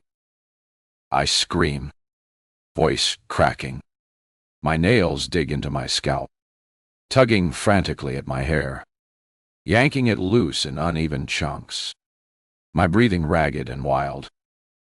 Then I spin, rip open the shower door, and step in with my clothes still on, like I had washed her scent off me.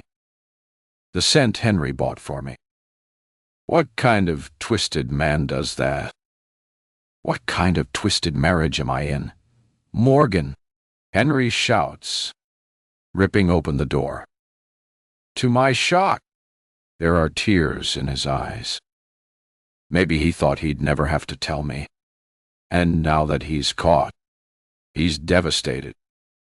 Or maybe he hates that Eve still has control over him.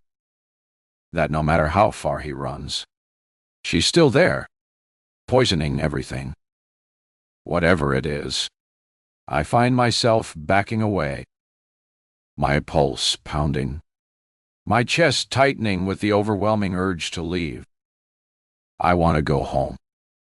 I want my library, my bus, my little apartment. I want to be far, far away from him and that psycho of a wife. I rip the ring off my finger, ready to throw it at him, but he lifts his hands, desperate. Wait, woman. Wait. He steps into the shower after me, water pouring over both of us, his hair dripping down over his forehead. I'm trying to tell you it's not what you think. I laugh, sharp and hollow. Then, what is it? Henry? How could this possibly be anything different than what I think? His jaw tightens, muscles ticking as he exhales through his nose. I told you she was committed when we were younger, didn't I? I nod, my chin trembling as I fight to keep my heart from shattering completely. You already know she's obsessed with me, that she has issues with stalking me. But what you don't know is that in her mind, she really does believe she's my wife.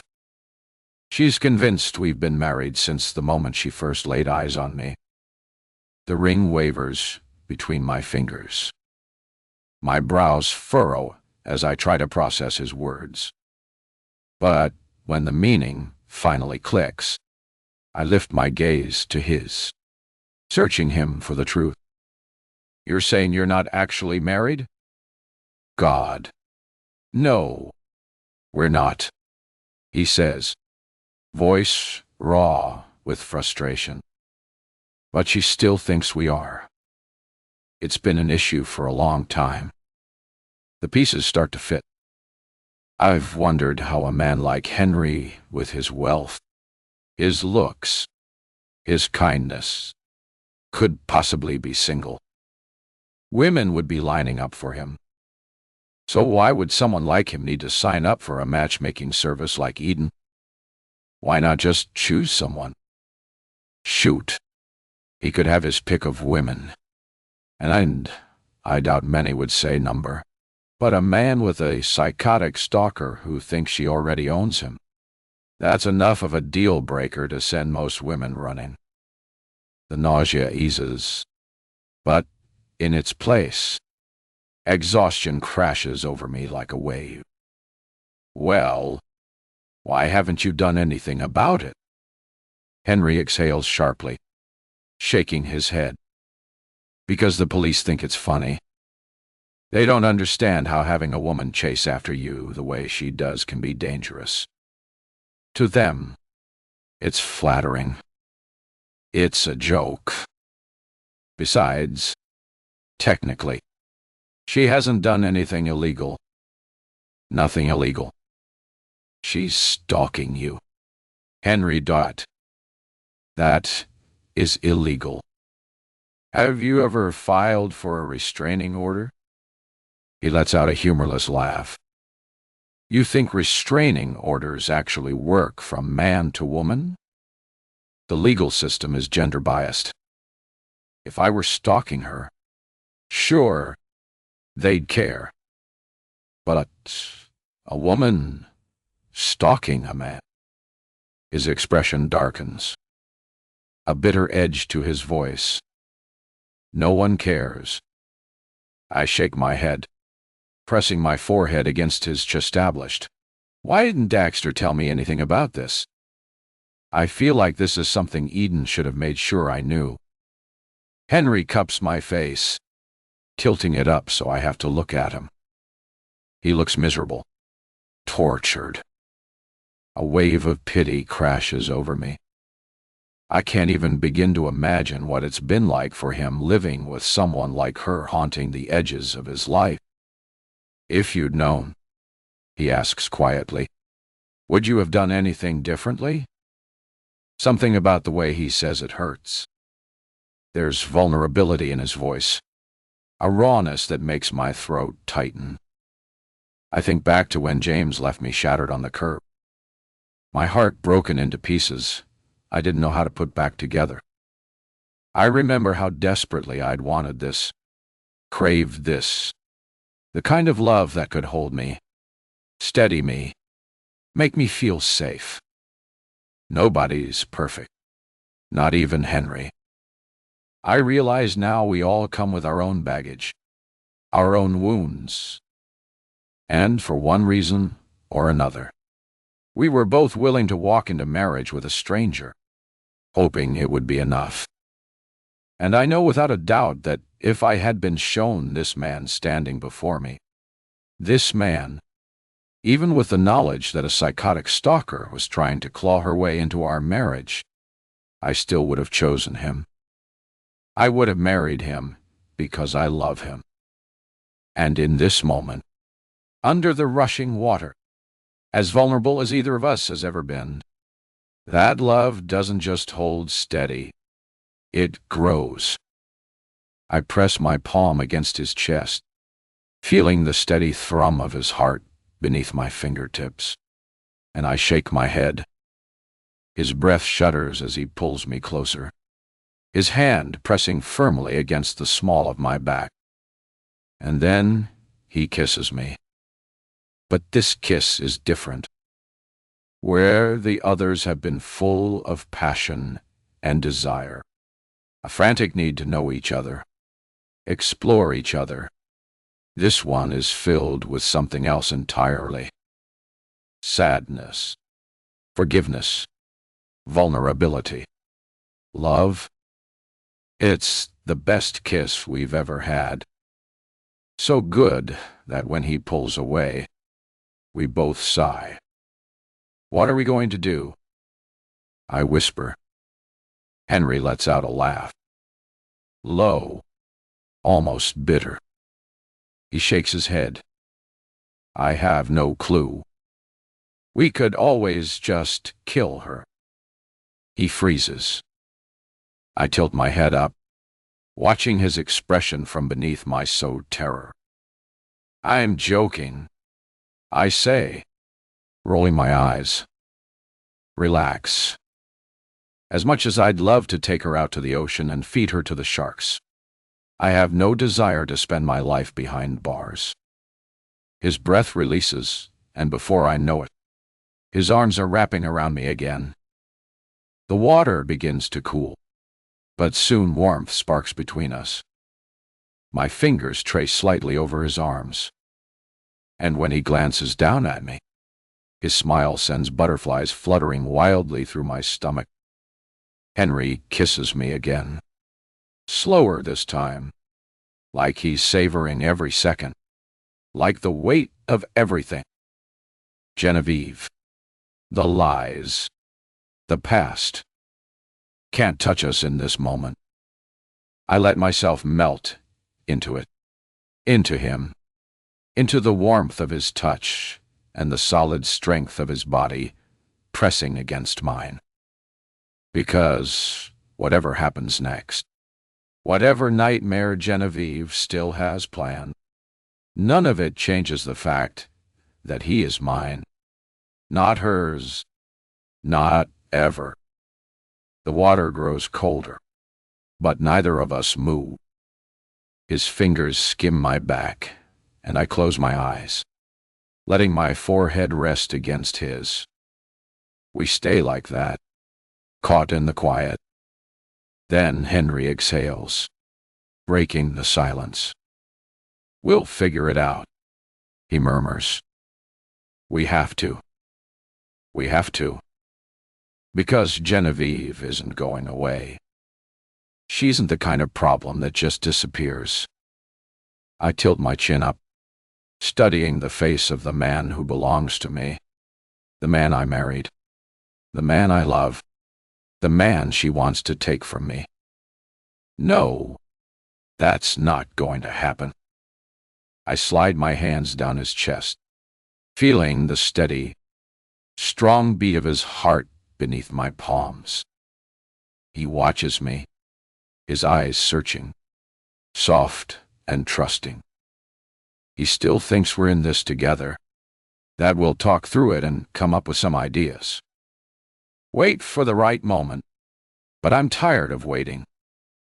I let out a slow, measured breath and pull away, reaching for a towel. We should get out of here before we freeze. Henry nods. But as I step out of the shower, I catch my reflection in the mirror. My soaked hair clings to my shoulders, my lips swollen from his kisses, my eyes dark with something new.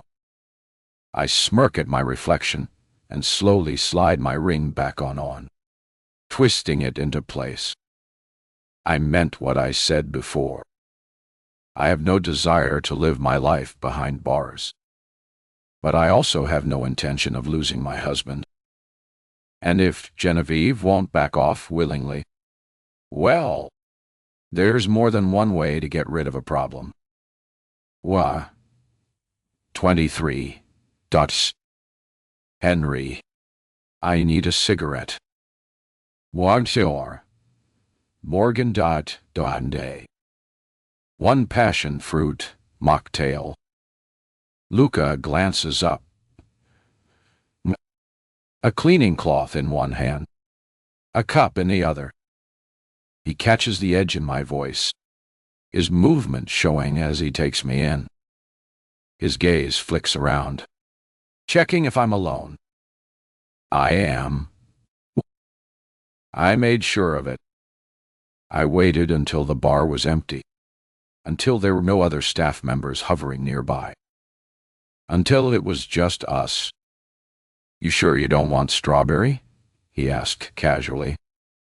They're just as good. Fine then. Sure. Whatever. I fold my arms in the bar. How come you didn't tell me? He stiffens. Tell you what. My face twists. And how did you even know? Luca exhales through his nose, setting the cup down with a quiet clink. This is about what Genevieve said, isn't it? I don't answer right away. My fingers trace the deep groove marks she left in the wood, following the scratches almost absent-mindedly. You knew she wasn't what she seemed. You even warned me, which leaves me wondering, how much of our personal lives do all of you staff members know? Luca doesn't respond. Instead, he turns away, quietly, mixing the strawberry mocktail. He works quickly, efficiently, and within seconds, he slides the glass in front of me. I lift it, holding the straw to my lips, taking a slow sip. To my surprise, it is just as good as the passion fruit one. I'm not normally someone who enjoys strawberry-flavored things, but this, it's light, sweet, a little tart. It's pretty good. I murmur. Told you. I point at him, my expression unreadable. Don't try to distract me.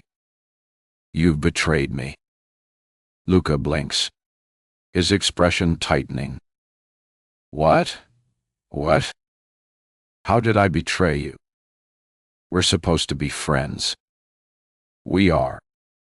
And friends are supposed to let each other know that. Hey, maybe this crazy psycho woman on the resort actually thinks she's married to your husband.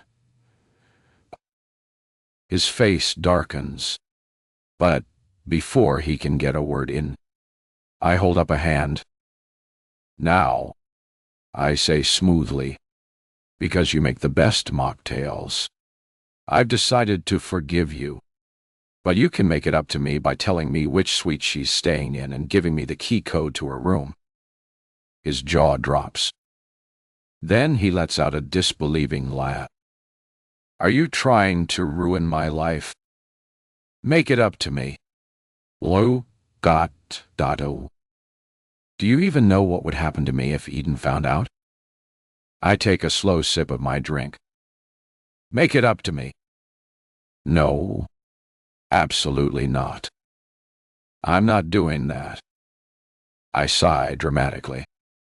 Okay, so I guess I'll just have to find out where she's staying myself and break in.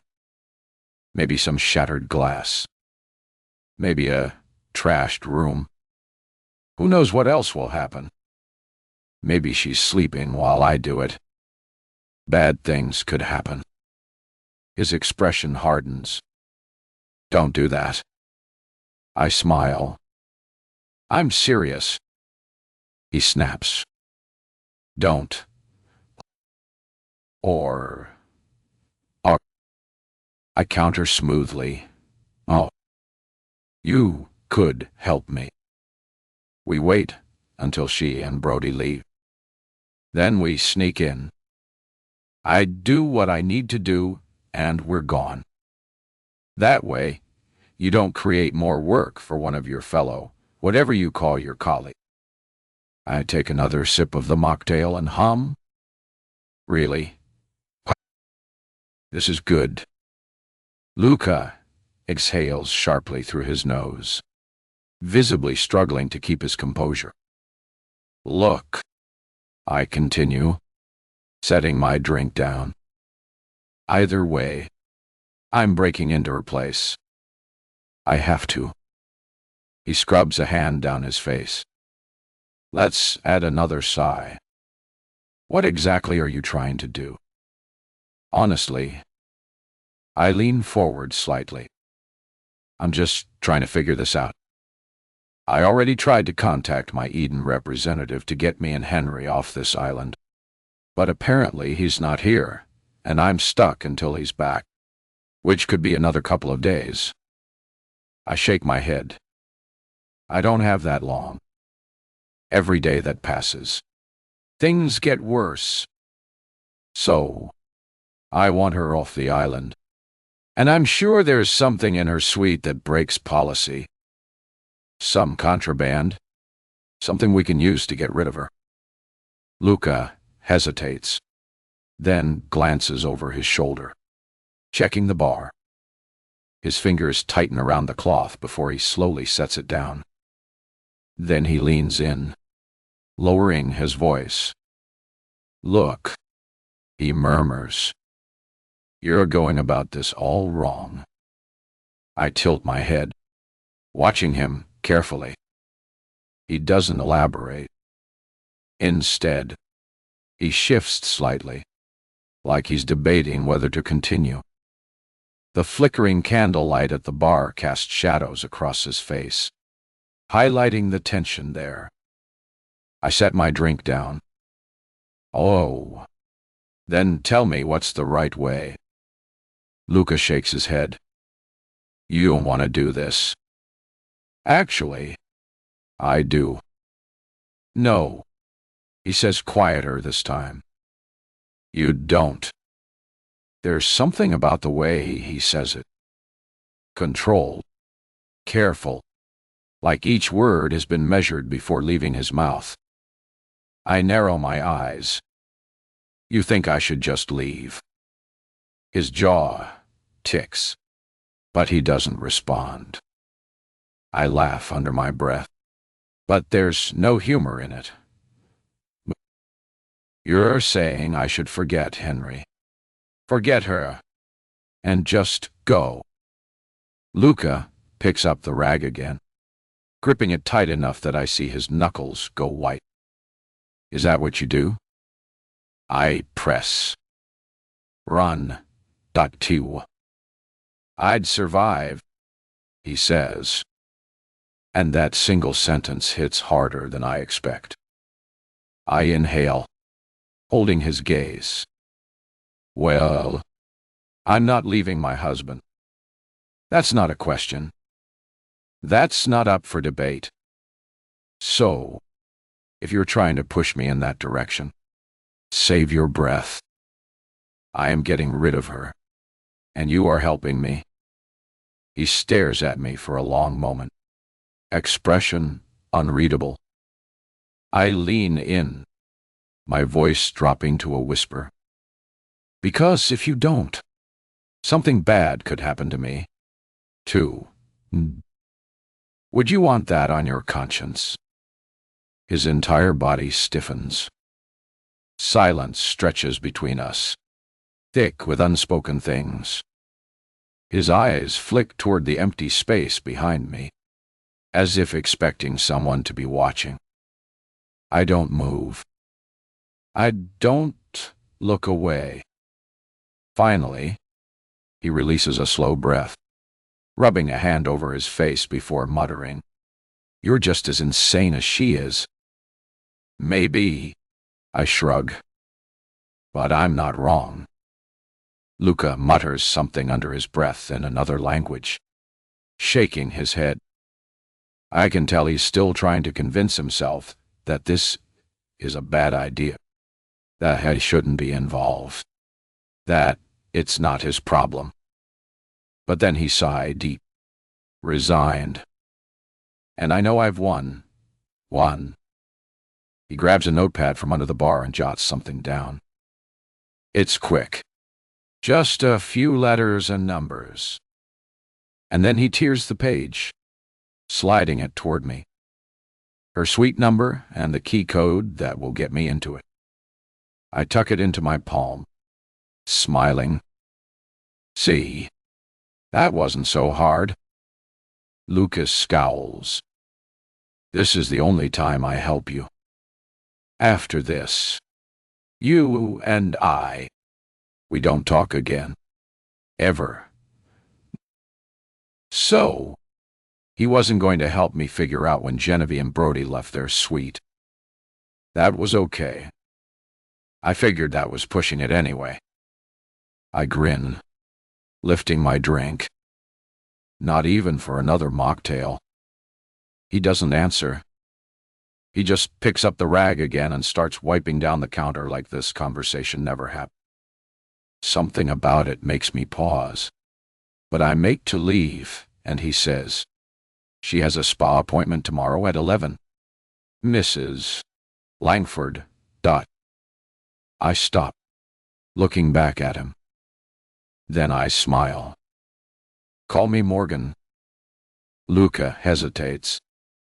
It's subtle, but I catch it. The way his fingers twitch, the way his throat bobs like he wants to say something, but doesn't. He only nods. I walk away, the note burning in my palm.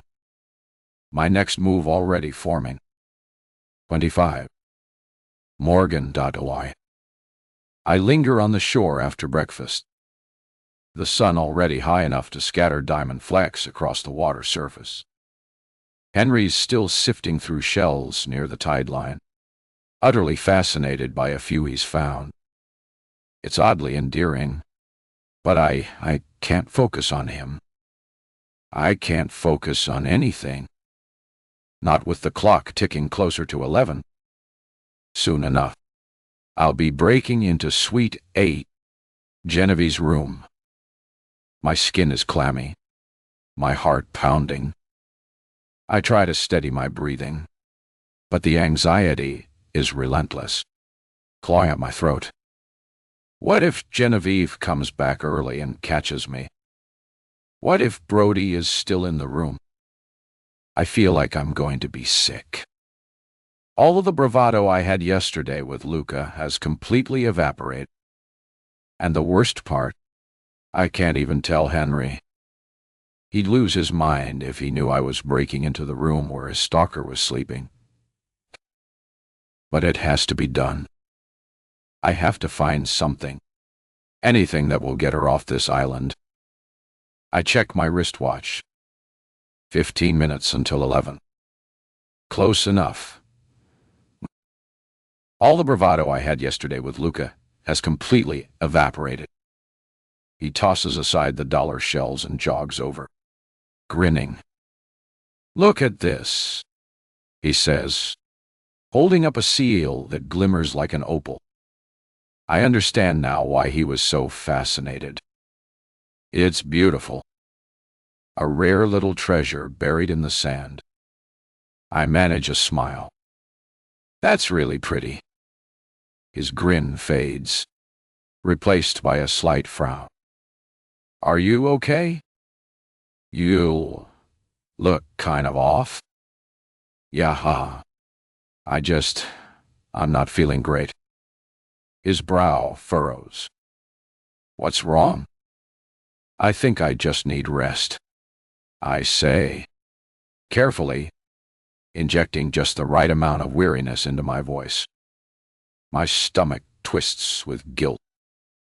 "But this is necessary. You should stay, though. But keep enjoying the beach. I'll just head up to the room for a bit." He hesitates, glancing at the water, clearly torn. I know he wants to stay. I'm counting on that. After a moment, he sighs. "I'll come with you." I shake my head, getting to my feet and stepping closer, pressing a quick kiss to his cheek. "No, really. I'll be fine. It's just a headache." I sigh for emphasis, then force a small chuckle. "Besides, just hover and make it worse." "Excuse me." He grins, but there's a flicker of concern in his eyes. I watch it shift into reluctant acceptance as I keep smiling, finding confidence, finding nonchalance. I mean, it. Henry Dot. I'll ring the staff if I need anything. Promise. He exhales through his nose, then nods. All right, if you insist, but I'm checking on you in an hour. Deal. Deal. I turn and walk away, resisting the urge to look back, because if I do, I'll see him standing there, arms crossed, watching me. And if I see that, the guilt will hit. If the guilt hits, I might lose my nerve. That can't happen. So, I keep going, stepping off the beach onto the manicured pathways leading to the row of suites. My pulse thrums in my ears, my hands already slick with sweat. It's surreal. Really, as the girl who actively avoided confrontation growing up, I can hardly believe I'm about to break into someone's room. Even the palm fronds above seem to shudder like they can sense the pounding of my heart, like they know I'm about to do something reckless. I pass a few couples and nod at a staff member pushing a cart of fresh linens, forcing myself to move casually to look normal. But with every step closer to suite, the edge of my nerves sharpens. And then there it is. Suite 8. I check my watch again. 5:11. The suite should be empty now. My hand trembles as I test the handle. Locked. Of course. I swallow hard, reach into my pocket, and pull out the paper Luca gave me. My fingers are shaking as I punch in the key code. A small green light flashes. A soft click. Time slows as I push open the door. A wave of rose and musk-scented air washes over me, but something sharp and clawing lingers beneath it, making my nose crinkle. I ignore it, step inside, shut the door behind me. Drawing a deep breath, I turn. The living area is pristine. A sleek glass coffee table holds a neat stack of glossy magazines. A modern sofa faces an enormous window overlooking the ocean, the infinity pool shimmering just beyond. The only hint of life, an unzipped suitcase in the corner. I exhale, my pulse slowing just slightly as I repeat the words in my head like a mantra. She's not here. I move to the bedroom. It's nearly identical to ours, just slightly smaller. The bed is meticulously made, the corners tucked in with almost obsessive precision. A vanity drawer holds an array of products, an elegant brush, expensive skincare brands I don't recognize, a few delicate pieces of jewelry. I move quietly, methodically, opening drawers, scanning for anything that might prove Genevieve is dangerous. Drugs, maybe a weapon, anything. It's desperate, I know. Flimsy hope. But what else can I do when a stalker is obsessed with my husband? Something else strikes me as odd. I don't see much of Brody's stuff. Maybe he just doesn't have a lot. I've met men like that before. Simple, minimalistic, the kind who travel light. Genevieve, on the other hand, has enough products to stock a boutique. And her perfume. God, it's like she bathed in it. The scent is so overpowering. It makes it hard to breathe.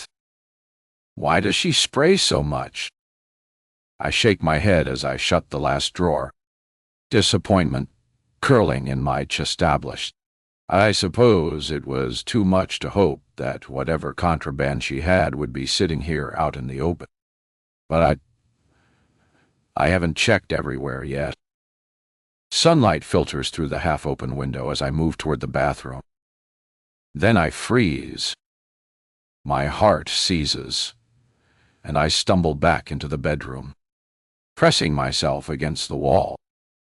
Adrenaline surges, sharp and punishing, setting my hands trembling. Brody is still here. I saw him. A quick flash of skin and hair in the bathtub. It couldn't have been Genevieve.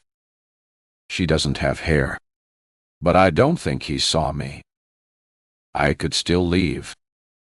I start to creep toward the door, but something makes me pause. That smell. Slowly, carefully, I inch back to the bathroom entrance and steal a glance inside. It is Brody in the tub, but it's all wrong. So wrong.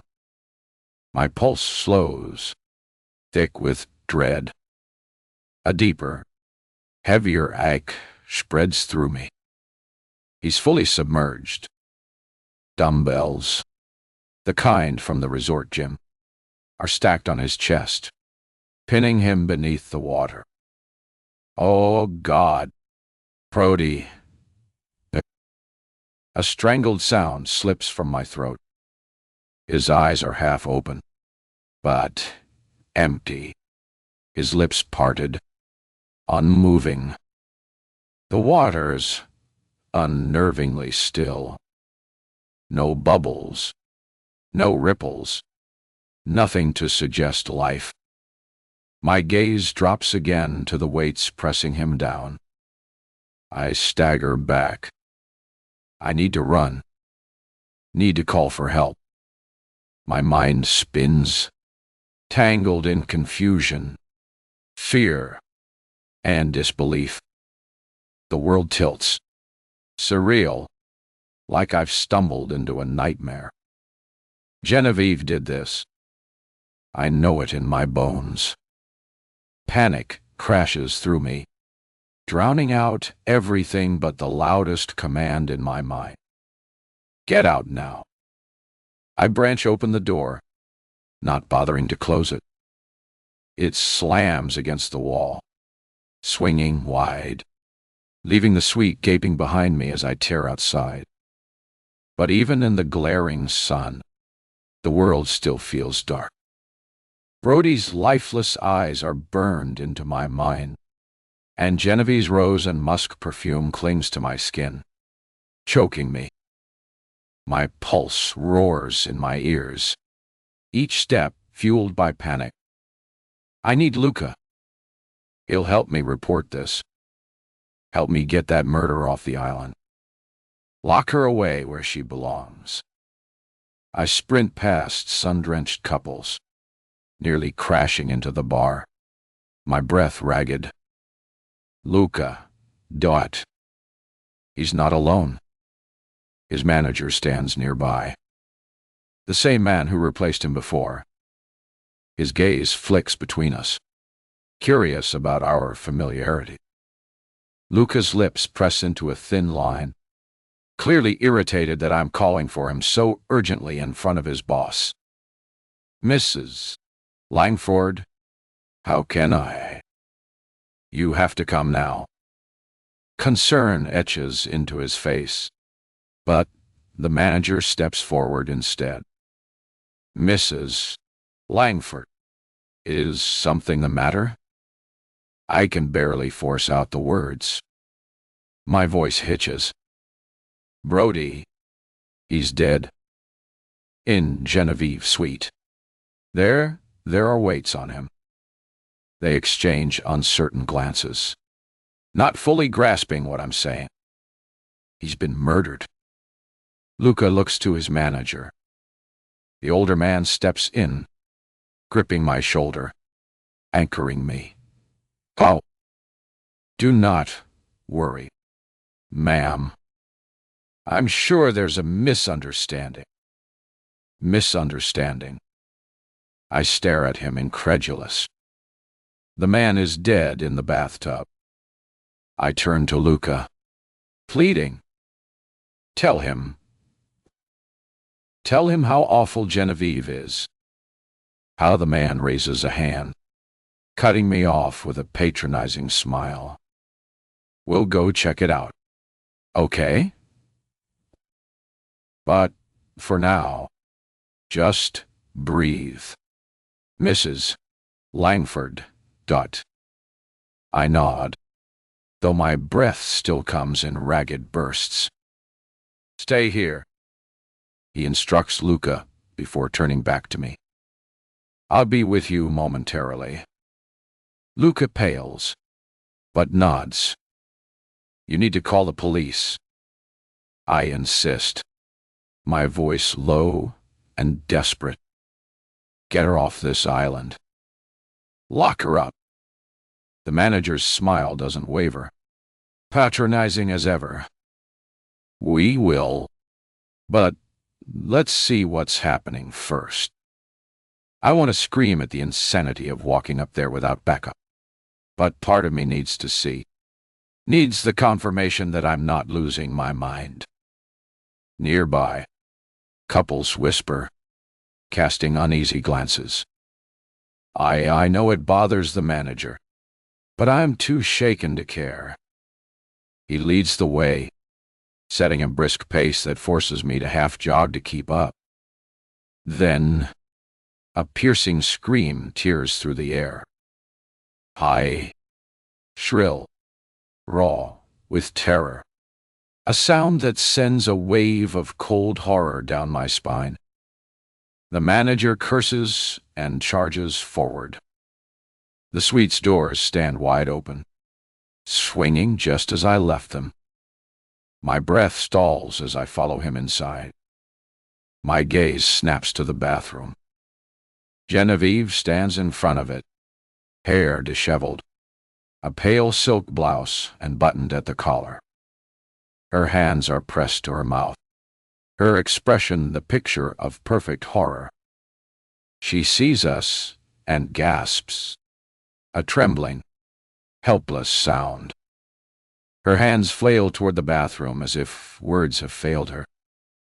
Oh my God! There sees her voice breaks, choking on the weight of it. My eyes snap to the tub. Brody's body is still there, but the dumbbells, the ones that held him under, are gone. The water, still tinged with soap, laps at his neck. He's unmistakably dead.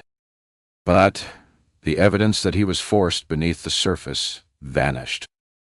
I stare, my mouth dry, heart hammering. Genevieve clings to the doorframe like a grief-stricken widow, her eyes glossy with tears. She looks at us, her expression crumbling. My husband. She wails, her voice breaking. The manager rushes forward, glancing at the tub. His face hardens as he sees Brody's lifeless form. But instead of alarm, his focus shifts to comforting her. Genevieve sobs, shaking. I found him like this. What happened? It's okay. Mrs. Summerson, Dottie. She wails again, collapsing to her knees, half dragging him down with her. I'm not a Summer anymore. Brody is dead. The manager soothes her, murmuring reassurances.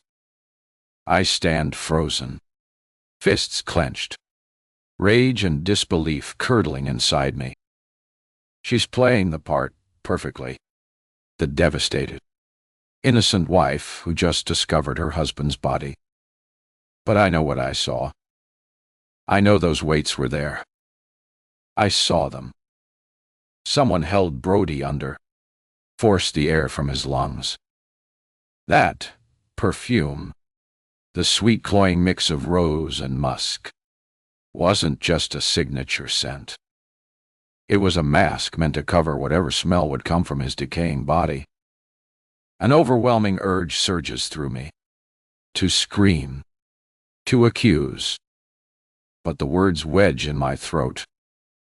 Because how do I prove she moved the weights? That she's lying. No one else saw them. And now she's giving a performance worthy of an Oscar. Brody, all. Oh. Brody, die. She sobs, turning her face away from the tub in a perfect display of grifa. Why? This is just her voice falls off in supposed grief. I want to cross the room and shake her, force the truth from her lips. But I can't move.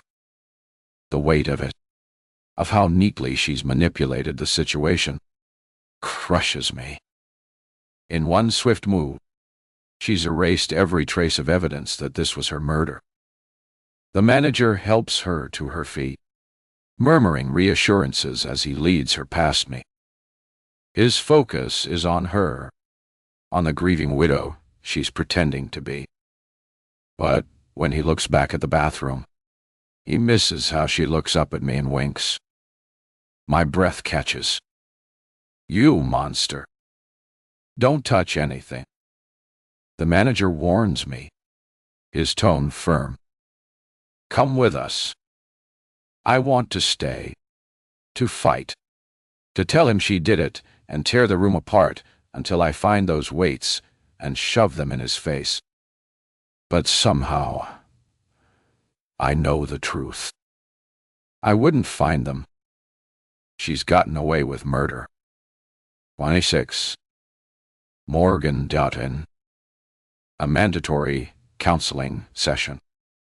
An innocent man had been murdered at the resort, and apparently that was all I needed. A little therapy.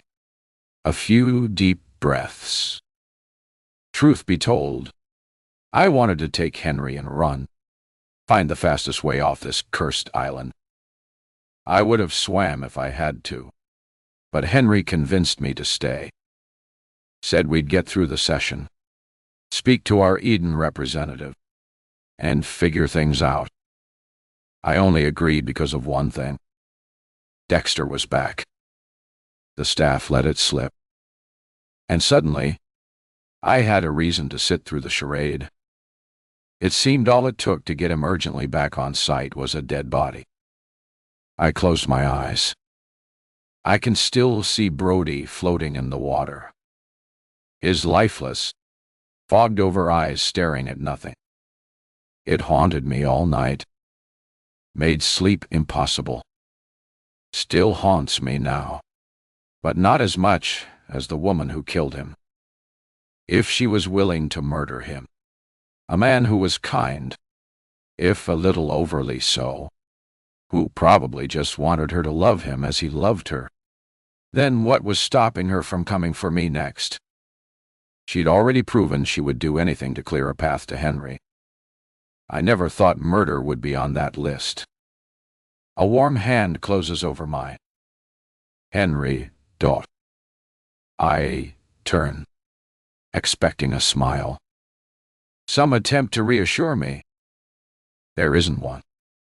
His gaze is fixed on the blank wall, troubled. A wave of pity washes over me. I imagine he never saw this coming. Never thought his stalker would be capable of this. It must be disturbing for him, knowing what this means for the future. Pack the bags. Leave the businesses, the friends, the family behind. Sell the house. Start over.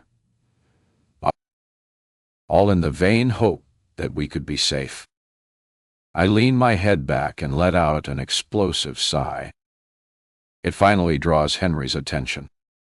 His lips part, like he wants to say something to soothe me. But before he can, the door to the counseling room swings open. Dr. Warren appears. Mr. and Mrs. Langford, please come in. She doesn't wait for us, just turns and disappears inside. I stay put. This island in that counseling room is the last place I want to be. Henry knows it, too. Knows I hate these counseling sessions just as much as he does. Funny. The only reason it's here is to help our marriage out in these early stages. And instead, it seemed like Dr. Warren's interference had done the opposite. It feels like it's hindering us, keeping us tethered to the ground instead of letting us fly. Well, that's not entirely true.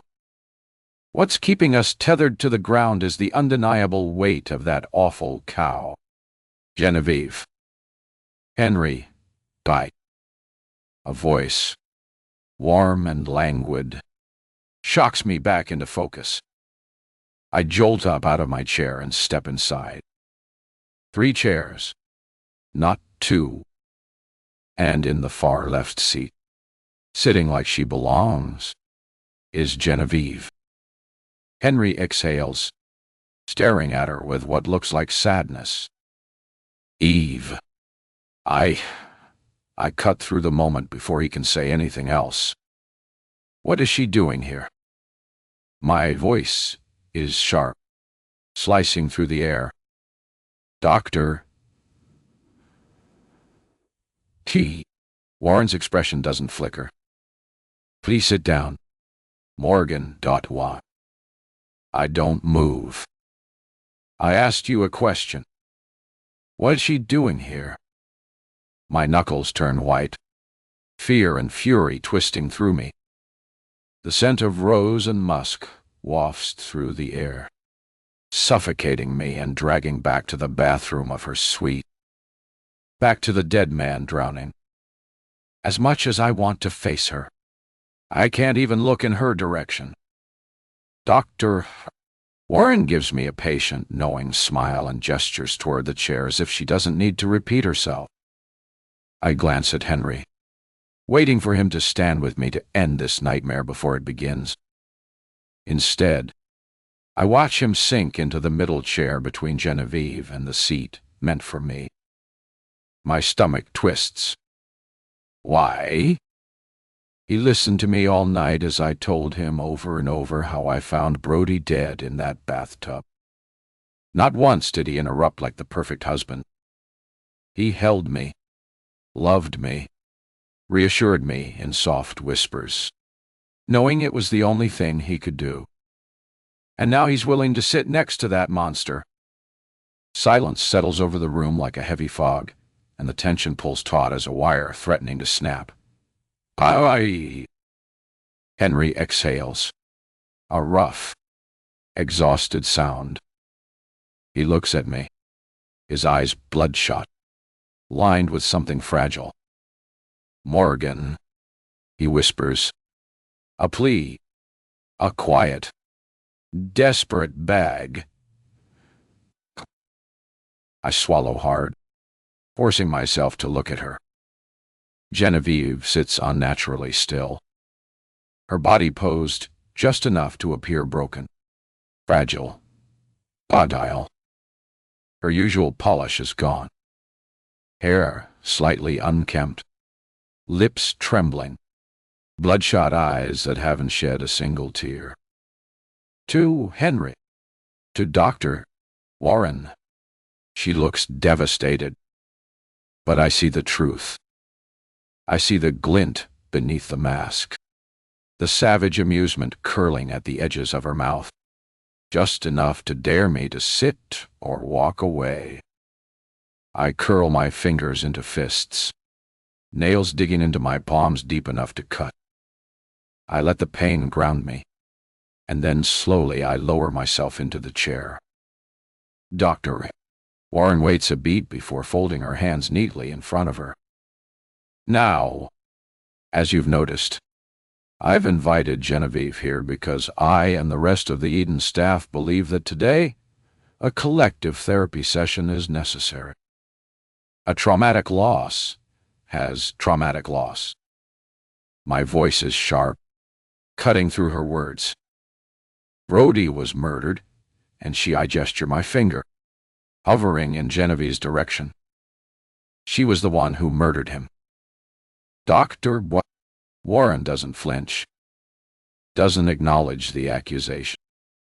She gives me that same patronizing smile. "Please don't interrupt me, Morgan, Dottie. There will be time for all of us to speak." A pause. She tilts her head and adds so. "But as important as it is to speak, it is twice as important to listen." A scoff slips out before I can stop it. "Listen to this, while a cold-blooded murderer sits just inches from my husband." I glance at Henry, expecting support. But what I find instead, disappointment.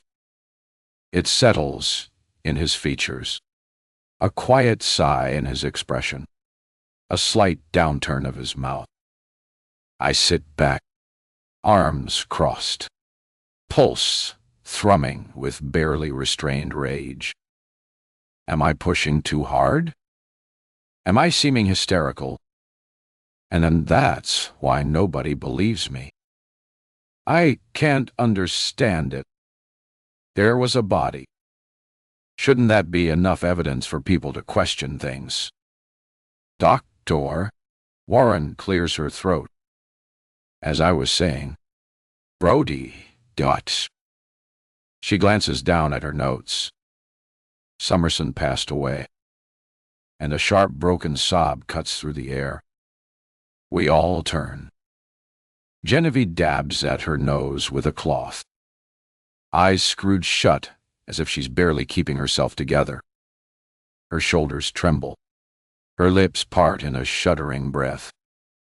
Then, as if suddenly aware of our eyes on her, she gathers herself.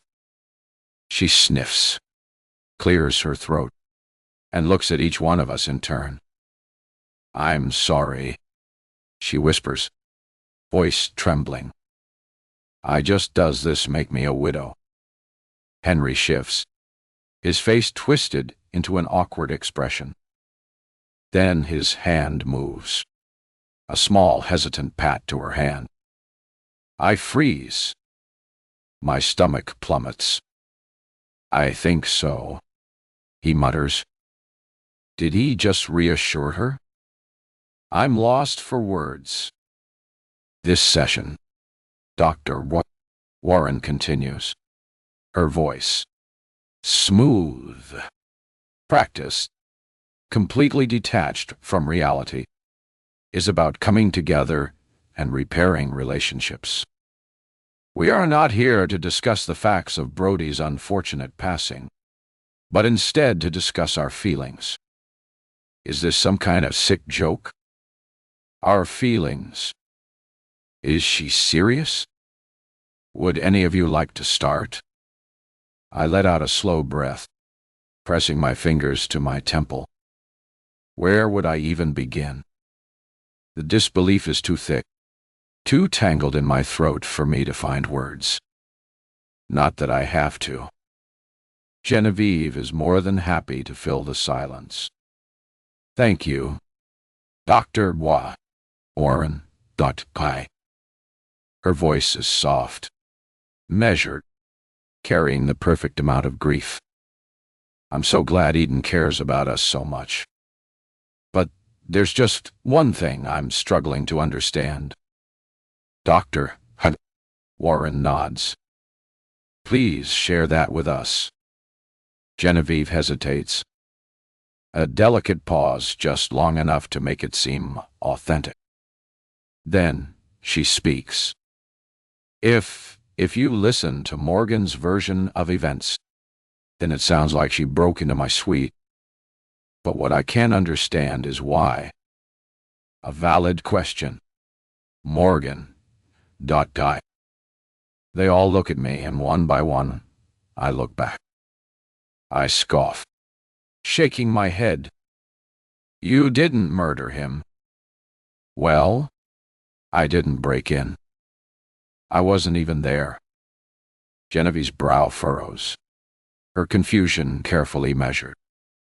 She folds her hands in her lap and glances toward Dr. Warren. But if that's true, then how did you warn the staff so quickly? They arrived just moments after I found him. My lip curls as I lean forward. I think your memory is a little messed up. It's okay. It happens. Doesn't trauma do that? Dr. Warren? Dr. Warren presses her lips into a thin line, seeing through my attempt. I know it won't hold. The timeline is sitting somewhere in her notes, neatly recorded alongside the bar manager's report. Before she can correct me, Henry lifts a hand. She did break in. Dr. Warren's eyes widen, and so do mine. I glance at Henry. Betrayal hitting fast and sharp. I'm sorry, Morgan, but I want our marriage to be built on truth. And, let's face it, that hasn't exactly been the case. My pulse pounds in my ears. What do you mean? My voice is a low, controlled, but my eyes flicker past him to Genevieve, smiling at him like she's falling for him all over again. I clench my jaw, muscles ticking. What are you saying, Henry? I'm saying you lied again. Again? Yes, again. The first time you told me you weren't meeting Eve at the spa, and you went anyway. You deliberately lied then, just like you lied yesterday when you told me you weren't feeling well. You made that up to sneak off and break into her suite. I can see the hurt in his eyes. And somehow, Dr. Warren and Genevieve blur into the background. It's just Henry now sitting across from me. His expression isn't hard or cruel. It's worse. It's a deep disappointment, like he's questioning his choice to keep me as his wife. A realization settles in my chest, pressing down, making it hard to breathe. I broke his trust. I did lie. I had told him I wasn't feeling well, knowing I had every intention of sneaking off. I had gone behind his back. I had looked him in the eye and fed him something false. And now I was paying the price for it. But couldn't he see past that? Couldn't he see that there was something bigger happening here? Do you believe me? My voice is quieter now, more restrained. He exhales. Morgan.I. I shake my head. Not about breaking in. About Genevieve. I meet his gaze, searching for something. Anything that tells me I haven't lost him completely. Do you believe me? He hesitates. The pause is barely there. Just a fraction of a second. But I feel it like a punch to the gut. I watch him wrestle with it. See the part of him that wants to believe me fighting against the part of him that has already started pulling away. Finally, he sighs. I don't think she killed Brody. The floor tilts beneath me. What? But I don't think you were lying about that either, he says carefully. As you said a minute ago, trauma distorts our memory. Right? Well, maybe you saw things that weren't there.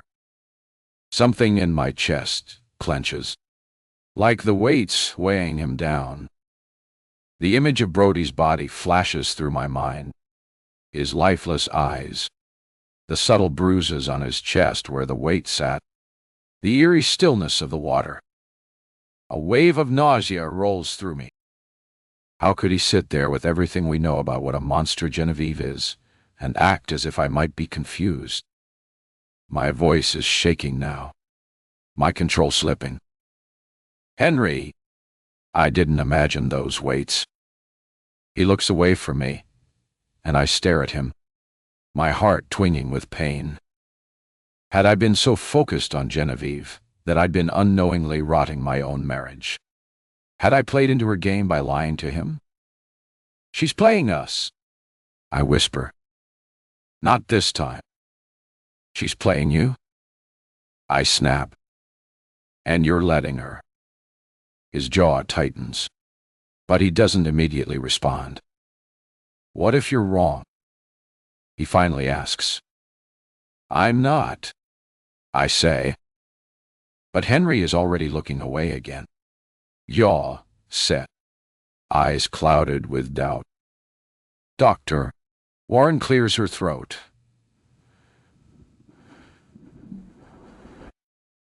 I think we've spent enough time on this. She flips a page in her notes, barely sparing me a glance before continuing. Her voice smooth, clinical. She. There's another matter I'd like to discuss. In the official report, it's noted that when you discovered Brody's body, you didn't immediately go to your husband. She looks up at me now, raising a brow. You ran to Luca. The words drop into the room like a stone. Henry's head snaps toward me. Who's Luca? My face goes pale. Henry, I say quickly, but my voice is thin, unsteady. His eyes darken, his posture stiffening as he waits. Who is Luca? My throat closes. I feel Genevieve's gaze on me. Feel, Doctor, Warren watching, analyzing, waiting for my response. But it's Henry that makes my pulse spike. There's something different about his expression now. It's not just disappointment, not just doubt. It's anger. He's never looked at me like this before. I force myself to swallow, but it doesn't help. Luca, he's a staff member. A staff member? His voice is sharp now, cutting through the air. And you know him so well that you ran to him over me. I shake my head. It wasn't like that. Then explain it. I open my mouth, but the words won't come. How could I explain something I hadn't even thought about before this moment? The instinct that had driven me, the way my feet had moved, my mind made up before I even had time to process it. Henry waits, his jaw clenched. Genevieve shifts in her seat, watching with a sly grin that she's fighting to keep from spreading across her face while Dr. Warren tilts her head, staring at me with that cold, neutral expression. And suddenly, the weight of all of it crashes into me, with them all standing against me. I have never felt lonelier in my life. I don't. I start, but it comes out shaky, barely above a whisper. I don't know. Henry exhales, a sharp, disbelieving sound. You don't know. I force myself to meet his eyes, even though I can barely stand to see what's in them. I didn't think. Luca was there. He was working. I trusted him. I break off, shaking my head, scrambling, trying to find the words that will fix this. But you didn't trust me. Henry finishes. I flinch. It wasn't about that. Then what was it about? It was about getting her off the resort. The words burst out of me, raw and too loud in the suffocating quiet of the room. I wasn't thinking. I just needed help. And I thought of Luca, because he works here. That's not good enough. His voice is low now, controlled, but I feel the rage in it. My heart slams against my ribs. Henry, I'm your husband. His voice is steady, but the anger is right there, simmering just beneath the surface. And when you were in trouble, when you found a body, you didn't come to me. You went to some random staff member. He's not random. The words slip out before I can stop them. A sharp silence settles over the room. Henry leans back slightly, exhaling through his nose like he's trying to control himself. No, Dot. He nods slowly. So, what is he then? I shake my head, feeling the walls closing in. It's not like that, I whisper, but even I don't sound convinced. Henry lets out a slow breath, his hands gripping the arms of his chair. His expression is shifted into something unreadable, but I know what's coming before he even speaks. I'm done. His voice is flat. Final. A sick feeling washes over me. Henry.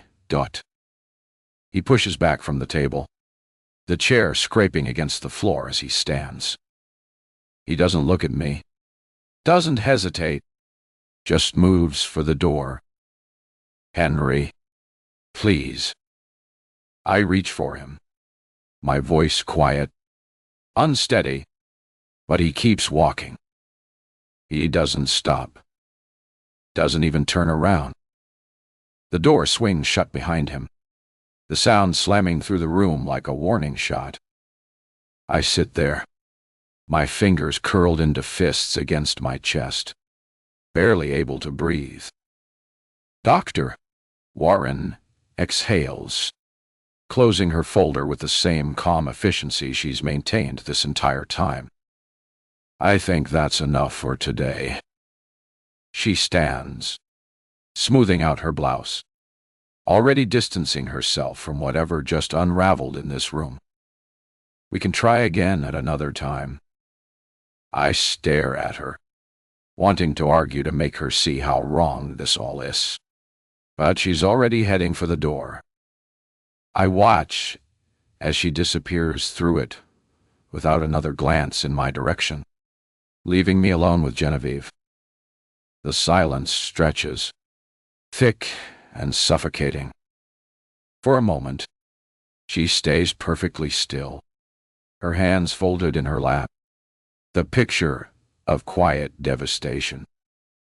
Then she exhales slow and satisfied, and when she lifts her head, the mask is gone. Her lips pull into a soft, knowing smile. "Well," she murmurs, shifting slightly in her seat. "That was something, wasn't it?" My body is stiff, my pulse hammering against my ribs, but I refuse to look away. "You don't get to win." Genevieve lets out a small, amused hum, tilting her head as if I've said something funny. "When?" She leans forward, her gaze flickering over me, evaluating, dissecting. "Morgan, you don't even know what game you're playing." My jaw tightens. "Henry doesn't belong to you." She lifts a brow, her smile deepening. "That's where you're wrong. Henry doesn't belong to you." I shake my head, my throat tight. "There's something wrong with you." "Actually, wrong, duh." Genevieve gives a small, thoughtful nod, as if she's considering it, as if she's genuinely mulling over my words. But then she lets out a soft laugh. "You keep telling yourself that." A cold weight settles in my chest, pressing down, making it hard to breathe. There's a certainty in her tone that terrifies me, a finality that makes me feel like I've already lost. She stands with a sigh, stretching her arms like she's shaking off the last remnants of whatever performance she put on in this room. I should go check on him. He must be so upset. She takes a few steps toward the door, then pauses, looking back at me. "Try to get some rest, Morgan. You look exhausted." And then she's gone. I sit there frozen, staring at the empty space where she stood, feeling my world close in on itself. For the first time, I start to wonder if I'm ever going to get off this island. 27, Morgan. I'm still reeling from the aftermath of the counseling session as I step outside alone. I have no idea where Henry went, or if Genevieve actually caught up with him. But right now, I can't bring myself to care. I'm too numb for that. With slow, aimless steps, I move along the path, passing happy couples who have no idea how good they have it. Free of stalkers, obsessives, manipulative monsters who would kill to have their hands on their happiness. The world around me is blissful, perfect. The ocean stretches endlessly under a wide, cloudless sky. The manicured resort glows beneath it, framed by swaying palm trees. Laughter rings in the distance, echoing in my head like a cruel reminder of everything being taken from me. Instinct pulls me toward it. Some unconscious part of me wants to be near that warmth, as if proximity to happiness might be enough to absorb even a sliver of it. Before I even realize it, I'm back at the courtyard pool, surrounded by smiling faces. I hate them all. My eyes drift to the bar, and I see a man with his back turned, washing glasses. Luca.ib. Relief flutters through me. I slide onto a bar stool, pressing my hands to the smooth surface, resting my forehead against it. My fingers trace the faint grooves in the wood, marks Genevieve left behind. I wonder how hard she must have scratched, how much it must have hurt for her nails to carve into something so solid. One passion fruit mocktail, I say quietly. He doesn't respond. He keeps his back to me, wiping down another glass. I sigh, shaking my head. You're mad at me, too. My voice is tired, resigned. Look, I'm sorry. I didn't mean to drag you into all of this. I thought you could help. The man turns. And it's not Luca. From behind.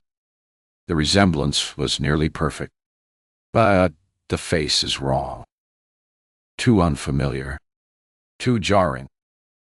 This man's mustache is thick and out of place. His brows too heavy. Help. Dot. His accent is thicker than Luca's. I would be glad to do so. How may I assist? I frown. The disorientation still settles in. Where's Luca? The man's expression flickers with brief confusion, but a moment later, understanding dawn. Ah, I had heard a Mrs. Langford would be asking after him. You must be she. I blink, forcing myself to be patient. He's just a staff member.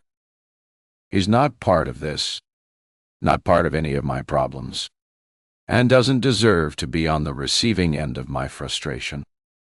I remind myself to stay calm, but he doesn't add anything else. I exhale, feeling my temper fray. Just call me Morgan. Where's Luca? His smile dims slightly and something in his gaze shifts just enough to make my stomach tighten. My apologies, Mrs. Langford, but Luca's services are no longer available. I straighten. What?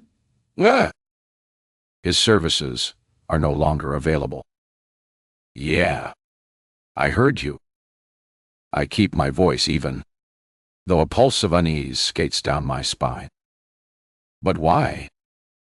He hesitates, then shakes his head. Unfortunately, I cannot comment on the dismissal of another employee or his removal from the island. However, if you truly wish to know, you may contact your Eden representative. They should be able to answer your inquiry. I stare at him. But you're literally working his shift.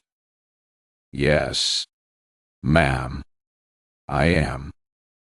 He smiles again, as if that explains everything. A quiet stretch of silence passes between us. His expression never wavers. Find it on. Find it on your pile. You want to help me? I ask, folding my arms against the bar. Get me my Eden representative. Dexter. ... He's supposed to be back on the island. The man dips his head. Of course. Mrs. Langford. ... Bound. I will call him. No. I want him here. The bartender hesitates for the briefest second, but he doesn't argue. He sets down the glass and cloth, walks to the phone, and dials a number. I watch as he listens, nodding along with whatever response he's given before setting the receiver back down. Dexter will be on his way shortly. His polite, detached tone hasn't changed. May I prepare a drink for you while you wait? I study him, something cold settling in my stomach. He speaks of the lifeless bot, like nothing happening here is the least bit unusual. I miss Luca. At least he had some life in him. I lean back against the bar. Let's try your passion fruit mocktail. A few minutes later, he slides the drink across the counter, clearly pleased with himself. I take a sip as he turns away. It's nowhere near as good as Luca's. I set the glass down, barely suppressing a grimace. Too sweet. Too artificial. It doesn't have the sharp citrus bite that Lucas did. The balance of tart and sweet that made it worth drinking. This is just syrup and ice, drowning in a cheap imitation of something that was once good. Just like everything else on this island. I push it away and rest my elbows on the bar, rubbing my temples. My head throbs, whether from exhaustion or the weight of everything pressing down on me. I don't know. The new bartender moves in my periphery, methodically cleaning, acting like none of this is unusual, like I'm not sitting here, barely holding myself together. Luca is gone. It's not like he got sick or decided to quit. He was removed. And that realization creeps over my skin like a cold sweat because of me. I don't know how much time passes before I hear approaching footsteps. Slow, steady, unhurried. I don't lift my head. I don't need to. Dexter slides onto the bar stool beside me, unbuttons the top button of his blazer, and sets his hands on the counter with a casual ease that makes my stomach churn. He must know I'm unraveling at the seams. He tips his head slightly in my direction. "How are you, Morgan?" His voice is smooth, almost kind. But that's the thing about Dexter, isn't it? Everything he says is too measured. His tone too perfect. All designed to put people at ease. It doesn't work on me. Not anymore. I stare at my untouched ring, fingers curling against the bar top. Dottie. I could laugh. I could scream. I could tell him exactly how I'm doing, how I had felt so happy, only for it all to be stolen from me on the grounds of a manipulative liar. I could tell him just how badly I want to walk into Genevieve's suite and wrap my hands around her throat. But I don't think that would end well for me. Instead, I swallow the lump in my throat and say the only thing I can manage. I want us off this island. I finally turn to him, searching his face for something. Anything that will tell me whether he's here to help me or here to manage me. Dexter only smiles. I can understand your stress. You just underwent a traumatic experience, and from what Dr. Warren tells me are struggling with your marriage. Of course. He'd spoken to Dr. Warren. Dexter was nothing if not thorough. He'd want every detail, every angle before stepping into a situation. I rake my hands through my hair, releasing it with an exasperated sigh. That's not even remotely true. I'm not struggling with my marriage. I'm struggling with her, Genevieve. She's interfering, causing problems where there shouldn't even be any. Dexter watches me, his expression unreadable. When he finally speaks, his voice is calm. Too calm. Possessiveness and jealousy are normal feelings. You know when it is perfectly acceptable for you to have them. The words send a sharp jolt of fury through me. I slam my fist against the bar. The sudden thud makes the bartender jump, his hand slipping on a glass. Dexter's eyes flicker toward the movement, his mouth pulling into the faintest frown. I'm not feeling possessive. I'm not feeling jealous. My voice is shaking now, anger rolling under the surface, barely restrained. All I feel is one thing: the need to get me and Henry off this island. So, I need you to arrange transportation. A beat of silence, Dexter doesn't blink. I grip my teeth, my patience gone. I'm not asking you, Dexter Darwani. I'm telling you. Do you understand? And then he smiles. That same practiced, infuriating smile. Smooth, polished, like I'm being managed. I clench my fists, wondering if I'll have to strangle him first before I get to Genevieve.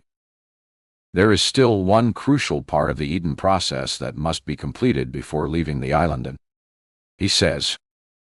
I blink. My mind stalls for a second, trying to process what I just heard. You can't just keep me here. The words come out slow, disbelieving. It's illegal. Dexter folds his hands neatly in front of him. Morgan, did you not read the entire application process? I hesitate. I think I did. But that night I'd been distraught, desperate. It's possible, I skimmed. His gaze sharpens like he already knows the answer. The final step of the Eden process requires a reaffirmation of vows at the end of your stay, ensuring that when couples leave, they are not only satisfied with our services, but with each other. I exhale sharply, forcing down my frustration. Fine and great. Set it up for me and Henry so we can get out of here. I would be happy to. He nods like this is some kind of business transaction. However, as you should know, the island is quite remote. We are only able to facilitate transportation in dire circumstances or when multiple couples are ready to depart. This isn't dire. Dexter's smile doesn't waver. A want does not qualify as a need. I press my hands flat against the bar, taking a slow breath, steadying myself. Find a dirty. When's the soonest we can do this vow renewal? You and Henry still have 5 more days to enjoy the resort. Then we'll proceed with the final step. 5 days. The words sink like a stone in my stomach. 5 more days of Genevieve. 5 more days of her cruel manipulations. 5 more days of watching her dig a chasm between Henry and me while I scramble to hold on to him. What if there is no final step? Genevieve doesn't have Brody anymore. So, shouldn't she be taken off the island? I ask, knowing it was a pathetic attempt to remove her from our lives. In response, Dexter raises a brow and says, despite her grief, she has graciously expressed willingness to hold out for 5 days until the next available transpiration. I'll bet she has. I tighten my grip against the counter, fingers pressing into the polished wood. So, that's it then? We can't leave. Dexter exhales through his nose as if I'm being difficult. Morgan, I assure you, we have structured Eden's process with years of success behind us. The reaffirmation of vows is a necessary conclusion. Every couple who departs does so feeling completely secure in their relationship. His words are so controlled that it makes me want to break something. How many times has he rehearsed this script? How many couples has he said these exact words to? But this isn't just a script. It's a prison sentence. And I'm not leaving. Not yet. Dexter watches me process it. His expression cool, waiting like he knows I'll come to terms with it eventually. Like he's seen it happen 1,000 times before. Take this opportunity to enjoy your time here, he says, shifting to a softer tone, as if that will make any of this easier to swallow. Spend time with Henry. Relax. Enjoy a drink. He motions to the bartender with a small nod. I believe you'll like it more than the passion fruit. The bartender nods and starts preparing it. But I barely register the movement because my brain is still stuck on one thing. If nobody is allowed to leave the island, unless they're part of a group, then that means Luca is still here. The realization slams into me like a rush of ice water. The barman said that he couldn't comment on the dismissal or removal of another employee from the island. As Dexter's footsteps fade into the background, the sounds of the resort twist and warp around me until all I can hear is the thundering pulse of my own heartbeat. Luca didn't leave. He couldn't have. So, where is he? Panis. One. Morgan.na. 5 whole days. The idea of waiting that long, letting Genevieve play her games and destroy my marriage makes me sick. I can't just sit and twiddle my thumbs. I need to figure something out. Find answers to either get her off the island or get us off the island. And I have a gut feeling that Luca knows something that can help. The sun starts dipping toward the horizon, casting nightfall across the resort and draping it all in shadows. I should be headed back to my suite, back to Henry. But I'm not sure I'm ready to face him. Not until I can prove that I wasn't lying. I'm not unstable, no matter what he or Dr. Warren or even Dexter may think. I keep my head ducked, avoiding the parts of the resort filled with staff and couples living their lives in their paradise. My heart pounds against my ribs, but I force myself to walk with purpose. Looking guilty is the fastest way to get caught. The only building that I can take a slow breath and allow this gentle interlude to steady your heart before the story continues. Think of that Luca might be in as the building the counseling sessions are held in. The counseling sessions were only held in one section, but the building was far larger than that. So, the question was, what else was there? The building looms ahead, its windows dark except for a single light. I've never approached the building from this side, so far off the paved path for guests, but it looks far less friendly than the front. I pause behind a cluster of palm trees, studying the entrance. Not seeing any sign of staff members, I decide to slip through the growing dark and try my hand at the door. But sure enough, the handle doesn't give. There's a keycard reader to the side with a red light striping its top. I bite my lip, knowing that it would mean I need to get my hands on a staff card, which means I need to find a staff member. As if summoned by my thoughts, a shadow moves at the corner of the building. I dart into the nearby bushes, hardly daring to breathe.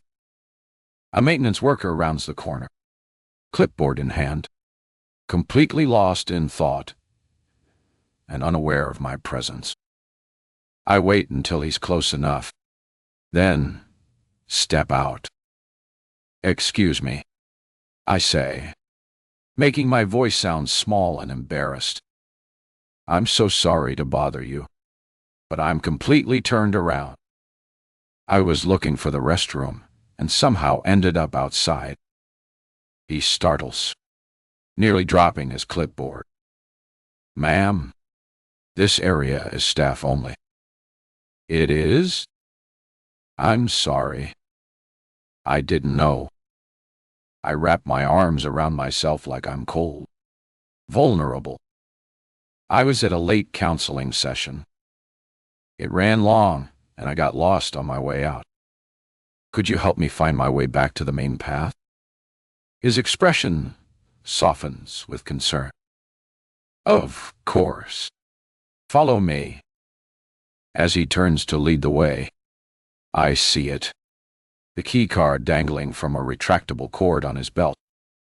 One swift movement, is all it would take. But I can't just grab it.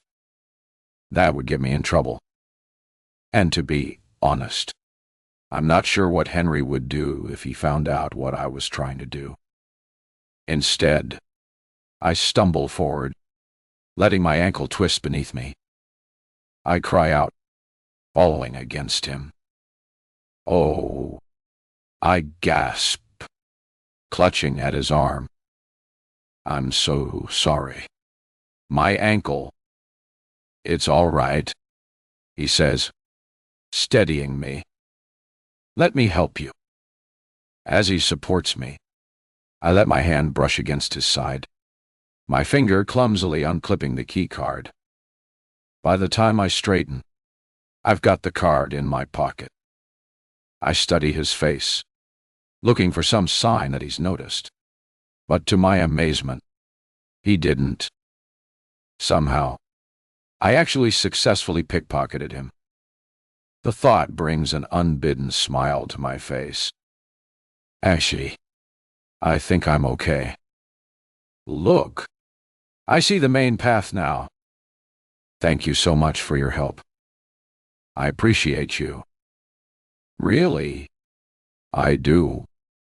Before he can respond, I'm already walking away, forcing myself not to run. I don't look back to see whether he's noticed the missing card. I just keep moving, heart hammering in my chest, until I've circled back to the service entrance. The card works with a soft beep, and the door unlocks. I slip inside, immediately enveloped by the sterile chill of air conditioning. The hallway before me is dimly lit by emergency exit signs, casting everything in an eerie red glow. I grimace, taking it all in. It's clear this side of the resort isn't meant to cater to the guest's sense of paradise. As I move through the hallways, I listen for any sound of movement. No. Carefully, I try doors as I pass them. Most are locked, but a few open to reveal ordinary offices. Filing cabinets. Nothing that screams, "We're holding your bartender prisoner." Then I reach a door different from the others. Heavier, with a second keycard reader that requires a code as well. The label beside it reads simply "Restricted." I press the stolen keycard against the reader. The light flashes red. Of course, this maintenance worker wouldn't have access to restricted areas. I'm about to turn away when I notice something strange. The door isn't fully closed. There's a tiny gap, barely noticeable, unless you're looking for it, as if someone left in a hurry and didn't check that it locked behind them. I hold my breath and push gently. The door swings open.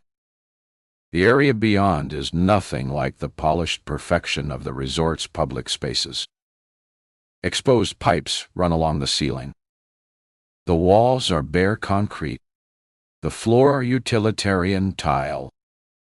It feels like I've stepped behind the curtain of a theater, seeing the crude machinery that creates the illusion of magic in paradise. Goosebumps pass over my skin, but I push onward, following the corridor past doors with small windows. I glimpse through one and see shelves stocked with supplies for the bar and kitchen. Another has medicinal supplies along with medication vials and syringes. I breathe a sigh of relief. This place was just storage for the entire resort. I allow myself a small smile, shaking my head. Can't believe I was letting this place creep me out. Then I hear a voice, low, frustrated. "I told you everything." I don't know how much she knows. Luca, ... I duck, my eyes jolting wide, and hurry toward the door at the back of the hallway. Light is spilling through the cracks, and with my heart jumping into my throat, I peer through the gap. The room beyond is small, clinical, white walls, bright, fluorescent lighting. And there, sitting on a narrow cot, is Luca. He's not tied up. There are no visible restraints. But the door to the small room he's in has no handle on the inside. It's a cell dressed up to look like a recovery room. Are you sure? I draw back at the sound of another voice. I can't see the woman from where I'm crouching, but if she's in there, then that means there's only one way out, and I'm right by it. Wincing, I squeeze myself into the opposite corner so that when the door swung open, it would at least hide me. It's not the best option, but it's the only one. There's nowhere else to hide in this hallway. I'm sure I wouldn't hold anything back from you. Trust me. A beat passes. Then the woman speaks. Okay, I trust you. Hang tight. We'll be back. I press my hand over my mouth to still the sound of my breathing, just as the door slams open, painfully hitting against my knee. A woman wearing a long white coat strides down the hallway without looking back. Scrambling, I sneak into the room before she sees me, taking care to leave the card in the crack of the door. The last thing I need is to get stuck in here. Luca, I whisper. His head snaps up, eyes widening in shock. What are you? You can't be here. I knew you were still on the island. What happened? Why are they keeping you here? He stands, moving to the glass partition that separates us. There's a small speaking grate at mouth level. You need to leave now. If they find you here, I'm not leaving without answers. I cut him off. What is this place? Why are you locked up? Luca presses his palms against the glass, his expression pained. Because I talked to you. Because I cared. Because I warned you about Genevieve when I should have stayed quiet. My stomach drops. Is this because of me? No, he says firmly. This is because of them.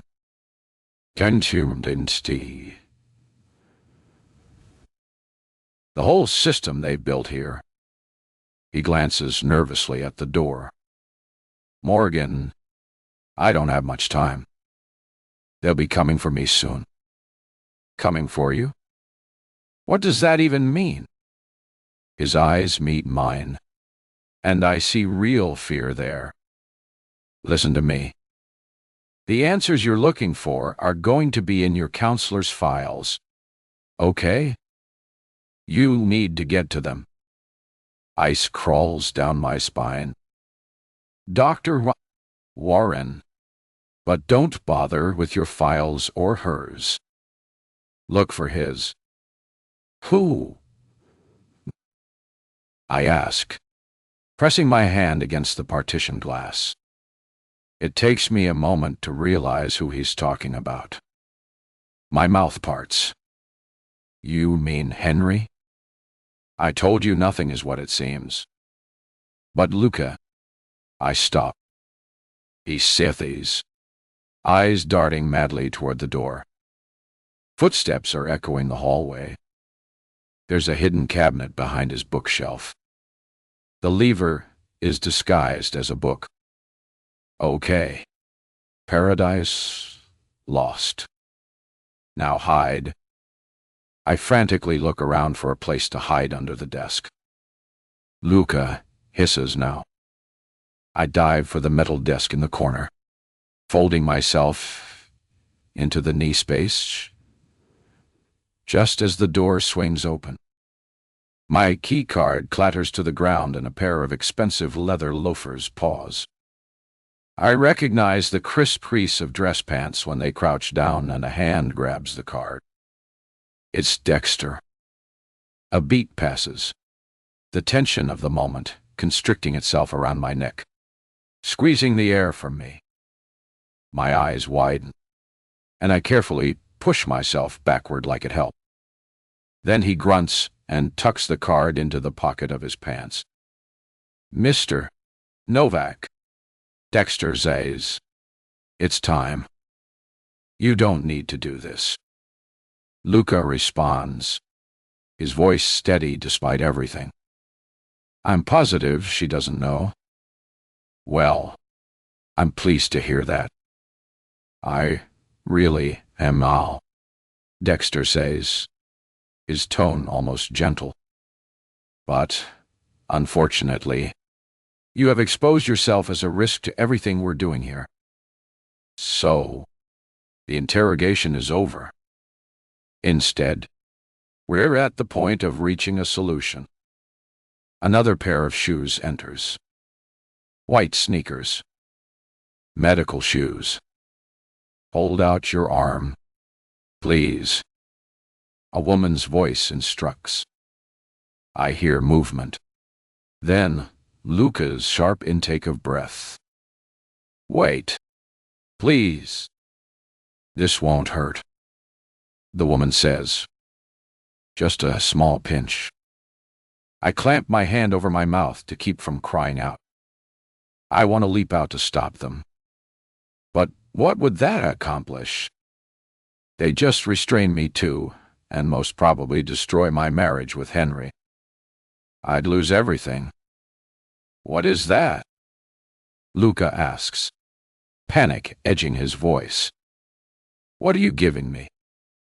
Something to help you relax, Dexter says calmly. It's better this way. Painless. No. Luca gasps. Please. The tightness in your chest is normal. The woman adds clinically. It will pass quickly. I hear Luca's breathing grow ragged. Then, a choking sound that makes bile rise in my throat. How long until full cardiac arrest? Dexter asks. 30 seconds. It mimics a natural heart attack. The autopsy will show nothing suspicious. Good. Why? Stick the body in the freezer next to Brody Summerson. Once transport has been arranged, we can return him and the unfortunate news to his family. I remain frozen in my hiding spot. Tears streaming silently down my face as Luca's desperate gasps for air grow weaker, then stop entirely.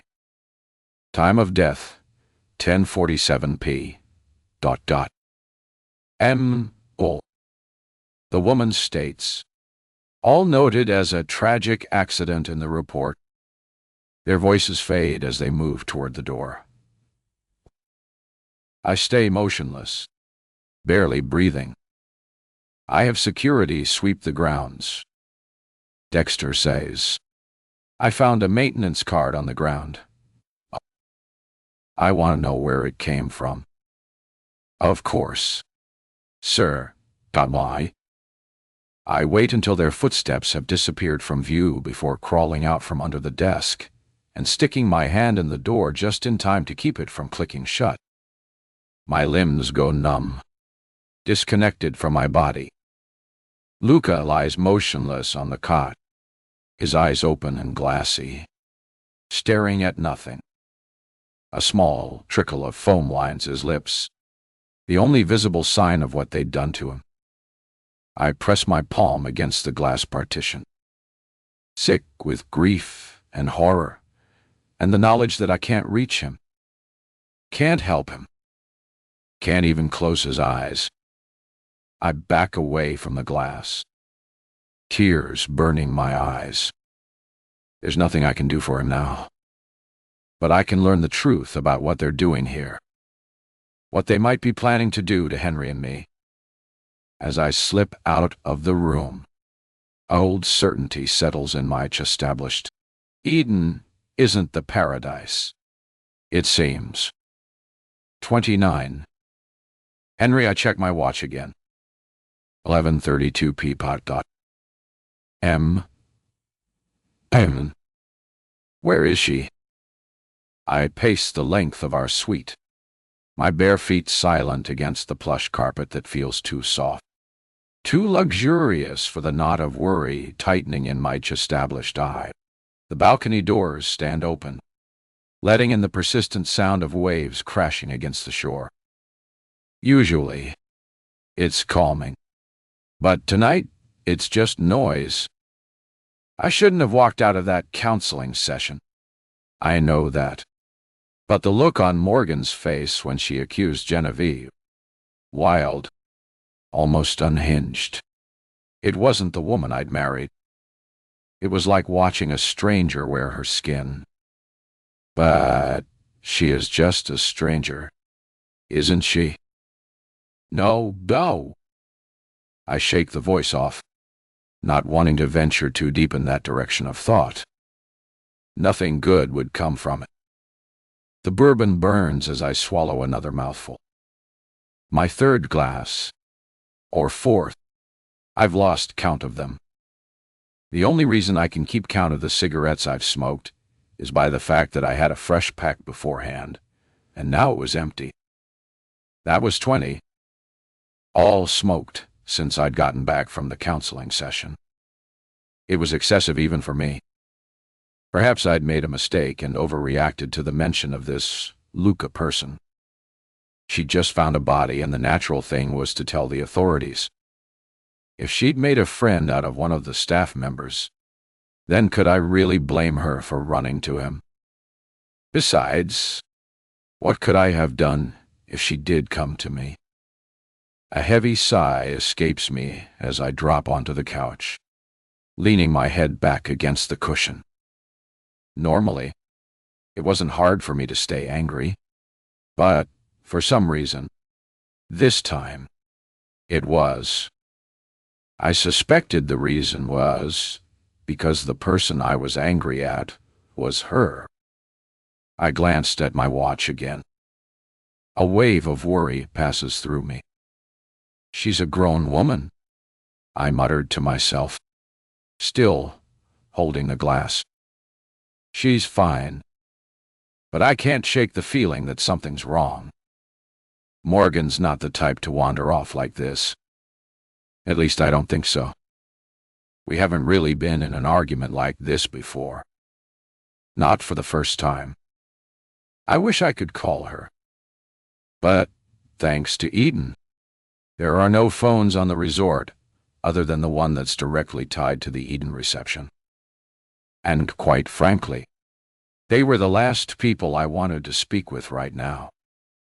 My mind drifts back to earlier when Genevieve had shown up at our door just 20 minutes after the disastrous counseling session. She was all smooth. Oh, honey. And smiles. I stopped her at the threshold. Not tonight, Eve. Henry, she said, her voice soft, like she was talking to a spooked animal. I just want to make sure you're okay.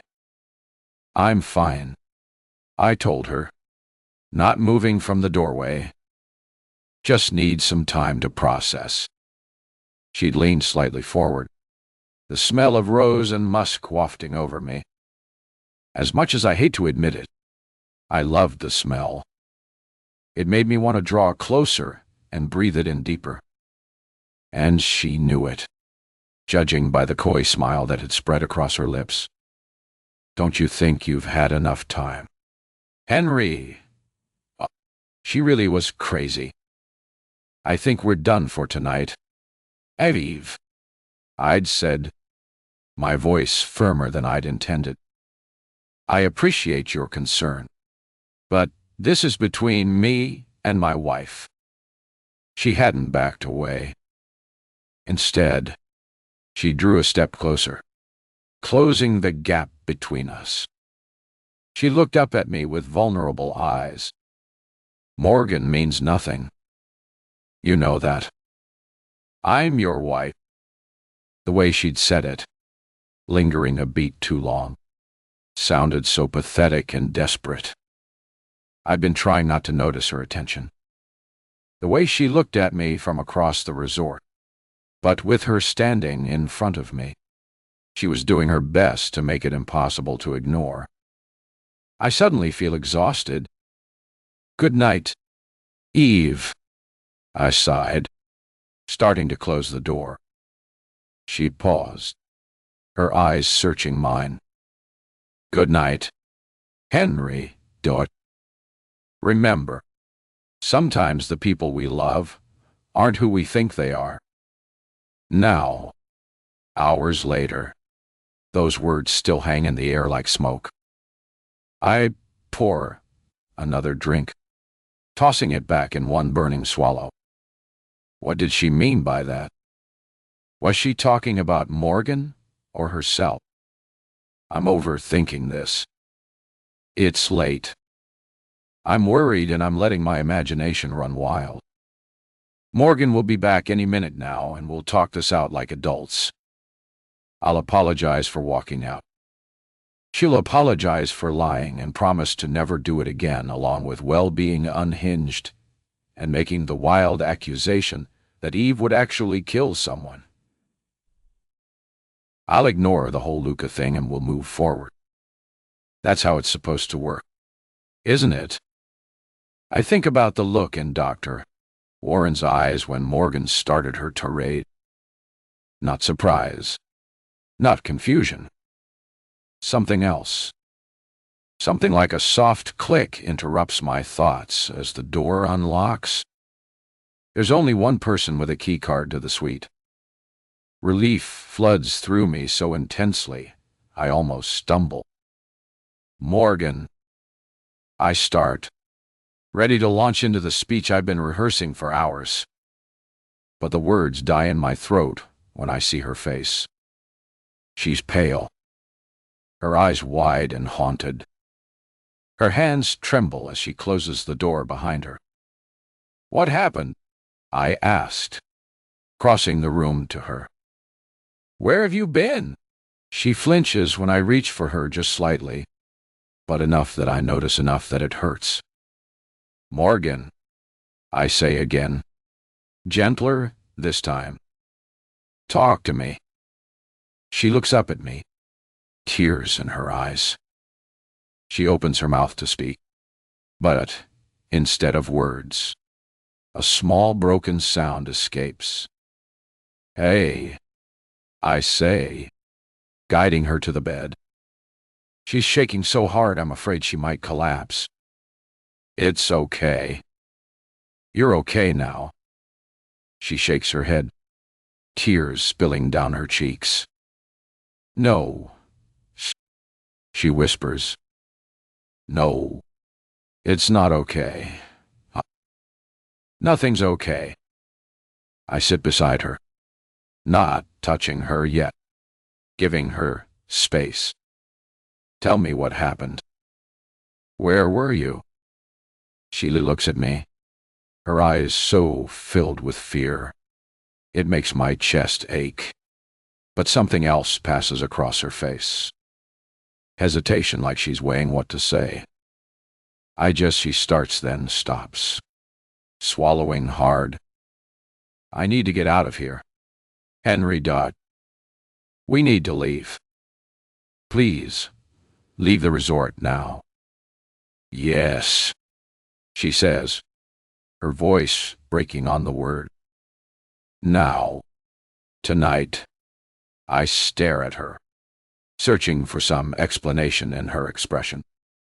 "Morgan, it's the middle of the night. What happened?" She looks away, her fingers twisting together in her lap. "Dottie." My eyes catch on the glint of the diamond ring I'd given her. This was my wife, and she needed me. I press my hands over hers, lending her all the warmth I can give her. She looks down at our hands and after a moment says, I can't tell you. Not right now. Please don't ask me to."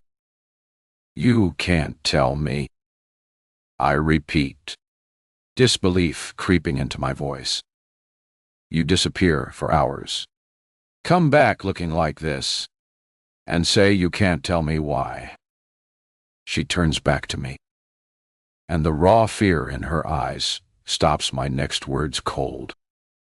I'm sorry, she whispers, and it's so unlike her, this small broken voice.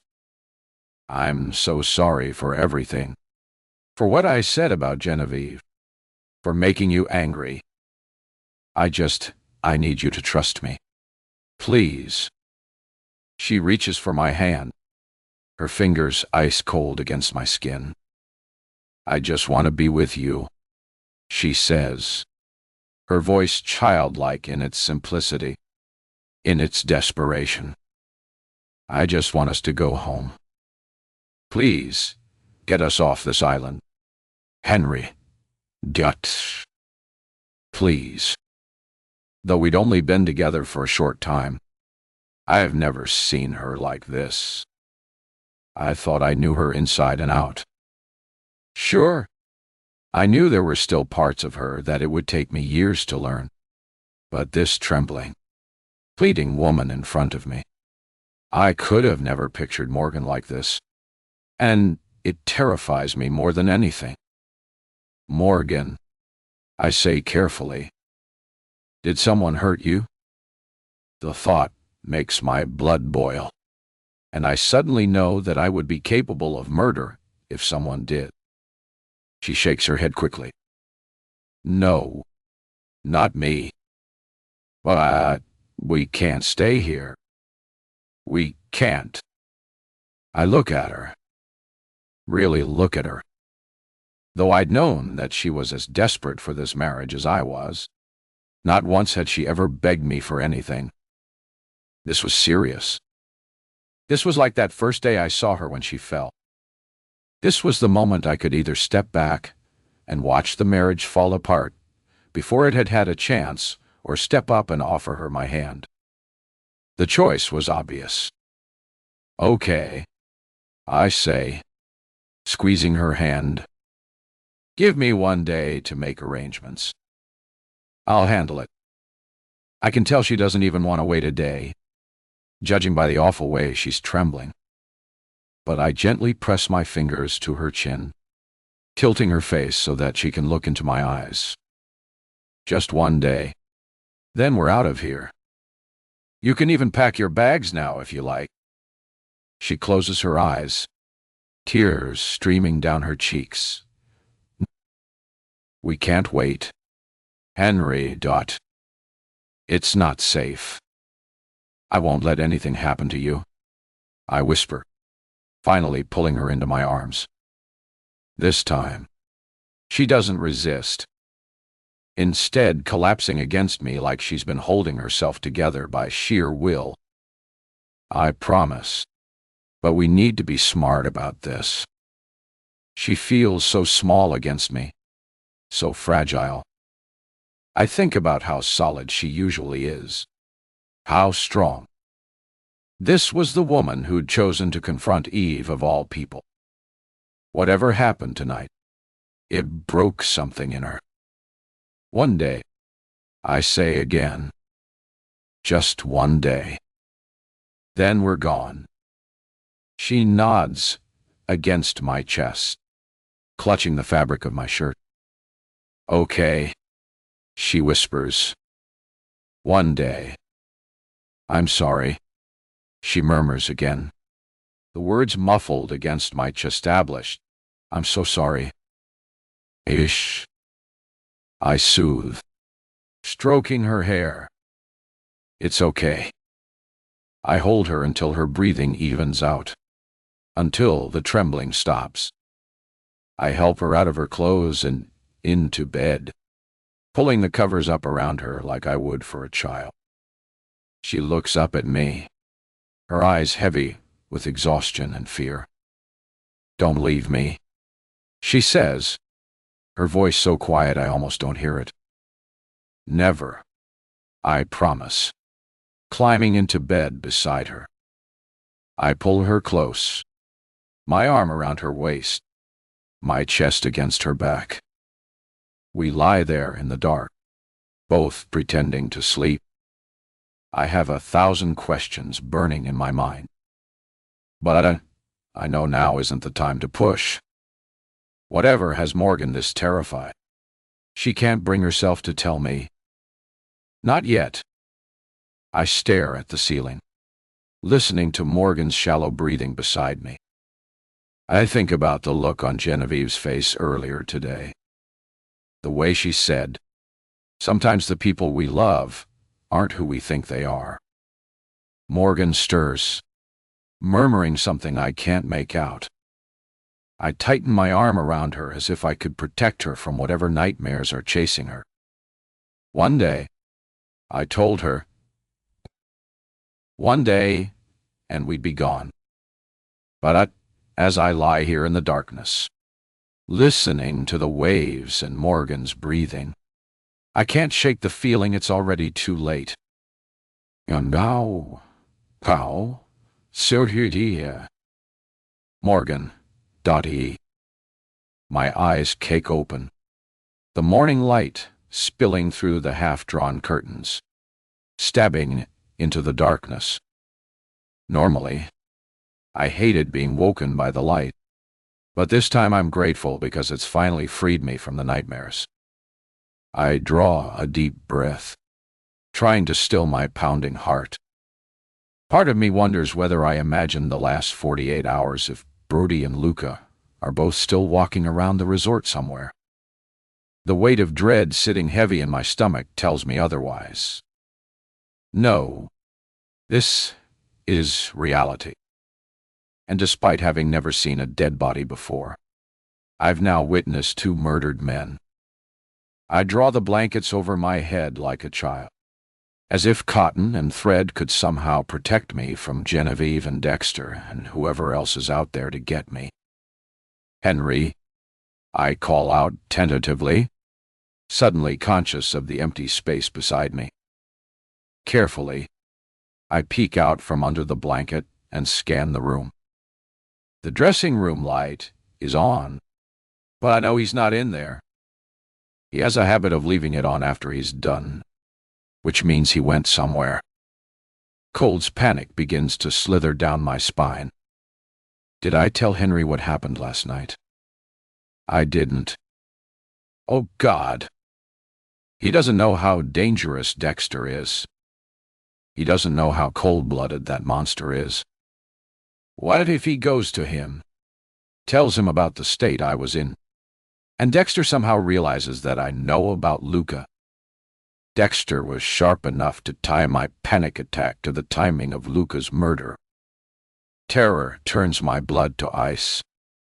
I scramble out of bed and hear the crinkle of paper beneath my hand. Frowning, I look back and see a note that I hadn't noticed before. It's from Henry. Be back soon. My love. My love. Gone for a morning jog.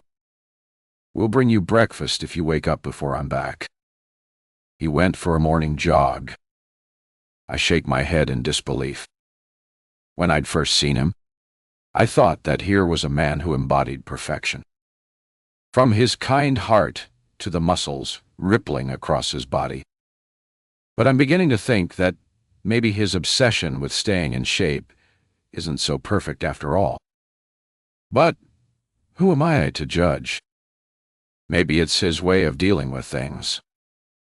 I sigh and make my way to the bathroom, running cold water over my face. My reflection stares back at me from the mirror. Green eyes hollow with dark shadows beneath them.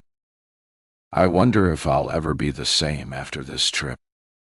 If I'll ever go back to being that innocent librarian who pined for love and knew nothing about the dark side of human nature. Somehow I doubt it. I just wish I knew why they killed him. What were they so afraid of Luca telling me? My eyes close, and I think back to his final moments. The fear in his eyes, the clinical detachment in the woman's voice as she administered the injection, the way Dexter spoke about storing the body. like he was discussing where to toss the trash. The answers you're looking for are going to be in your counselor's files. Okay. You have to get to them. Luca's words echo in my mind. There was something else, he said, but the sudden sight of his empty eyes has me gasping and pulling myself out of the memory. Splashing water over my face again like it would help. I'm not sure why Dr. Warren's files matter, but after seeing what Dexter was capable of, I have to think that whatever Luca wants me to know is life or death. I glance at the clock. 7:42. Our next session isn't until 11. Henry's notes said he'd bring breakfast, which means he probably won't be back for at least another half hour. The counseling building would be quiet this early, with most of the staff focused on breakfast service and morning activities. This might be my only chance. I move quickly, pulling on jeans and a light sweater, tying my hair back in a simple ponytail. No makeup. I don't have time. And besides, I need to look natural, like I'm just out for an early morning walk. Nothing suspicious. My hands tremble as I slip on my shoes. I'm about to break into my counselor's office. I'm about to rifle through confidential files if I'm caught. But if I don't do this, if I don't find out what's really happening here, Henry and I might never leave this island. At least not alive. At the door, I hesitate. Should I leave Henry a note? Tell him where I've gone. No, wait. If I'm caught, it's better he doesn't know. Better he can honestly say he had no idea what I was doing. I need to protect him, even if he doesn't understand from what. Besides, I don't want to lie to him again. Whatever Dr. Warren's sessions were worth, at least they taught me one thing. Lying to Henry undermines our marriage, and I can't let that fall apart. It would completely and utterly ruin me. I slip out of the suite, locking the door behind me. The morning air is cool against my skin, carrying the salt of the ocean and the sweetness of tropical flowers. It would be beautiful if I didn't know that people were being murdered here. I keep my pace casual as I move through the resort grounds, nodding politely to the few early risers I pass. To them, I was just another guest enjoying the morning beauty of the resort, and nothing more. My heart hammers in my chest as I pull on the door to the building and pass through to the waiting area outside Dr. Warren's office. It's eerily quiet, which only makes the pounding of my heart seem so much louder. Every instinct screams at me to turn around, to run back to the safety of our suite and let Henry sort things out. One day, and then we were gone. He promised, and he wasn't the kind of man who broke his promises. But I keep going for Luca, for Brody, for Henry and me. Dr. Warren's office door is closed, but miraculously unlocked. I slip inside, closing it softly behind me. Wasting no time, I move to the far wall and the bookshelves lining them. I scan the spines of the books. Psychology textbooks, self-help manuals, literary classics.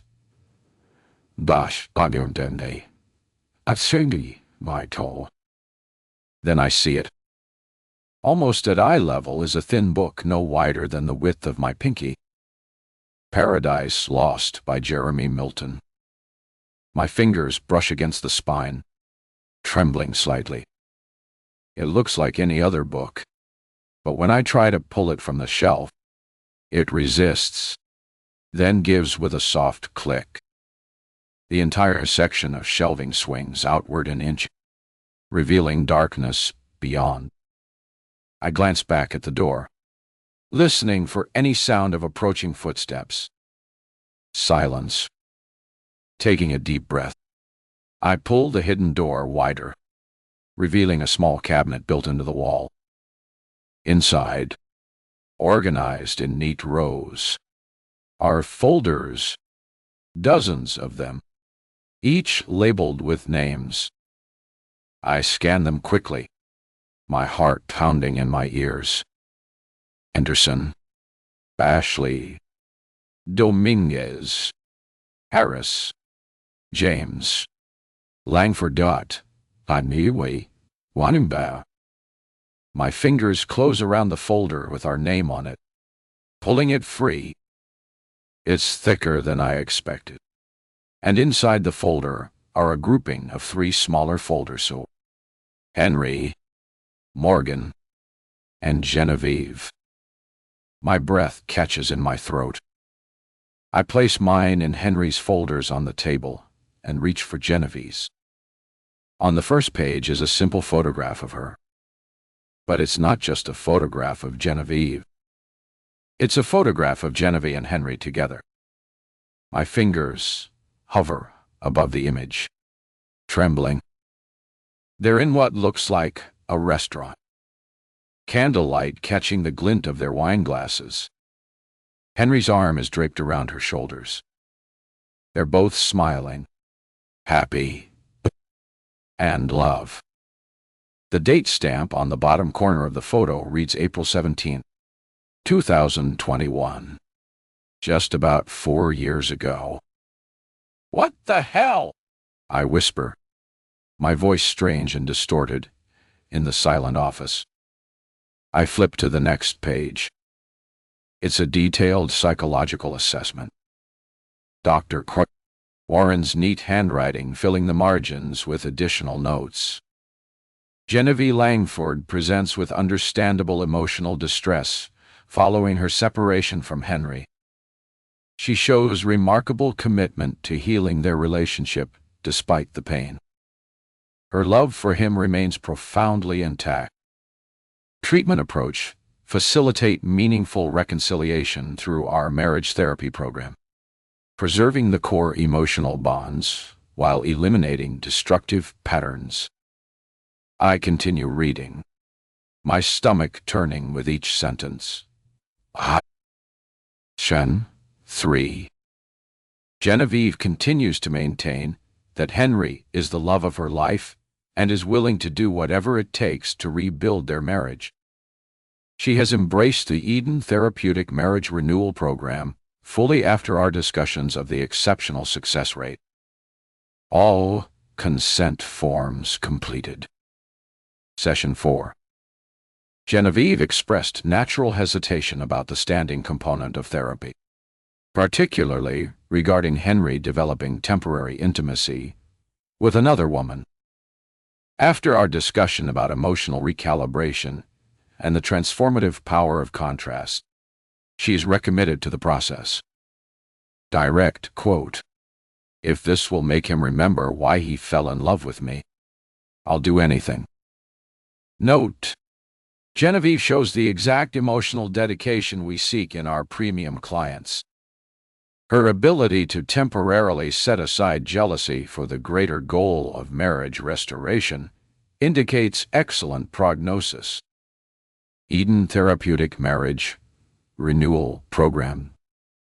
My eyes dart to Henry's folder, but I hesitate. Luca told me something else. Something about looking at Henry's file specifically. I strain to remember his exact words. Don't bother with your files or hers. Look for his. But there was something else he'd said. A warning in his eyes that I hadn't fully understood in that moment. I told you nothing is what it seems. The shaking hands. I ignore my folder and reach for Henry's, expecting to see another photograph when I open it. But it's not. What? It's a contract. My eyes scan the title printed in bold black letters across the top. Do or do I didn't they? Eden Therapeutic Marriage Renewal Program. TMRP. Client Agreement. Below that. Henry's signature dated just 2 months ago. I flipped through the pages. Words jumping out at me. Our signature immersion therapy, designed to revitalize exceptional marriages through guided emotional reconnection. The stand-in wife serves as a therapeutic mirror, allowing the client and original wife to rediscover their capacity for intimacy and commitment. All emotional journey components are carefully curated to ensure the client experiences profound transformation. Upon completion of the healing journey, client will be reunited with their original partner with renewed appreciation and deeper emotional connection. My brain struggles to make sense of what I'm reading, to connect these phrases to the life I've been living, to the man I've been loving. I turn back to the first page, and that's when I see it. A section labeled Therapeutic Participants with 3 lines. Client Henry James Langford, Ka. Original wife Genevieve Maria Langford. Stand-in wife Morgan Sloan. Stand-in wife. That's me. That's what I am. A substitute. A therapeutic tool. A human placebo. No, I whisper, flipping through more pages. No. Number. I find a section titled Therapeutic Journey and force myself to read it. Phase 1. Selection and preparation. Complete. Stand-in carefully matched to client's emotional needs and attachment patterns. Phase 2. Orchestrated beginning complete. Marriage at first sight. Immersion experience initiated. Phase 3. Guided emotional rebirth in progress. Eden Resort therapeutic environment with controlled emotional catalysts. Phase 4. Reintegration pending. Bureau by INTish. Client reunion with original wife following vow renewal. Phase 5. Completion pending. Stand-in transition and aftercare protocol. Stand-in transition. What does that even mean? I push Henry's folder aside and reach for mine with numb fingers. Unlike the others, it's thin, almost empty. The first page has my photo, the professional head shot from my library's website. There were other photos of me, too. One where I'm watching TV in my apartment. Another one where I'm working in the library. And am I getting out of the shower in this one? I feel sick. How did they even get these? With how fast they'd contacted me after I submitted my application. I quickly flipped to the next page. Unlike Genevieve's detailed assessments, my file contains only brief clinical notes. Morgan Sloan, selected for stand-in wife with a high-quality profile, has displayed desperateness, romantic idealism, and loneliness due to lack of personal connections, both family and professional. Exhibits multiple vulnerability markers. Susceptibility to Eden narrative very high. Ideal candidate status confirmed. They chose me because of how desperate I was for love. Because I would believe a fairy tale about marrying a perfect stranger. I flipped through more pages, finding session notes from Dr. Warren. Stand-in continues to develop authentic attachment to client, demonstrating ideal emotional mirroring. Her natural insecurities about the original wife create productive tension that reinforces clients' protective instincts. Her willingness to adapt herself. Perfume change. Hairstyle modification. Mirrors original wife's key traits. Creating memory moments for client remains fully immersed in therapeutic narrative. They've been using me. Using my love. My devotion. My entire being as a tool to make Henry fall back in love with his real wife. With Genevieve. I turn to the final page in my folder, and my blood freezes in my veins. Stand-in, completion, protocol. Transition date adjusted to coincide with program finale. Client displaying all benchmark behaviors indicating readiness for a reunion with original wife. Standard elimination procedures to follow with complete removal of all standing evidence from client's experience. Elimination procedures. They're going to kill me just like they killed Luca. My hands are shaking so badly now that I can barely hold the pages. My stomach heaves, and for a moment I think I might actually vomit right here on Dr. Warren's pristine carpet. I force myself to breathe, to think. This doesn't make sense. Henry loves me. I know he does. I've seen it in his eyes, felt it in his touch. That can't all be fake. It can't. I flip back to Henry's file, searching for something, anything that might tell me his true feelings. But there's nothing. Did I have it wrong this whole time? My heart says no, but my mind hesitates. The entire time we've been here, Henry has insisted that Genevieve was just a stalker, that she was insignificant, and that I was everything. But that was a lie.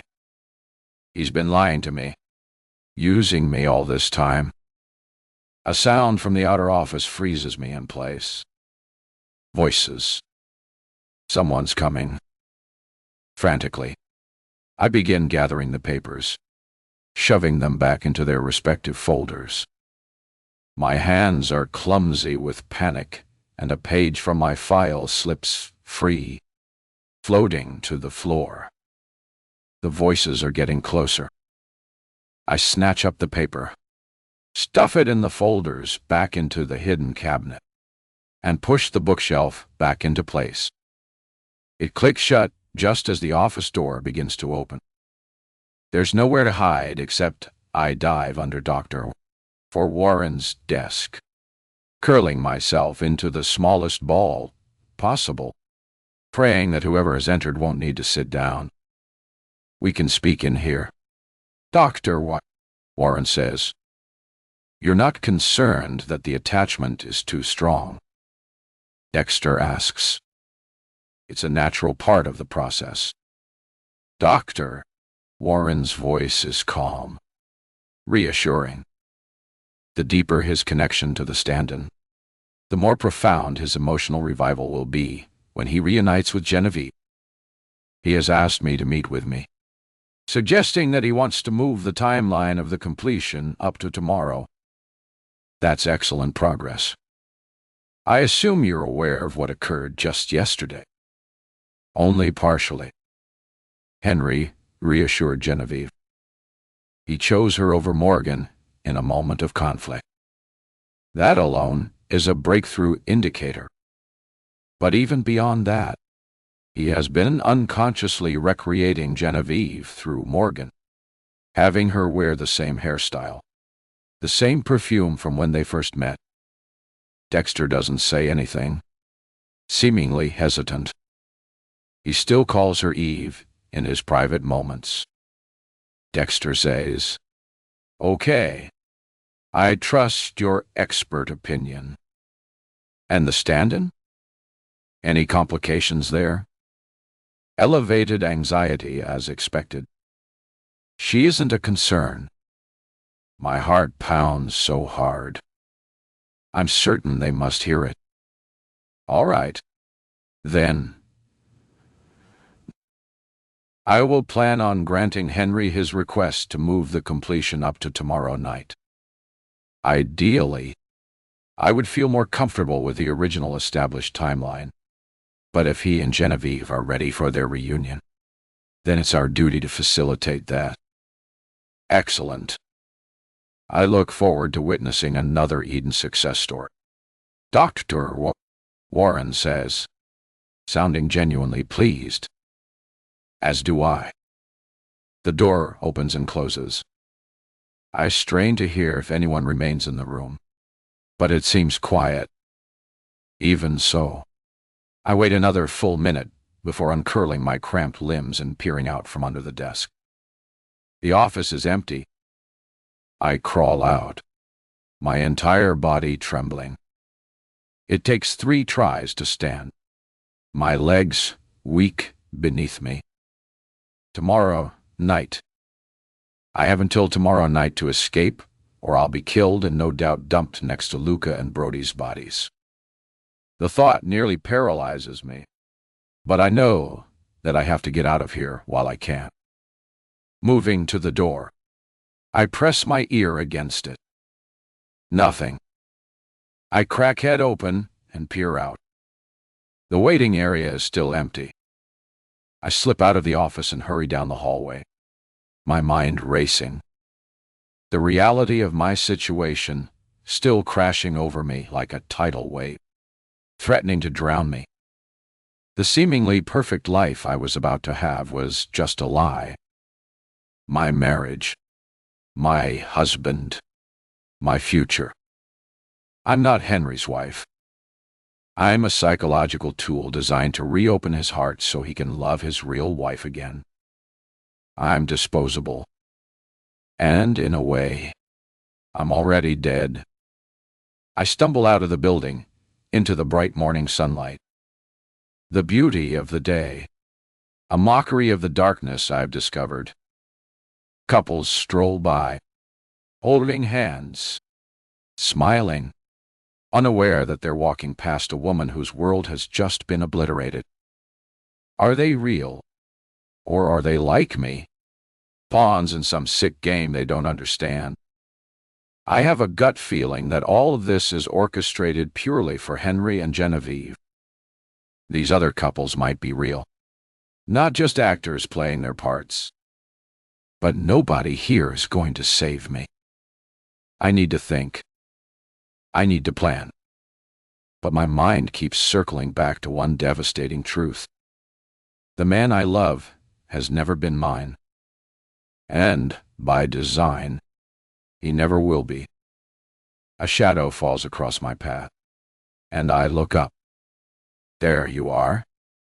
Henry smiles, holding a paper bag. I brought breakfast. Are you feeling better this morning? I stare at him, really seeing him for the first time. Not my husband. A client in a twisted therapy program. A man who came to this island to remember how to love someone else. Morgan, on. His smile falters. What's wrong? Everything is wrong. Everything has always been wrong. But I force my lips into a smile, even as my heart shatters into 1,000 irreparable pieces. Nothing. Whoa. I lie. I'm just glad to see you. Because the truth is too terrible to say out loud. The truth is that I've been living in a beautiful lie constructed with painstaking care by people who saw me as disposable. I've been reading the wrong story all along. This isn't a fairy tale about finding love. It's a story about fixing something broken.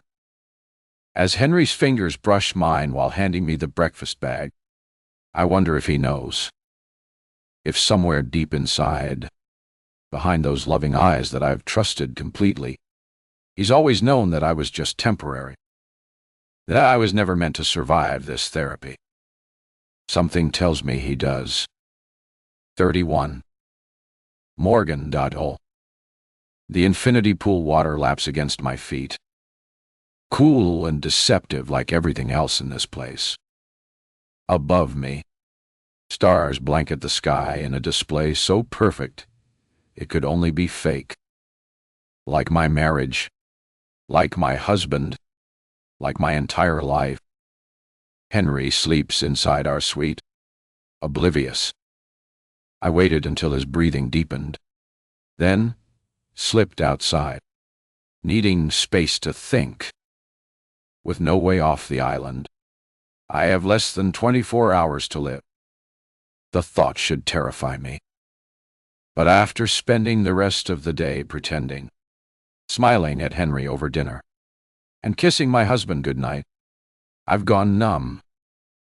I stare at my rippling reflection in the dark water. Who is that woman? The naive librarian who believed in love at first sight is gone. Dead already. In her place is someone harder. Someone who knows that monsters don't lurk in the pages of Gothic novels, but behind pleasant smiles in paradise. Before she passed, my mother said that when people die, they become stars. I glance up, imagining her looking down on me right now. Would she be disappointed to see the hole I dug for myself? I scoff, splashing the water gently with a wave of my foot. She shouldn't be. After all, she was the one who married my father. Not like she did any better than me. Either way, I suppose I'll know tomorrow night when I take my own place among the stars. A single tear rolls down my cheek as I realize that there will be nobody to mourn my disappearance. Kiana will think I've either run off with my husband, all happy and giddy, or been murdered. Either way, she'll be able to prove nothing, and will eventually just move on with her life. As for anybody else, so, objectively, you are alone.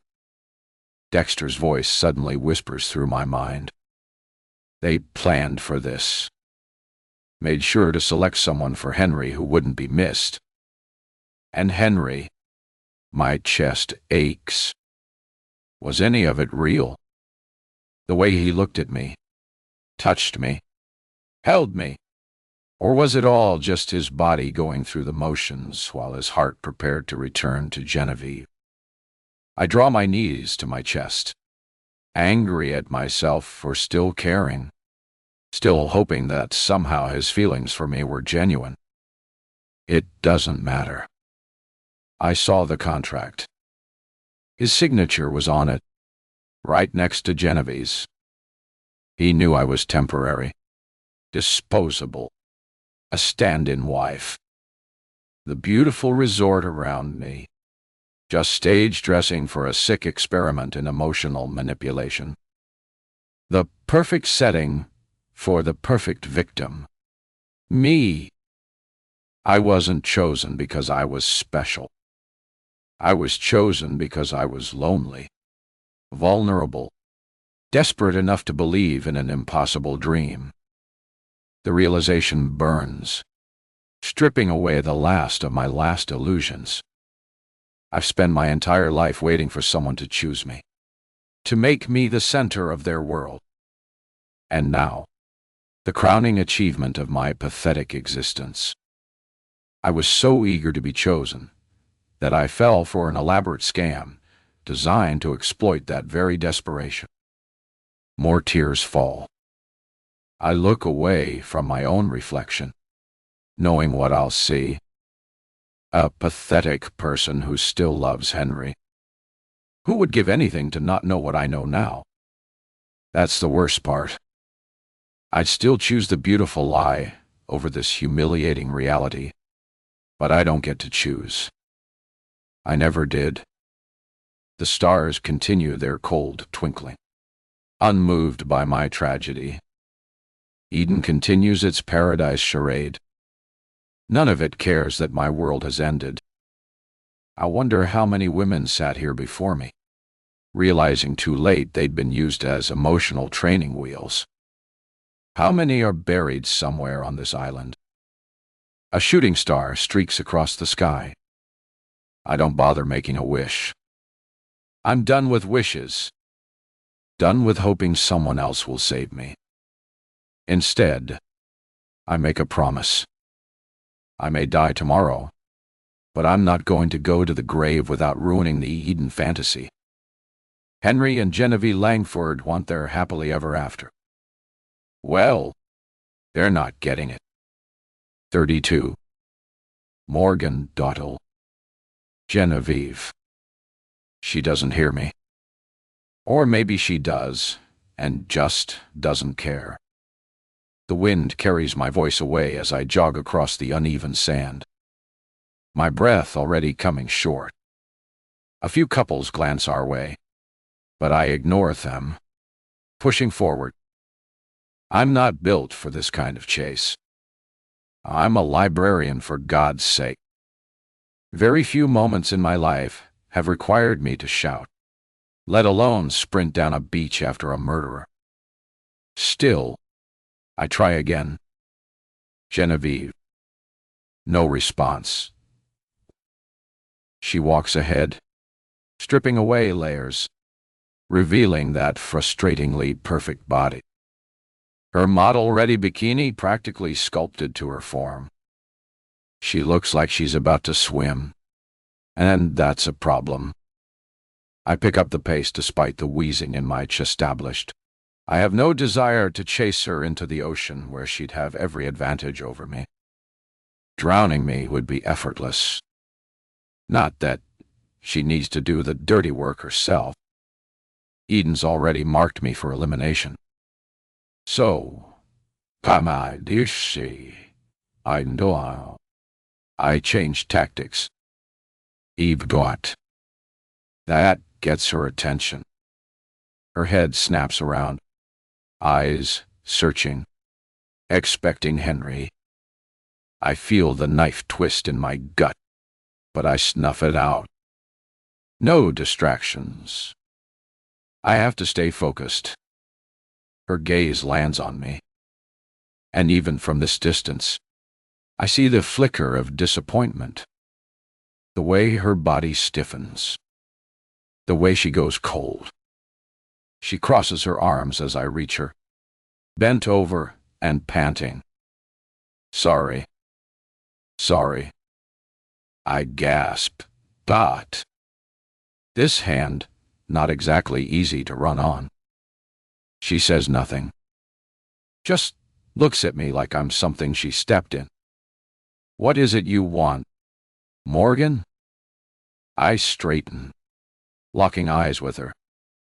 It takes everything I have not to clench my fists, not to let my frustration bleed through. She can't suspect me. Not yet. Instead, I force a smile, one that with effort reaches my eyes. Look. I wave a hand between us as if that means something. I think we got off on the wrong foot. Her eyes narrow. She's suspicious. Of course. And why shouldn't she be? This is coming from the woman who accused her of murder and tried to have her thrown off the resort. She scans the beach to see if anyone's watching. And then, just loud enough for only me to hear, she says, "You're worried I'm going to kill you."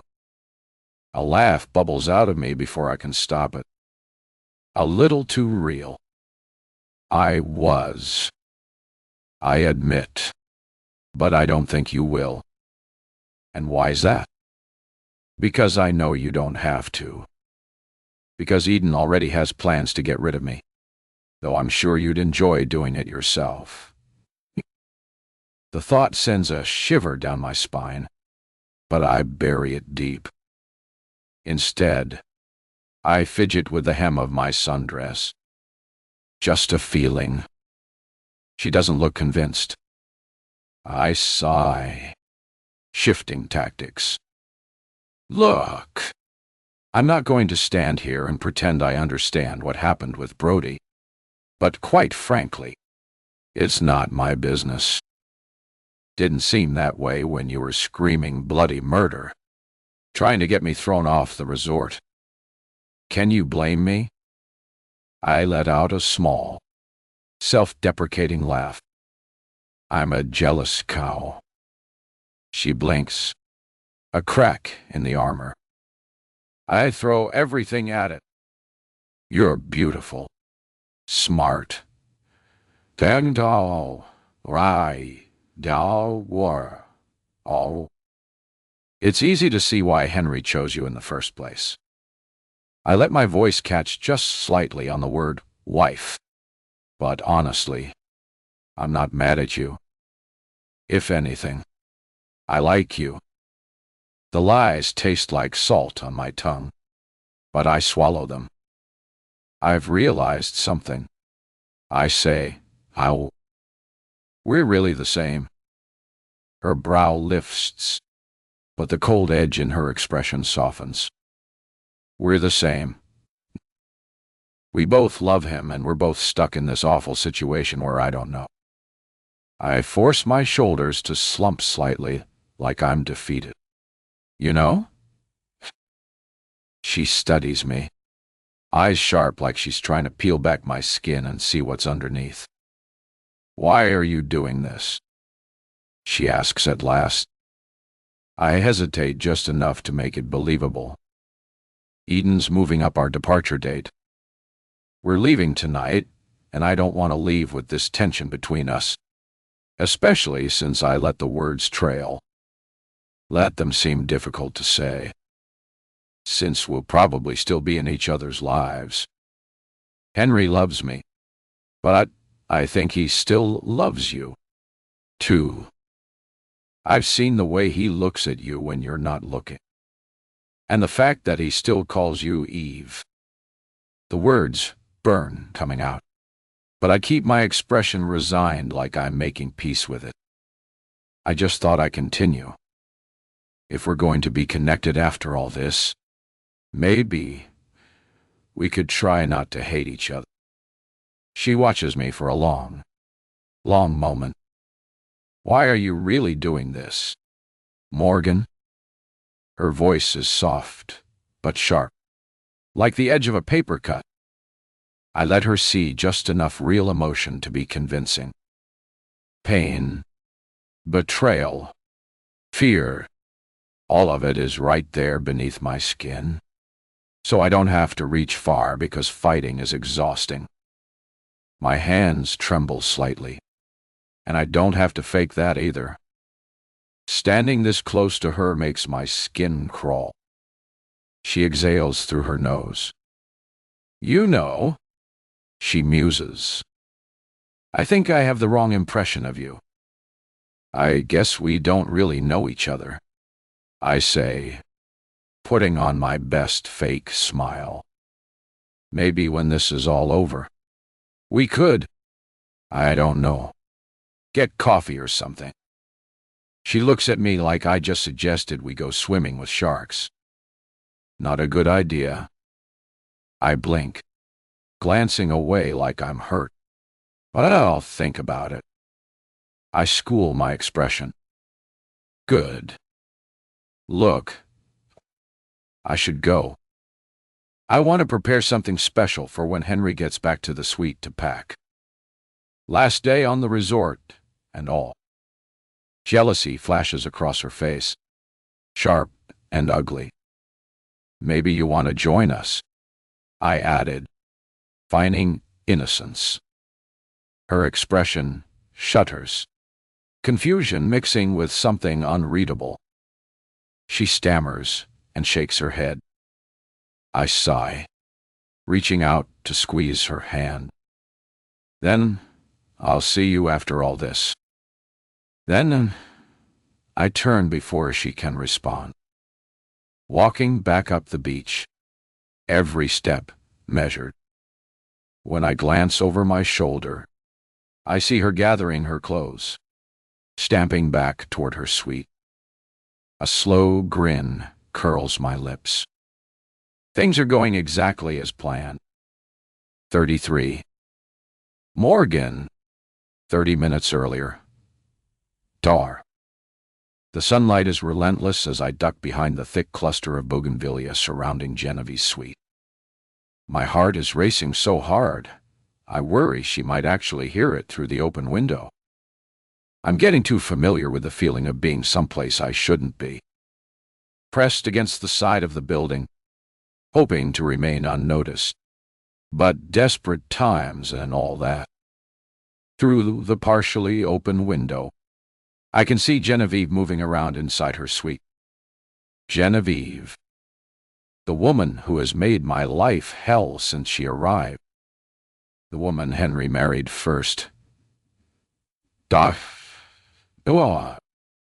The woman who killed Brody and walked away as if it never happened. And right now she's humming. The carefree tune drifts toward me. A light melody I vaguely recognize but can't place. My jaw clenches as I watch her get ready, changing outfits multiple times, studying her reflection critically in the mirror. I'm beginning to wonder how long she's going to take when finally she settles on a bikini covered loosely by a gauzy sundress, twirling one last time in front of the mirror. She looks like she's getting ready for someone. Henry, probably in the hopes that she'd see him on the beach. She disappears into the bathroom, and moments later the shower starts running. Steam drifts out the window, carrying the scent of coconut shampoo. It smells expensive, luxurious, like everything else about her. I hesitate only for a second before going to the front door and quickly tapping in the key code, holding my breath in hopes that it hadn't been changed yet. There was one lucky thing in all of this for me. With the resort being full and every suite being taken, there were no other rooms for Genevieve to be switched to after the staff found the body. Instead, they'd cleaned it thoroughly and apologized profusely. But, in all honesty, having seen how she was content to leave Brody's body beneath that water, I don't think it mattered. The light flashes green, and I breathe a sigh of relief. Slipping inside. The suite is cool, the air-conditioned breeze hitting me as I step inside. Immediately, I'm hit by the scent of Genevieve's perfume. My stomach turns, reminding me of how much I was beginning to hate that smell. Just as before, her room is immaculate. It looks like nothing's been moved with the exception of one addition. A framed photo on the bedside table. Genevieve and Henry on their wedding day. His arms wrapped around her waist, their smiles radiant, eyes locked lovingly. I hate that it still hurts to see it. The shower water abruptly shuts off, jolting me back into action. I pull out the carefully forged note from my pocket. I painstakingly copied Henry's handwriting. Each curve and letter carefully rehearsed until it looked undeniably genuine. I glance around the room for the best place to leave the note, somewhere that she won't notice. Not until she returns from the beach. My eyes fall on the table where the flowers are. I slide the note beside it. Easy enough to see when you enter, but invisible when you leave. I just had to hope that she didn't look back when she left. The bathroom door clicks. Panic spikes through me. I bolt for the front door, my steps muffled by thick carpeting. Behind me, I hear Eve humming again, blissfully unaware of how close she was to catching me. My pulse thunders as I ease the door shut behind me. I sprint around the corner of the building, pressing my back against the wall as I catch my breath. 1 minute later, Eve emerges from her suite, her expression relaxed, oblivious. She heads toward the beach, her stride easy, like everything was going right in the world. And for her, it was. For whatever reason, Brody was dead and out of the way with nobody suspecting her. And after tonight, Henry would be back with her, their vows reaffirmed and their connection rekindled. My hands are trembling, not from fear, oddly, but from something else. Something like exhilaration. Funny how fear fades when you know you're going to die anyway. There's a strange freedom in it. I give Genevieve a few minutes before I follow, thinking about the message on the note. I wish I could be there to see her face when she reads it, but it's best for me to be someplace else. It's best for me to be with her lovely Henry. Counting down the seconds, I finally head for the beach. She's far ahead, but I can still catch her if I run. Genevieve.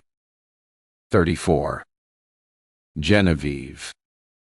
I storm back to my suite, sand still clinging between my toes. That encounter with Morgan replaying in my mind. The nerve of that woman. Her pathetic attempt at making peace. Suggesting we get coffee like we're sorority sisters catching up after graduation. The thought of that is laughable. She wants to be friends after all this. Like she hasn't been trying to steal my husband from me. And what was that at the end? Inviting me to join her with my own husband. The very thought makes my skin crawl. Morgan was so painfully obvious, so transparent in her desperation. It was almost embarrassing to watch. The way she spoke to me on the beach, pretending to surrender to me and accept that she might have to share Henry with me. It was all a performance, a badly executed one at that. Does she think I'm stupid? I have to admit, watching the little librarian play at it being sophisticated and worldly amused me. The suite welcomes me with its cool air, the scent of expensive room spray and perfect silence. I kick off my sandals, feeling the plush carpet beneath my feet, and head straight for the shower, despite the fact that I'd taken one, not just 30 minutes ago. There's sand sticking to my calves, my thighs. I hate that. The way it clings, refuses to let go.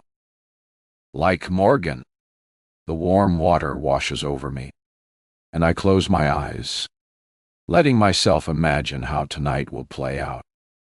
Henry will finally come back to me. We'll restart our life together. This resort in the past few years will fade like a bad dream, and everything will be as it should be, as we always planned. I step out of the shower, wrapping myself in one of the resort's impossibly soft towels. My reflection stares back at me, all high cheekbones and sharp eyes. The kind of beauty that takes work to maintain. Not like Morgan's effortless girl-next-door look. The kind men find refreshing until they realize there's nothing beneath the surface. I've put in the work, endured the pain. I've earned this. Padding back into the bedroom, I notice something new. A folded piece of paper by the bouquet of fresh flowers. I frown. The housekeeping staff usually leaves notes on the desk, not by the flowers. But then my heart quickens as I recognize the handwriting on the front. Henry died. I snatch up the note, a small smile playing at my lips.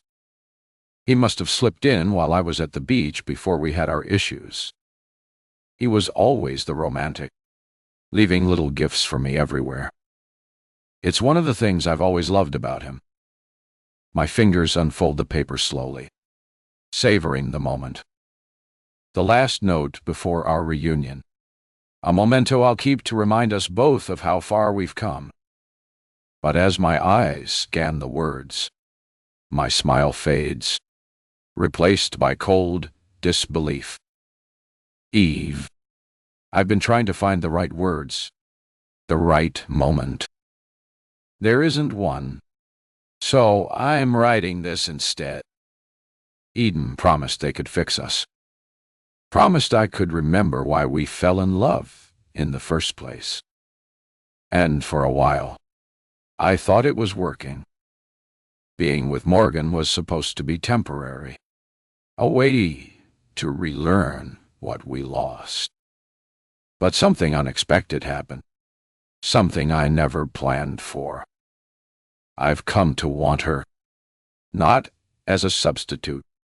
Not as a reflection of you, but as herself.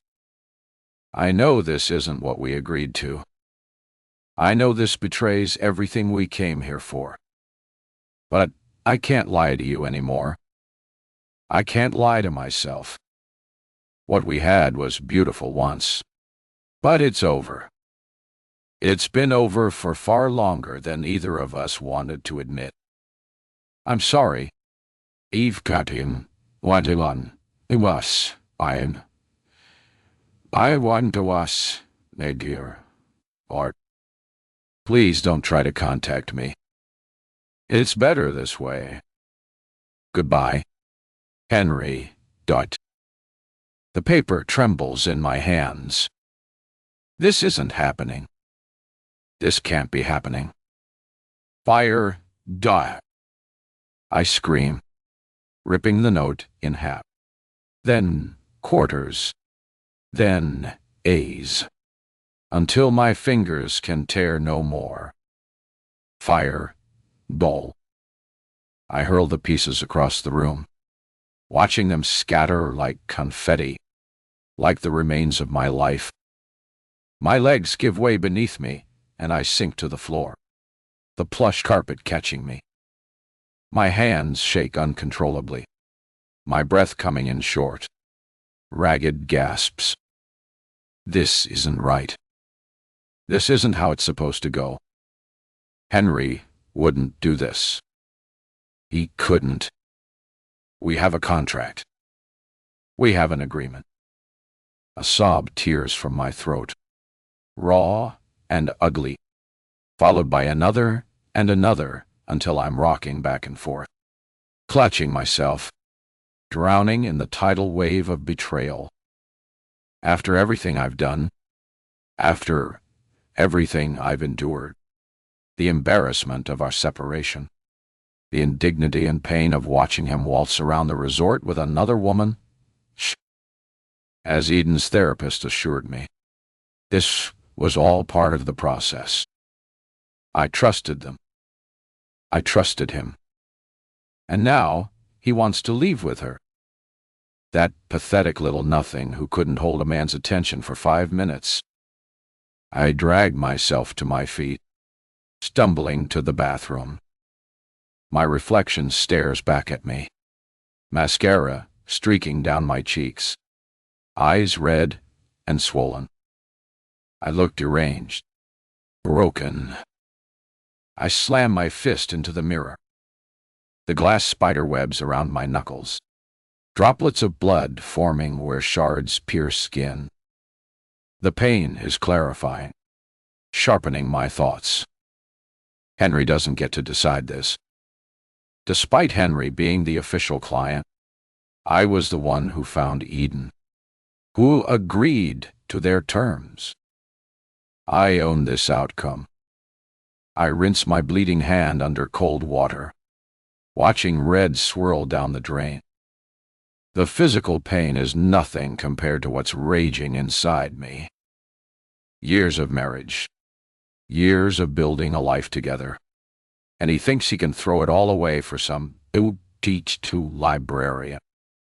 A woman selected precisely because she'd believe any fairy tale fed to her. I wrap a washcloth around my hand, pressing hard to stop the bleeding. The rage bubbling inside me transforms into something colder, more focused, more dangerous. I glance toward the bathtub, where I'd finally gotten tired of that ridiculous man, Brody, and drowned him all to keep from hearing his voice again. I turn back to the torn pieces of the note, studying Henry's handwriting. There's no mistake. This is him. The specific way he curves his Y's. The pressure points in his signature. The note is genuine. But how could he do this? How could he walk away from everything we've built? Everything we've sacrificed for? Unless Morgan somehow got to him, manipulated him, made him believe he left her when it was all just part of the therapy. That must be it. She unknowingly turned the program against us. Somehow convinced him that what he feels for her is real, when it's nothing more than a psychological experiment working exactly as designed. My Henry would never betray me like this. Not the man who proposed under the northern lights in Iceland. Not the man who held me through 3 miscarriages, promising we'd find our way through the darkness together. I walked to the closet, pulling out my suitcase. Inside, nestled between layers of silk and cashmere, is a small leather case. I unzip it carefully, revealing the small handgun inside. Eden assured me over and over that this process was tried and tested with an incredible success rate. But I had learned a long time ago that I needed to be prepared for all contingencies. I needed my own insurance, so to speak, a fail-safe in case this all went wrong. I wasn't supposed to need this. The process was meant to be seamless, perfect. But Morgan has forced my hand. I tucked the gun into my purse. I won't use it. Not yet. First, I need to talk to Henry. Look into his eyes. Remind him of who we are together, of what we've survived. He'll remember. He has to. I pick up a larger shard of the broken mirror, holding it up and fixing my makeup with practiced precision, erasing all evidence of tears, of weakness. By the time I'm done, I'm flawless again, composed, in control. I slip into a white dress, Henry's favorite, the one I wore on our first anniversary when he told me I was the only woman he'd ever loved. He meant it then. He means it now, whether he remembers it or not. I check my reflection one final time, adjusting a strand of hair. Perfect. I know exactly where he'll be, with her in that suite they've been sharing, probably packing for tonight. My fingers curl around my purse, feeling the outline of the gun through the leather. As I step out into the hallway, "Doctor," Warren's voice slithers through my mind. Remember our discussion about extreme emotional response. Breathe. Center yourself. Trust the process. I kill the thought. There is no more process, no more trust. There is only Henry and me and the vows we made to each other. Till death do us part. And one way or another, I will honor those vows tonight. 35. Morgan. The shadows stretch long across our suite as the sun begins its descent. I sit on the edge of the bed, watching dust boats dance in the golden light, filtering through the half-drawn curtains. My nerves are electric, my body restless. Everything I've learned, the carefully constructed lie of my life, my impending death, the betrayal of the man I love, it should crush me. It should leave me paralyzed. Instead, I feel strangely alive, present in a way I've never been before. Maybe that's what imminent death does to you. Sharpens your senses, makes you savor each moment. The door clicks and Henry walks in. his smile warming when he sees me. In his hands are 2 glasses filled with some tropical concoction, garnished with pineapple and tiny paper umbrellas. So perfectly on brand for this place, for our fabricated paradise. "Hey, you," he says, kicking the door shut behind him. "They were making news at the bar. Thought you could use a drink before we start packing." I take the glass without a word, setting it on the nightstand, untouched. His eyes follow the movement, a slight frown creasing his brow. "Everything okay?" he asks. I look at him. "Really?" Look at him. The man I married. The man I've loved with every fiber of my being. The man who signed a contract agreeing to my eventual murder. Is he acting right now? Is he genuinely concerned? Or is this just another performance before the final curtain call? It doesn't matter. Not anymore. "Come here," I say, my voice low and steady. His frown deepens, but he approaches, setting his own drink beside mine. I reach for him, pulling him down until our faces are inches apart.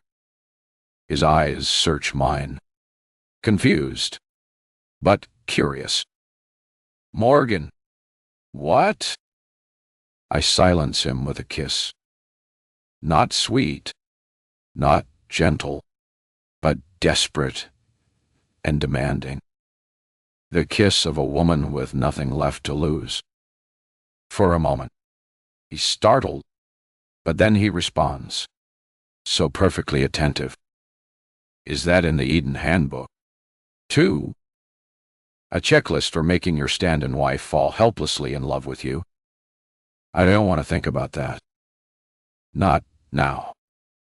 I push the thought away, focusing instead on the warmth of his skin, the familiar scent of his cologne, the way my body still responds to his touch despite everything I now know. "I need you," I whisper against his mouth. "Right now." Something dark and hungry flashes in his eyes. Desire mixed with something else. Surprise. Maybe.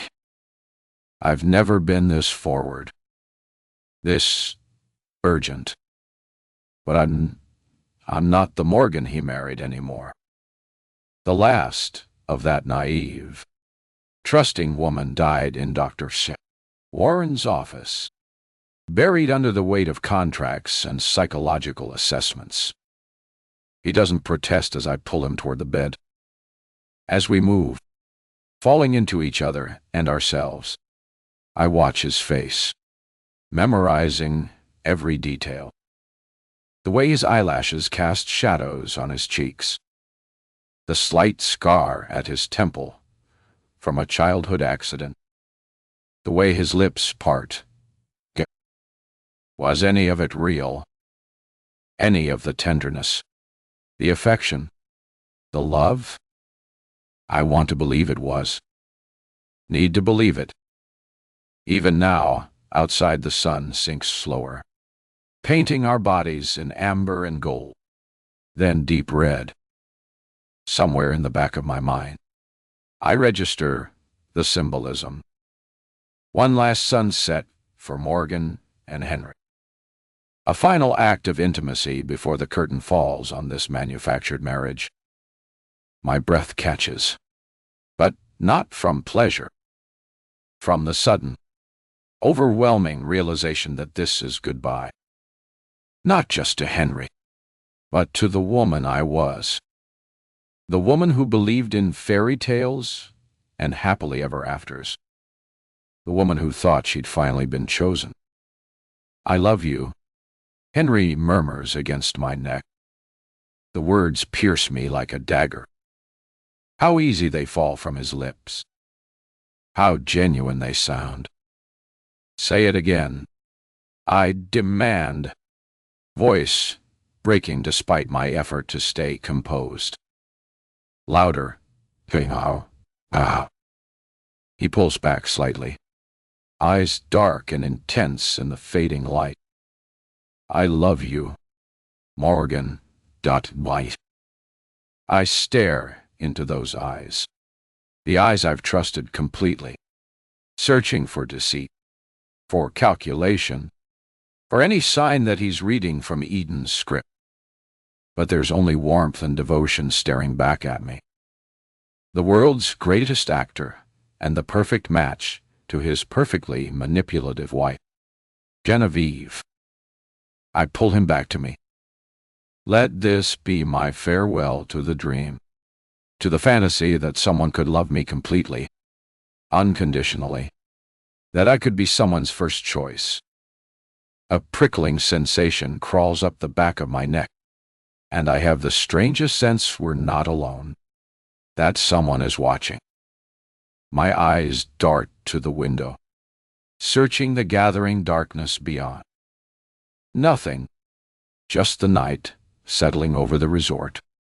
But the feeling persists, intensifies, and I know with absolute certainty that she's out there. Genevieve.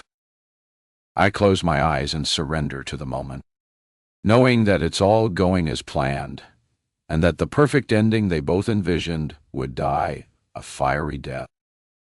Let Henry believe the passion. Let Genevieve watch and feel her heart break. Let Eden think their plans are going well.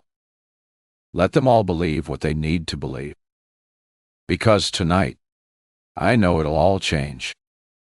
As we collapse together in the half-light, Henry's weight comforting and familiar against me, I stare up at the ceiling. In my mind, I say goodbye to the woman who arrived on this island, filled with hope and dreams. The librarian who believed she'd found her storybook ending. You're different tonight, Henry murmurs, his fingers tracing lazy patterns on my skin. I turn to look at him, allowing myself one last moment of pretend, one final act of loving this man who was never truly mine. Just savoring our last moment in paradise. I say, the half-truth bitter on my tongue. He smiles, kissing my forehead with such tenderness that my eyes burn with unshed tears. We'll come back someday when all this is behind us. I force a smile, though my heart is breaking all over again. I'd like that. The prickling sensation returns, stronger now. My eyes are drawn to the window again, to the darkness beyond the glass. Is that a shadow moving? A face peering in. I should shower, I say, extracting myself from his embrace. Dexter said he'd knock around 7 to get us ready for the vows at 10. Henry props himself up on one elbow, watching me gather my discarded clothes. I wonder why they decided to hold it all so late. I shrug, unable to take any pleasure in how he still thinks I'm the beautiful, believing stand-in wife, the perfect, pliable Morgan who never questions, who trusts implicitly. If only he knew the monster he created, the woman who now plots and schemes and lies as easily as she once loved.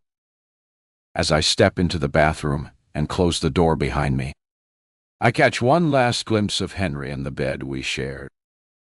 He looks peaceful, content, oblivious to the storm that's coming. I turn on the shower, letting the water drown out the sound of my ragged breathing, letting it wash away the tears that finally fall. Outside in the thickening darkness, I know Genevieve is watching, waiting. And now all I have to do is wait and let her be my deliverance of ruin. 36. Genevieve. Did he just say he loves her? 37. Morgan. Caught. I'm back in front of the mirrors where I'd first tried on my wedding dress. The soft, flattering lights dance across my reflection, designed to make every bride feel beautiful. But this time, I'm wearing a far simpler dress, one selected for the vow renewal ceremony, one that I would wear to the grave.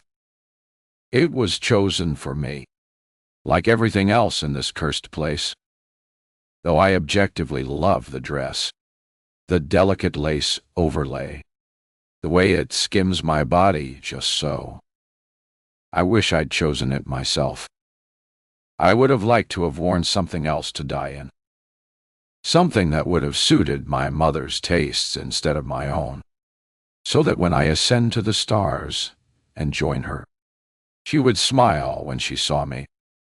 Behind me, the consultant smiles with practiced enthusiasm, while Dexter studies me with a curious, calculating eye.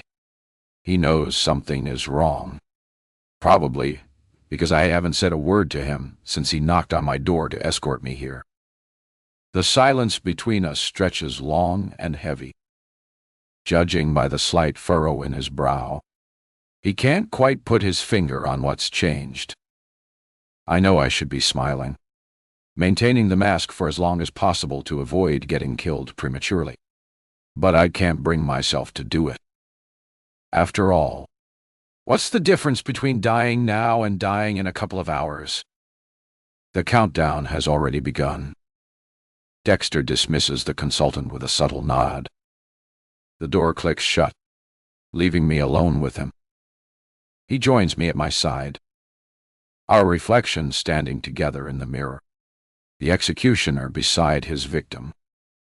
"You're beautiful," he says, his voice smooth as always.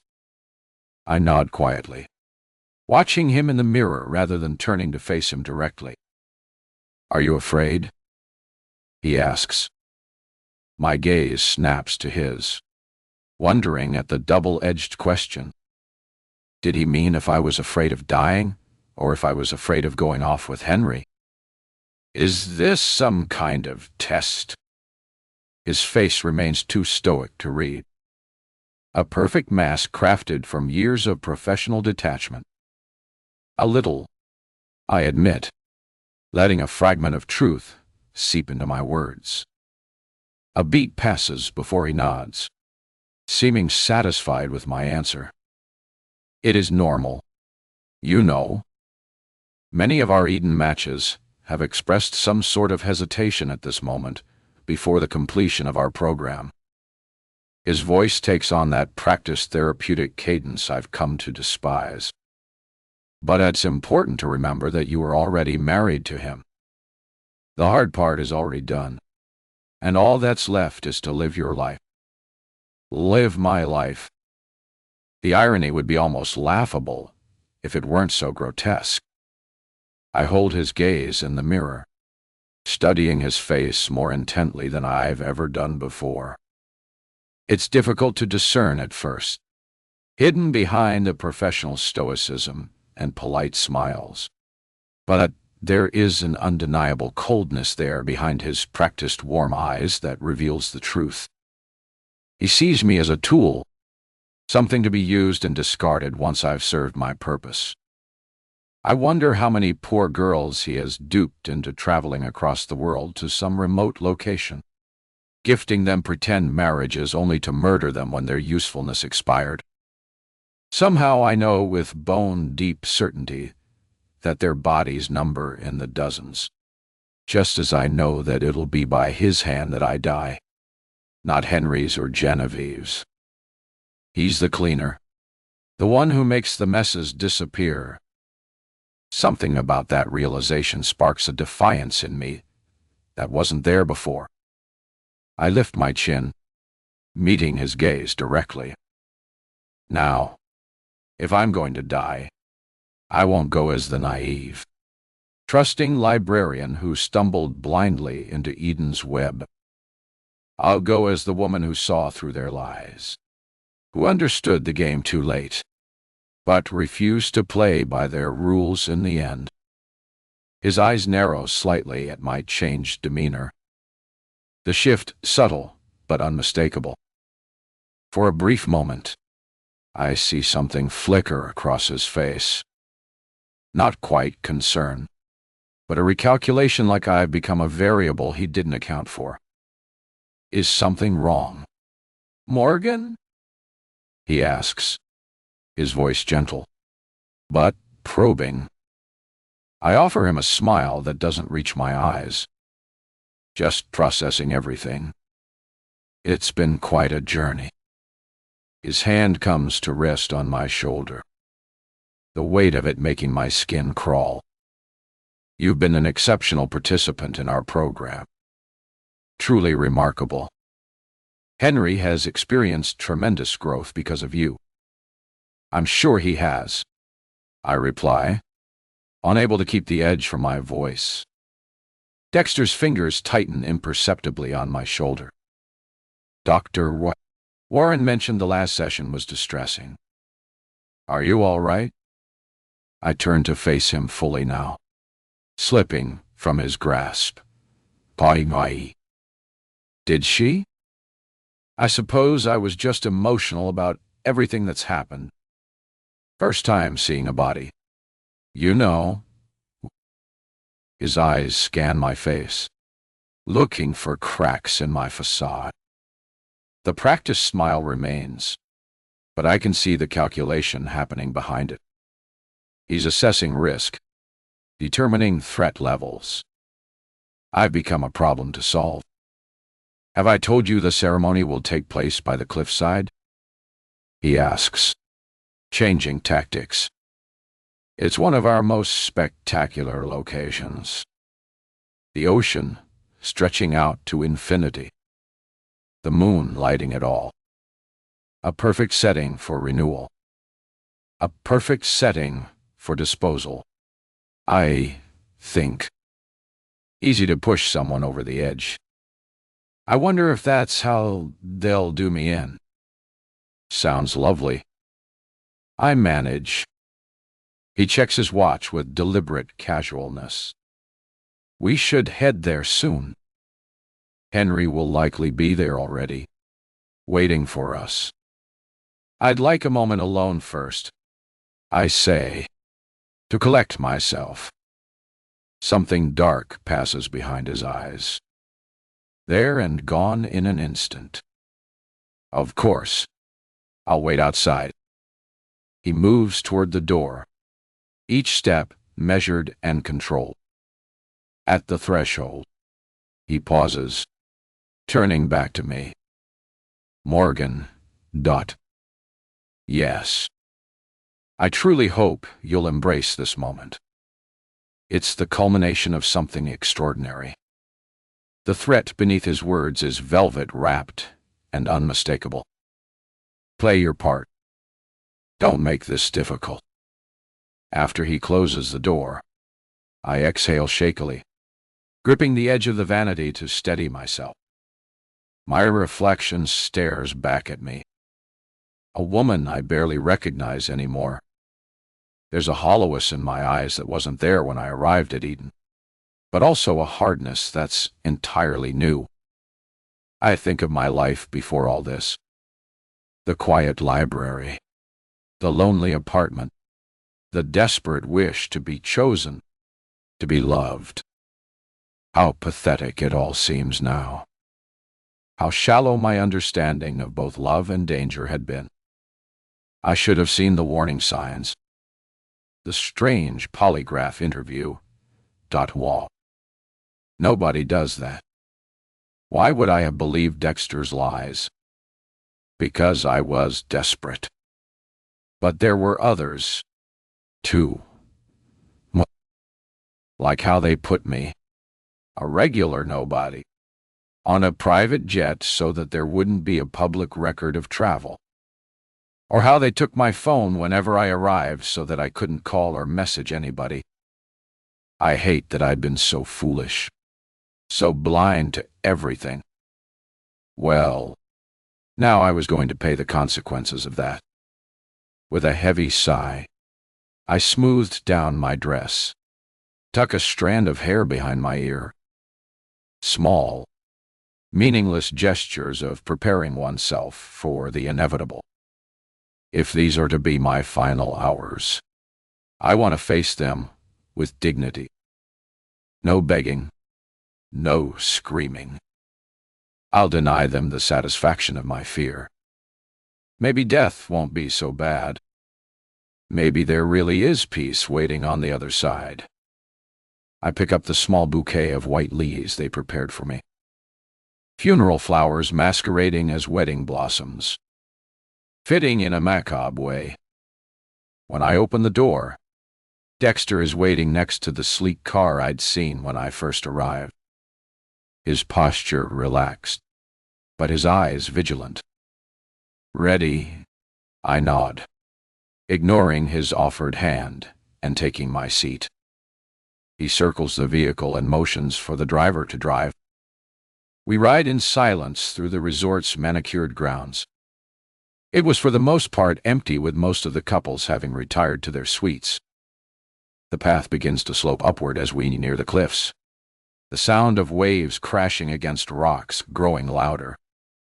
Nature's own funeral dirge. Salt-laced air fills my lungs, and I breathe deep. It tastes like freedom in a way, the last pure thing I might experience. It's just up ahead, Dexter says, gesturing to a wooden archway wrapped in flowers. Beyond it, I can see the cliff edge, the ceremony site arranged to showcase the spectacular view. White chairs and neat rows, a trellis phoned with tropical blossoms. Everything picture perfect. The car stops a short distance away, and Dexter gets out to open my door, but I open it before he can get there. Stepping out for myself, Dexter watches me with growing concern as I take it all in. My calmness must be unsettling to him. By now, most stand-ins would be caught up in the romance of it all, or perhaps starting to sense something wrong, but unable to name it. I'm doing neither, and it's disrupting his script. Before we go any further, he says, stopping me with a gentle touch to my elbow, I want to assure you that this transition will be handled with the utmost care. You won't experience any discomfort. The blatant lie almost makes me laugh. He's trying to soothe what he perceives as pre-ceremonial jitters, completely unaware that I know exactly what kind of transition awaits me. That's very considerate, I reply, my voice steady despite the thunder of my heart. His eyes search mine, looking for reassurance that I'm still playing along. I give him nothing. Morgan, he says, his voice dropping lower. It's important that you're in the right frame of mind for this. Henry needs to see you happy, willing. It's crucial for his emotional closure. Emotional closure. What a delicate way to describe witnessing one's wife being replaced by another. I understand, I say, meeting his gaze without flinching. I know exactly what's expected of me. Something in my tone must finally penetrate his professional armor, because real concern flashes across his face. What do you mean by that? You are. I smile. A genuine smile this time. Because in this moment of clarity, I found a strange sort of peace. I mean, I'm ready for whatever comes next. Dexter, Kyle. Ready for the rest of my life? He stares at me for a long moment, clearly unsettled, but unable to articulate why. I can see him wrestling with whether to press further or proceed as planned. The schedule wins out. I step past him onto the cliff path. The view is breathtaking. Endless blue ocean meeting equally vast sky. the sun beginning its descent toward the horizon. Wind whips at my dress and hair as if nature itself is trying to pull me away from the edgy, away from what awaits me. But I keep walking, one foot in front of the other, toward the ceremony, toward the grave. Behind me, I can feel Dexter's watchful gaze boring into my back. I can sense his worry. My smile widens. Henry 8. Henry Dot. My jaw clenches, the muscles ticking as my brow furrows deeper with each passing minute. I shall already be there waiting for my real wife to arrive. Instead, I'm stuck here watching an incompetent driver fumble under the hood of what's meant to be a luxury vehicle. I sigh and rub my thumb and forefinger against my temple, fighting for patience. The driver has already wasted 15 minutes with his head buried beneath the hood, muttering to himself. This was meant to be a program of the highest quality. From the resort itself to the resources, designed to help me rediscover what it means to love. And for that promise, I paid top dollar. Well, technically, Genevieve paid, though it's my money. She's the one who managed to find Eden in the first place. And now here I am stranded on the side of the road like some common tourist. Driver, can you please arrange for another transport? I call out, not bothering to mask the frustration in my voice. He emerges briefly from under the hood, oil smudged across his forehead. Of course, Mr. Langford. They are coming. Right. Oh. They're supposedly on their way, though he hasn't made a single call. I let out a slow hiss between my teeth. Why doesn't Eden at least allow their staff phones on this island? The useless landlines in each suite that connect only to reception hardly count as communication. The car suddenly rumbles to life, and the hood slams shut, revealing the driver's face, split with a broad, relieved smile. He quickly jumps back into the driver's seat, adjusting his cap. No need to wait anymore. Mr. Langford, Dwight. I fixed the situation and will have you there in but a moment. He steps on the gas and the car whines as it crawls forward.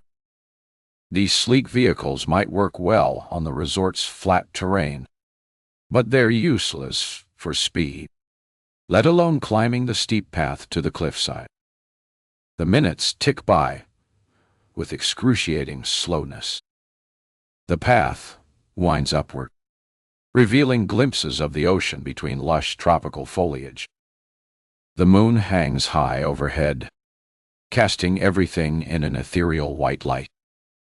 Finally, the car rounds a bend, and there it is, the ceremony site. My breath catches at the sight of Morgan standing at the altar, a bouquet of white lilies in her hands, her face composed as she stares out over the darkening ocean. The white dress she wears seems to capture what little light remains, giving her an almost angelic glow against the backdrop of sea and sky. She's just as beautiful as the day I first saw her, perhaps even more so in this moment of stillness.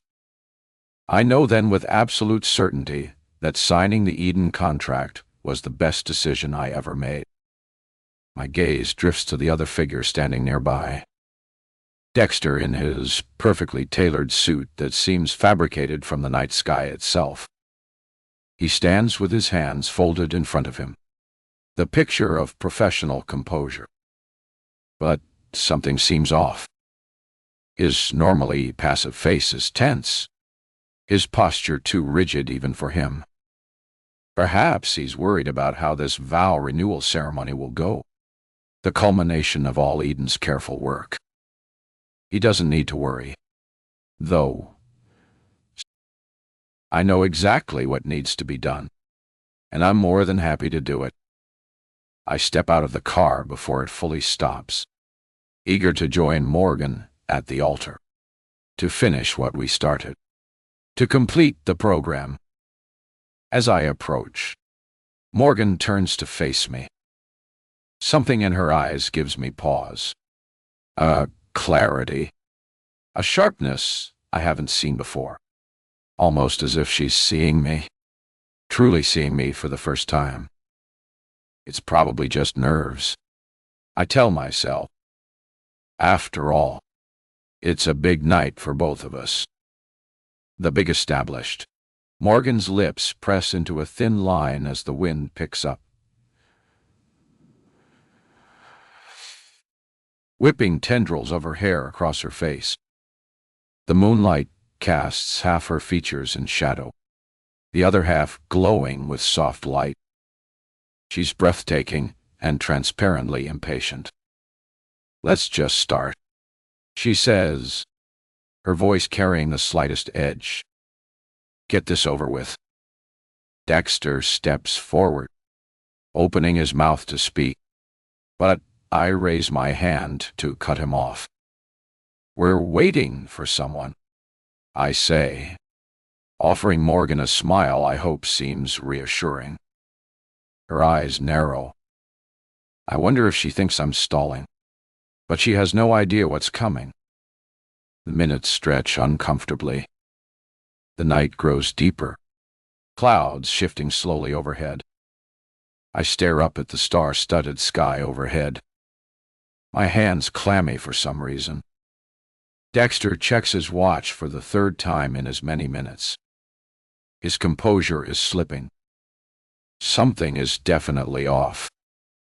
No one at Eden has ever been anything less than impeccably punctual. I start to ask what's happening when the soft crunch of tires on gravel announces another arrival. A silver-haired man in a pressed linen suit emerges from a sleek black car. He looks vaguely familiar. One of Eden's senior staff members. Perhaps. He approaches with brisk steps, but his expression is apologetic. "Mr. Brad and Mrs. Langford, please accept my sincerest apologies for the delay." His voice has that practiced smoothness of someone well-versed in placating wealthy clients. "We're experiencing some issues with transportation this evening." I glance over his shoulder at the private area strip visible in the distance, where the outline of a small plane sits silhouetted against the night sky. I'm guessing he wasn't talking about the plane. He was probably talking about Genevieve. She was supposed to be here by now. The silver-haired man exchanges a quick glance with Dexter. "Let's proceed with this particular portion of the ceremony, shall we?" Dexter asks, though it's not a question. I look at Dexter. I suppose he thinks that Genevieve being here isn't required just yet. After all, this is about Morgan and me completing this phase of the program. I'm sure Genevieve will make her entrance at the appropriate moment once I've fulfilled my end of the Eden contract. Once I've shown that I've learned what it means to love again. Shall we begin then? The silver-haired man gestures toward the altar, strategically positioned at the edge of the cliff to capture the panoramic view of the ocean. Portable lights flicker on, casting a warm glow as night settles fully around us. The breeze carries the scent of salt and tropical flowers, and somewhere in the distance, waves crash rhythmically against the rocks below. I take my place opposite Morgan. Up close, I can see the slight tremor in her hands as she grips the lees. The ceremony begins, the silver-haired man's voice rising and falling with practiced cadence. The words wash over me, promises of renewal, of rediscovery, of second chances. I fix my gaze on Morgan's face. She's looking at me, but there's a vacancy in her expression. Her eyes, usually so expressive, seem hollow, numb, like she's retreated somewhere deep inside herself, leaving only this beautiful shell standing before me. The vowman's voice cuts through my observations. And now, as we conclude this journey of rediscovery, I ask if either of you would like to speak from the heart. He turns to me. Mr. Langford, is there anything you would like to say to Morgan? This is it. The moment Eden has been preparing me for. Yes, I say, my voice steady despite the sudden pounding of my heart.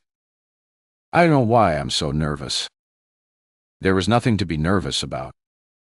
My mouth works like it was expecting a cigarette any moment. I crave it badly, but I force the need down. This isn't the time. I clear my throat. There's something I want to say. Morgan's eyes focus then, sharp and present in a way they haven't been all evening. And it's then that I see it. She knows. I swallow a bead of sweat rolling down my temple. I take her hands in mine. They're cold despite the humid evening air. Morgan, Detour. I begin tasting her name on my lips, savoring it.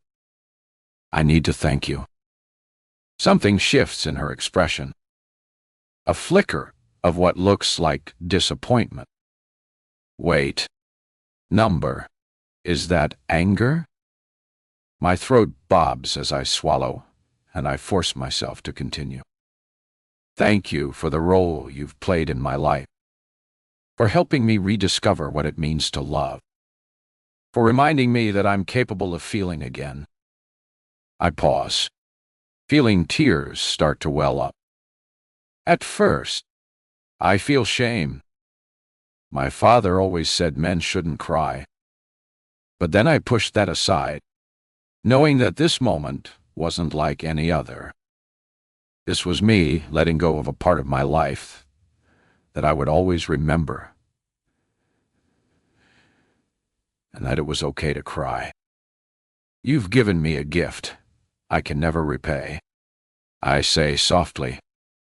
You've helped me remember who I am, who I was before. I trail off, leaving the rest unspoken. Before, Genevieve, before our marriage became a war of attrition, before I became a hollowed-out version of myself, the sound of another car approaching interrupts my speech. The soft purr of an engine, tires on gravel. Eve? My tears dry up at the sight of her stepping out of the car. Something is wrong. Terribly, undeniably wrong. Her normally immaculate appearance is in disarray. Her designer dress is wrinkled, her hair wild and uncombed. But it's her face that sends a chill down my spine. Eyes too wide, lips stretched in a smile that borders on ruse. She looks unhinged. And then I see what she's carrying. Eve. My voice is barely more than a whisper. What are you doing? She doesn't answer. Her gaze flicks between Morgan and me and then lands on the silver-haired man. Without warning, she raises the gun and fires. E949. Morgan.all. Blood splatters across my face, painting it red. For a surreal moment, no one moves as the deafening gunshot echoes through the silence. Then the silver-haired man crumbles. Numb. I stare at him as the metallic scent of blood fills my nostrils. I can taste the iron, and suddenly fear washes the numbness away. All I feel is horror. She's got a gun. Henry shouts, stumbling back as reality crashes over us like a tidal wave. Eve, what have you? She turns the gun on him, silencing him. You are so ungrateful. She hisses, her voice unnaturally calm despite the madness in her eyes. "After everything I've done for you. Genevieve, please," he says, raising his hands placatingly. I look from him to Dexter, who's gone pale. He looks at me, and covered in blood. I smile at him. Fury flashes in his eyes, and he takes a menacing step in my direction. But Genevieve swings the gun in his direction. "Stop right there." Dexter freezes, his gaze still locked onto mine. "Eve, let's talk about this," Henry says. "Talk, Dot." She laughs, the sound brittle and sharp enough to cut. She steps closer, swinging the gun back toward him. "I don't bother moving. Don't bother making an escape because I know I'm going to die here. I'd already accepted that before I stepped up to this altar. There was no escape for me. But at least Henry and Dexter would meet the same grim end. We spent a fortune on this program," she says, her voice rising. "To fix you, to make you love me again. And what do I get? I get to watch you fall in love with her." She jerks the gun toward me. "No, that's not. He begins, but Genevieve cuts him off with a brittle laugh. "Don't lie to me. I've been watching you, both of you." Her eyes are feverish, darting between us. "Did you think I wouldn't know that I wouldn't see?" She takes another step forward. Henry takes one back, unaware of how close the cliff edge is behind them. "Eve, you're not well," he says, struggling to keep his voice steady. "Please put the gun down. We can get you help." Something dangerous flashes in her eyes. "Help? Oh?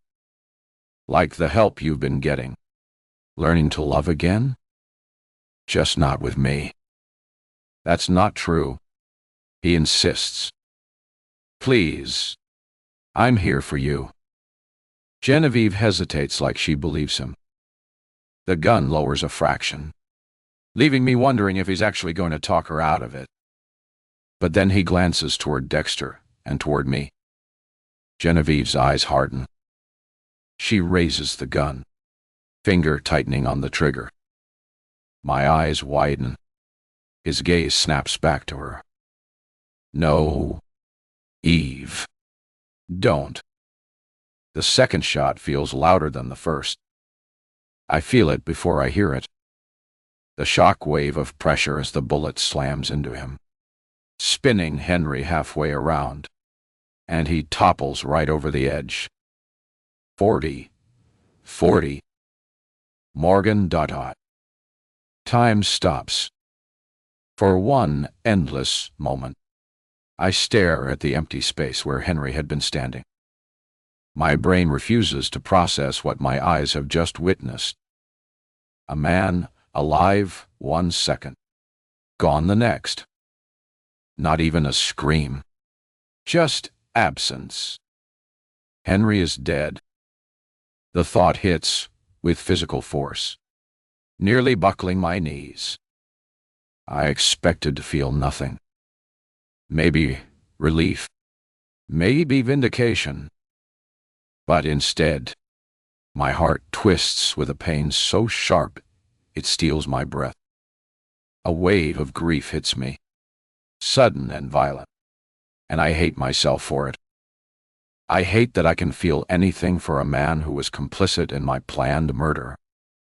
A man who'd spent weeks manipulating me, lying to me, all while knowing how this would end. But I do feel it. God help me. I do. Genevieve's hollow laughter shatters the moment. Her face is twisted in a grotesque mask of triumph and madness as she stares at the cliff edge. He's gone. She whispers almost wonderingly. He's really gone. I take a step back, the movement catching her attention. Her wild eyes lock onto mine. And now it's your turn, little Stanton. Before she can aim, Dexter moves with startling speed. He lunges forward, throwing himself at Genevieve, reaching for the gun. His professionalism has vanished, replaced by desperation. The gun discharges with a deafening crack. I feel something hot tear through my thigh, and the world tilts sideways as my leg buckles beneath me. I scream, the sound raw and primal as I collapse to the ground. Blood pours between my fingers as I clutch at the wound. Pain lances through me, white hot and clarifying, and with it comes realization. I don't want to die. Not here. Not now. Not like this. The struggle continues. Mere feet away from me, Dexter and Genevieve locked in struggle. The gun between them, their faces contorted with effort. I drag my eyes from them to the airstrip in the distance where the silhouette of the plane sits dark against the night sky. A chance. Just a small chance. But I've already accepted death once tonight. I accepted it when I walked up here in this white dress.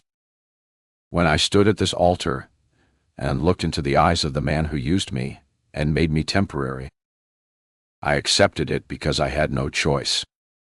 But now there might be another option. If I can just get to that plane without conscious thought, I drag myself forward, teeth gritted against the agony in my leg. Blood trails behind me, marking my path across the pristine white altar cloth. I reach for one of the decorative metal stands holding the lanterns, wrapping my fingers around its cold surface. A weapon. It's not much of one, but it's something. I haul myself upright and limp toward the struggle, the stand clutched in trembling hands. Genevieve has pushed Dexter back, the gun wavering between them as they circle each other. Neither notices me approaching. I don't know what you're doing. Dexter spits at Genevieve. Everything was on track. He was going to renew his vow with you. His vow? Genevieve laughs, the sound unhinged. You have no idea. I'm close enough now. Close enough to swing. But as I raise the metal stand, Genevieve is shoved hard enough to send her falling backward. She lands with a heavy grunt, and the gun skitters across the ground, coming to rest at my feet. Our eyes meet for one frozen moment. We both stare at the weapon. Then we lunge. My fingers close around the cold metal first. I spin around, ignoring the screaming pain in my leg, and aim the gun as she advances on me. Her momentum carries her forward, even as recognition dawns in her eyes. I pull the trigger. The recoil jolts up my arm as the gun discharges. Genevieve's forehead erupts in a spray of red. Her body crumples like a marionette with cut strings, folding in on itself before hitting the ground with a sickening thud. I stand there panting, smoke curling from the barrel. My hands are shaking so violently I can barely maintain my grip. Did I really just well? Dexter's cool voice cuts through my shock. I severely underestimated you. Morgan. Doll. I swing the gun toward him, forcing my hands to steady. He stands a few feet away, his perfect suit splattered with blood, his expression unnervingly calm, despite the carnage surrounding us. Don't move, I warn. My voice. He raises an eyebrow, unmoved by the weapon pointed at his chestablished. "What exactly is your plan here?" "Shoot me and what?" "Take the pilot hostage and fly away." I ground my teeth because that was exactly my plan. He gives me that same professional smile that disarmed me the first day I'd met him. "Where would you go?" "Who would believe your story?" "Shut up," I hiss, taking a limping step toward him. "You're coming with me. You're going to get me that pilot, and I'm going to get off this island." His smile widens, and his usual professional mask slips. In its place is something genuine and far more terrifying. "Oh, Morgan, you have no idea what you're up against. Eden has money, power, resources. They won't let you get away with this. You have no home to shelter in, nobody to turn to. You think I care?" I laugh, even as my finger tightens on the trigger. I could do it. I could pull the trigger right now and end whatever threat he's posing. I've already killed once tonight. What's one more? It's because of all that I'll be free. You won't find me. Not when I could be anywhere. Bali, Algeria, Madagascar. Wherever I want to go. I'll go and you won't even know. Hiding takes money. Librarian. Something you don't have. You think so? He hesitates. You're so stupid. You think I didn't get Henry's bank details before all of this? I lie, knowing that it means nothing. But the lie tastes so good, and even better when his smile devolves into an ugly snarl. Into the driver's seat. You do as I say. I'll let you live. I'll promise you that much. He pauses. Get moving. His eyes hold mine. Calculating. Measuring. Then he shrugs as if my holding a gun on him is merely an inconvenience. As you wish.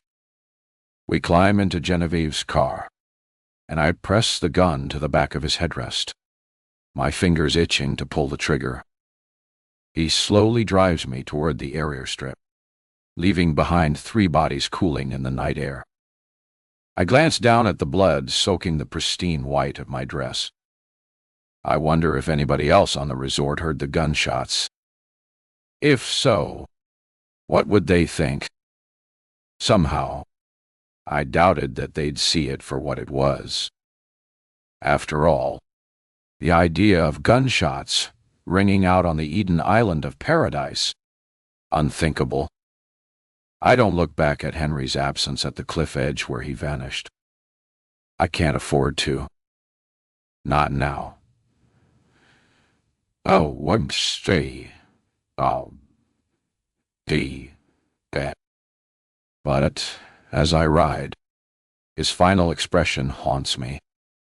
And beneath the fear and adrenaline, beneath the desperate will to survive, I feel that twist in my heart again. That grief I shouldn't feel.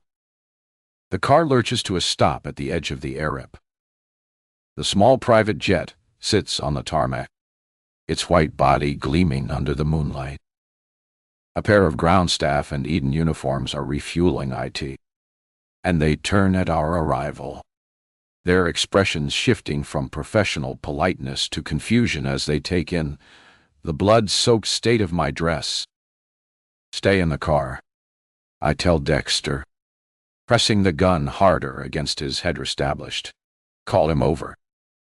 He hesitates, then rolls down his window. We need immediate departure, he calls out, his voice regaining some of its usual authoritative tone. Prepare the aircraft. One of the ground crew approaches, his eyes widening as he gets close enough to see my state and the gun in my hand. Mr. Dexter Seal. There's been an incident.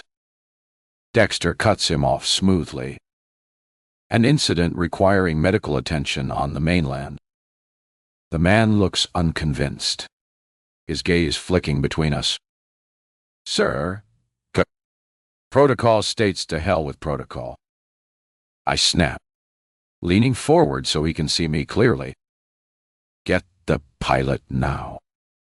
He takes a step back, hand moving to his belt where a radio is clipped. I need to call this in. No, do. I thrust the gun forward and he freezes. No calls. No radio. Just get the pilot. His partner has noticed the commotion and approaches cautiously.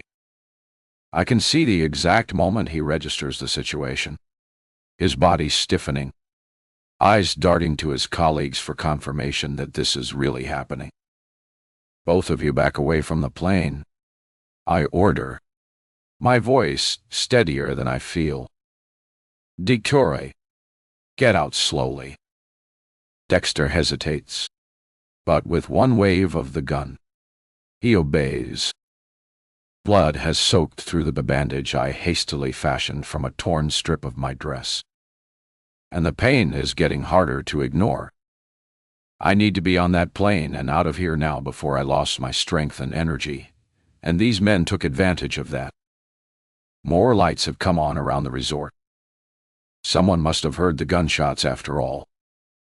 In the distance, I can see figures moving, heading in our direction.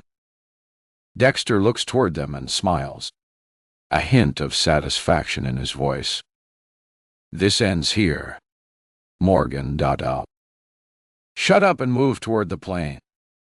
We make our way across the tarmac, me limping behind him with a gun pressed to his back.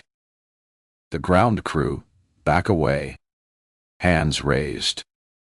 Tell them to stay back. I order as more Eden staff emerge from the path to the resort.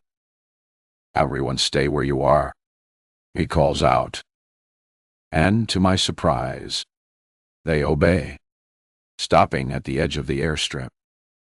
Maybe they think he has the situation under control. Maybe they're just waiting for an opportunity. The plane's door opens, and a pilot appears at the top of the stairs, taking in the scene with professional calm. We need to leave now, I tell him, gesturing with the gun. His eyes dart to Dexter, looking for confirmation. Do as she says, Dexter says through gritted teeth, and the pilot nods once, disappearing back inside to prepare for takeoff. We climb the stairs, my legs screaming in protest with each step. Wakomad bibon. Inside, the jet is as luxurious as I expected.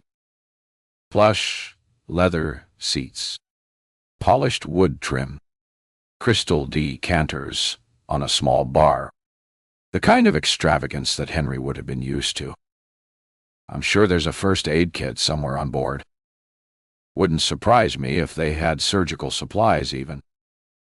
I push Dexter into a seat, hands where I can see them. He complies, placing his palms on his knees, watching me with that calculating gaze. The pilot's voice comes over the intercom. Please be seated for takeoff. We'll be airborne in 2 minutes. Security personnel have reached the edge of the tarmac now, a dozen of them forming a loose semicircle around the plane. One steps forward, speaking into a megaphone. This is Eden Security. Step out of the aircraft immediately. I laugh, though it comes out as more of a sob. No way.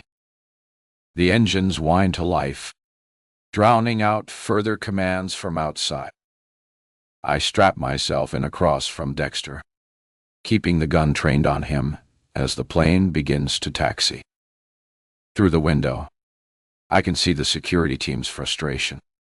Their helpless gestures as they realize they can't stop what's happening. The jet picks up speed, racing down the runway. And then we're airborne. The island falling away beneath us. Only when we've reached cruising altitude, the seatbelt sign dimming, do I allow myself to exhale. I am actually escaping. I turn my attention back to Dexter, finally asking the question that's been burning inside me since I discovered the truth. Why? He studies me for a long moment, as if deciding whether answering is worth his time. Finally, he shrugs. Money. Power. Favors. Die. It turns out that when you save a person's marriage, they're happy to be indebted to you. I stare at him, disbelieving of how easy he found all of this. Manipulating people, using them, and discarding them when their purpose was served. How do you sleep at night, like a baby? He replies. Then his expression shifts, becoming almost sympathetic. You're not special, Morgan. Two. You're not the first to discover the truth, though you're certainly the first to get this far. I commend you for that. I don't want your commendation. I spit. What do you want then? Money? I can arrange it. A new identity. Eden has resources. Perhaps we can come to an arrangement. I stare at him, stunned by his audacity. You think I would work with you after everything? I think you're practical. I think you want to live. He leans back, confident again. Without Eden's protection, you won't last a month. To the outside world, you'll be the one who killed Henry and Genevieve Langford, one of the wealthiest families in the country. Their families will want answers. The authorities will be looking for you. You're a librarian from nowhere with no resources, no connections. He's right, and we both know it. But there's something he doesn't understand. I'd rather die than become like you. I tell him, and I mean it. Noble, he says with a patronizing smile, but ultimately foolish. The pilot's voice crackles over the intercom. Mr. Dexter. We'll need a destination soon. Dexter raises an eyebrow. Well, where shall we go? Keep in mind, Eden has connections everywhere. There's nowhere you can hide that we won't find you. I look out the window, eyes locked onto the distant resort shrinking in the distance. For some reason, I remember an offhand comment Henry made about a small coastal town in Portugal with a cliffside cafe that he left. He'd only ever been there by himself when he felt lonely. What was it called? Kosk.bit. That's right. I glanced back, just in time to catch the sudden movement of his hand. My finger squeezes the trigger. The sound is deafening in the confined space of the cabin. Dexter jerks backward, a look of surprise crossing his face as red blooms across his crisp white shirt. He stares at me for one long moment, then slumps forward. The pilot's voice crackles over the intercom. Panicked. What was that? What's happening? Everything's under control. I call back, my voice steadier than I expected. I force myself to my feet. Every step a reminder of the pain, the blood loss, the sheer exhaustion pressing in. But I keep moving, dragging myself toward the cockpit, the gun hanging loose at my side. Portugal, I say, leaning against the doorframe. Will that be a problem? The pilot pales, his gaze flicking to the weapon. He swallows hard, shakes his head. Good. What? Do you know how to keep a secret? A quick, desperate nod. He's seen the blood the way I carry myself now. Lighter. Dangerous. It's one thing to see someone hold a gun. It's another to know they've already used it. Do you work for Eden? He exhales shakily. No. I'm contracted. Private charter service. I gestured to the dash. Are they tracking us? I can turn it off and do that. My voice is quiet, firm, and I'll let you live. My problem's not with you. We have a deal. A beat. Then he breathes out. A mix of relief and fear. Yes. Ma'am. I watch as he flicks a series of switches, cutting the signal. The soft beeping vanishes. For the first time since boarding this plane, I exhale. I turn, staggering back to my seat. The gun is still in my grip, but my fingers are numb now. The weight of everything pressing in. The adrenaline that kept me moving is draining fast, leaving me lightheaded, trembling. I glance down at my dress. White. Ruined. What? A vow renewal dress turned funeral shroud. A slow, shuddering breath escapes me as I press my forehead against the cool glass of the window. Below, the ocean stretches endlessly, its dark surface smooth, unbothered, as if none of it. The blood, the bodies, the betrayals ever happened. I close my eyes, and I see them all. Brody, Luca, silver-haired man conducting the vow renewal ceremony, Genevieve, even Dexter, and of course, Henry. I open my eyes and look down at the diamond ring on my finger. I should take it off, flush it down the toilet, but for some reason, I don't. Maybe it's because I know it'll sell for a good amount, enough to get me settled for a bit. Maybe it's because I'm still here despite everything. Or maybe, just maybe, it's because there's a part of me that will always love him. I push the thought away and stare into the open sky. The island shrinks into nothing, swallowed by the horizon, and allowing myself a smile. I finally let Eden disappear. 41 ta-da. Eden, torture. I scroll through the images on my tablet, the soft glow illuminating my face as I sit in my office on the 93rd floor of our Manhattan headquarters. Outside the floor, 2 sailing windows. The city sprawls like a living thing, its lights twinkling in the gathering dusk. First, I look at Eden, as it was meant to be seen. Aerial shots of our pristine resort, white sand beaches, and lush tropical foliage. Then night tap on the screen, and the images change. Now there are crime scene photos. Blood on white altar cloth. Outlines where bodies were found. A cliff edge roped off with yellow tape.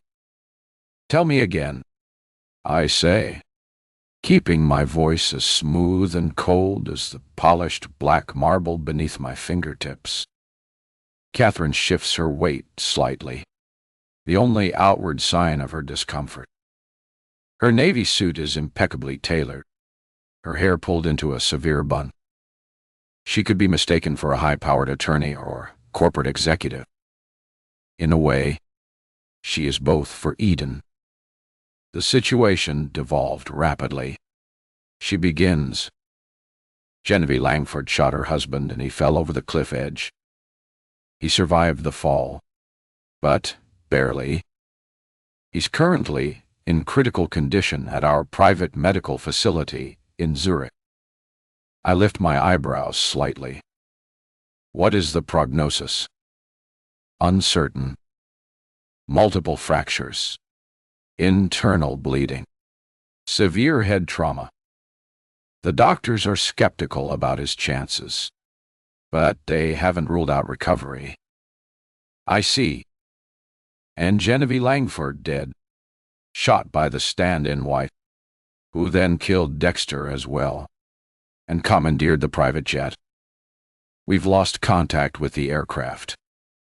I pinch the bridge of my nose, the first sign of emotion I've allowed myself to show. And the pilot contracted through our usual service, not Eden personnel. So, to summarize, I say, placing the tablet face down on the desk, we've lost one high-profile client, our best match coordinator, and several staff. Gowl. Another client is hanging by a thread, and we've allowed a witness to escape. Is that an accurate assessment of this catastrophe? Catherine doesn't flinch. Yes, sir. I stare at her a moment longer, then sigh. And the stand-in wife, Morgan, was it? We're monitoring all ports of entry, and we flagged her identity with our contacts. So far, nothing. What about the aircraft? No location. The transponder went dark. I nod slowly, as if this information merely confirms what I already suspected. And you believe she's still alive? It's possible. My mouth twists into something almost resembling a smile. A librarian from nowhere. No special training. No resources. No connections. And yet she managed to cause all this. I tap my fingers against the marble. Impressive. Should we allocate additional resources to find her? Sir? Oh. I can have a team. I wave her off. No.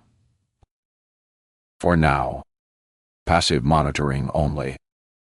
If she surfaces and starts talking, then we can eliminate the problem.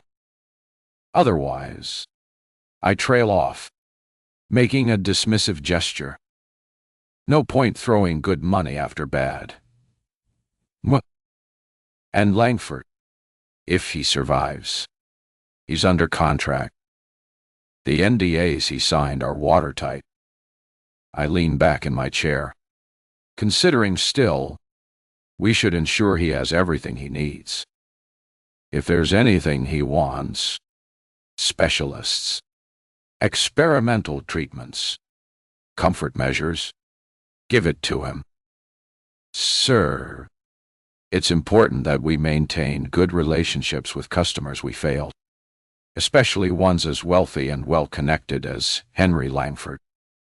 I offer her a thin smile. Besides, a satisfied customer, even a damaged one, is less likely to pursue other avenues of redress. Understood. In the meantime, liquidate the island operation. Sell off the assets.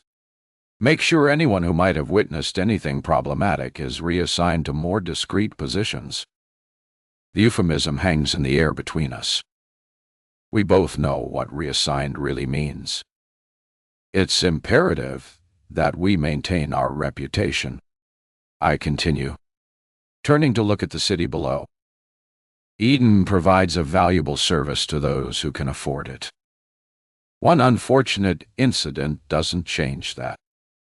Of course, sir, and the other therapy programs proceeding according to plan. We have 3 vow renewals scheduled this month. I nod, satisfied. Good. Focus on those. Eden is bigger than one island after all. The work continues. Catherine inclines her head in agreement. Is there anything else? Sir? Oh.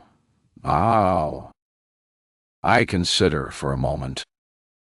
Have accounting prepare a full financial assessment of the damages. Have legal prepare our standard containment protocols in case they're needed. And keep me updated on Langford's condition.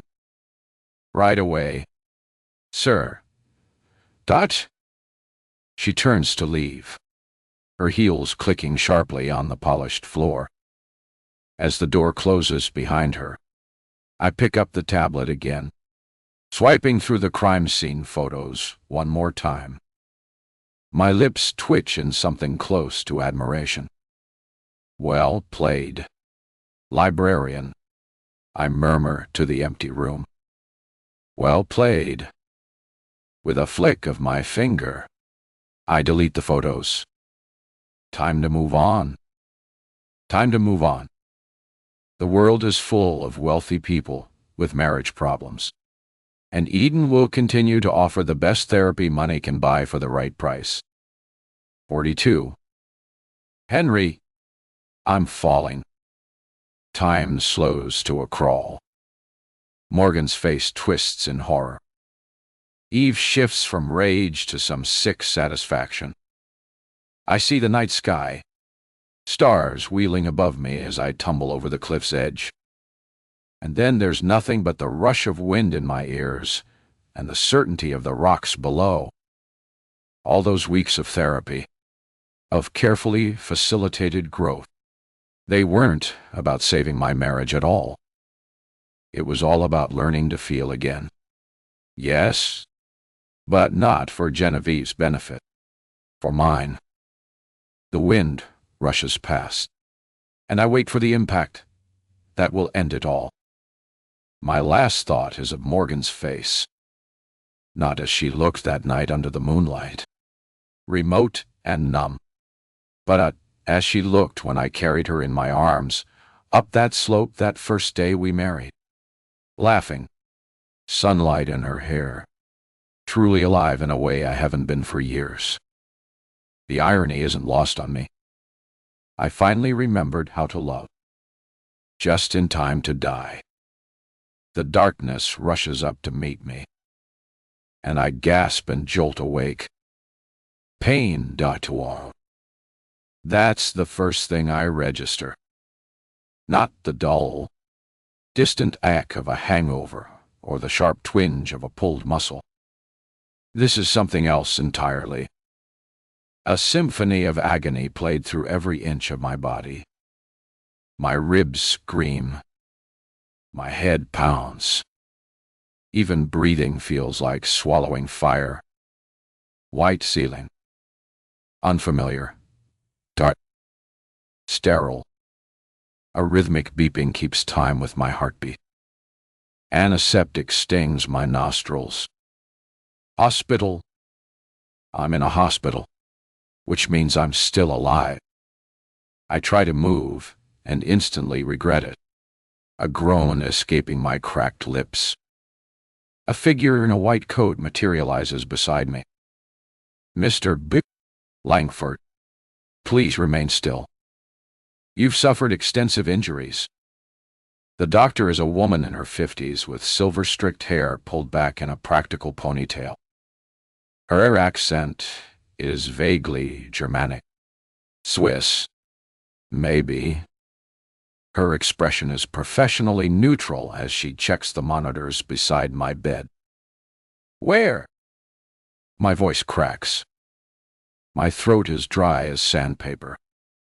You're in a private medical facility in Zurich. She answers. You've been unconscious for 8 days. You're lucky to be alive.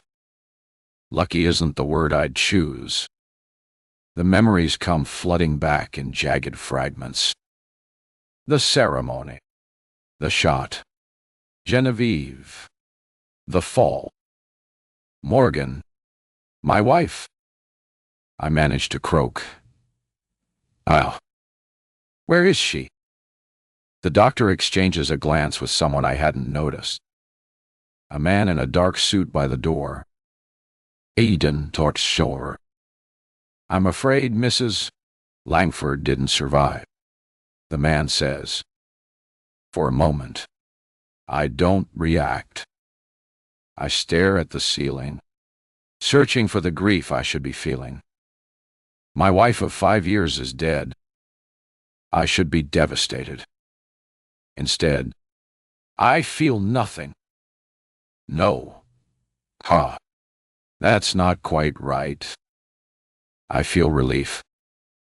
A terrible, guilty relief. Because she wasn't the one I was talking about. Not her. I whisper, my voice gaining strength. The other one? Where is she? The man blinks, surprised. Mr. Langford. The doctor begins cautiously. You've suffered a severe head trauma. Some confusion is to be expected. I'm not confused. I cut her off, ignoring the pain that flares with each word. Morgan? Where is Morgan? Perhaps this discussion should wait until you're stronger, the doctor suggests. I try to sit up, ignoring the explosion of pain in my chest. Established. Tell me. I wasn't speaking to you. I level the doctor with a stare, then turn to the man from Eden. I was speaking to you. A beat passes. Then he steps forward. Miss Sloane left the island. We're not sure where she is. Left. She got away. Relief floods through me, stronger than the pain. Eden would like to assure you that we're doing everything possible to ensure your comfort and recovery, the man adds, his tone shifting to one of careful deference. If there's anything you need or want, you have only to ask. Of course. I'm still a client, a valuable one, despite everything. Or, perhaps, because of everything. A wealthy man who knows too much. I close my eyes, pretending exhaustion. I need to reestablish. Of course. The doctor adjusts something in my IV. This will help with the pain. Within moments, a warm numbness begins to spread through my veins. But before I let it carry me away, I make a decision. I am going to find her. Not today, not tomorrow, but as soon as I can stand, as soon as I can walk, I'm going to start looking. The edges of my vision start to blur as the sedative pulls me toward unconsciousness. But all I can think about is her. She taught me how to feel again, how to care, how to love. And love isn't what I thought it was. It isn't exotic resorts and vow renewals and therapists with hidden agendas. Real love is messy. It takes work and risk and sacrifice. Real love is choosing someone over and over, even when it's hard, even when it seems impossible. I'm not sure if she'll have me when I do find her. After all, I signed the contract, content to use her and discard her when I was done. But I love her enough to try and spend the rest of my life making it up to her. As my consciousness slips away, I dream not of falling, but of flying, soaring over oceans and mountains, following an invisible thread that leads me to her. To the woman who taught me how to live again. She was always the choice. My lips part to tell her, to whisper the words I should have said long before. But the darkness swallows me, leaving just one final thought lingering. I still have my vows to finish.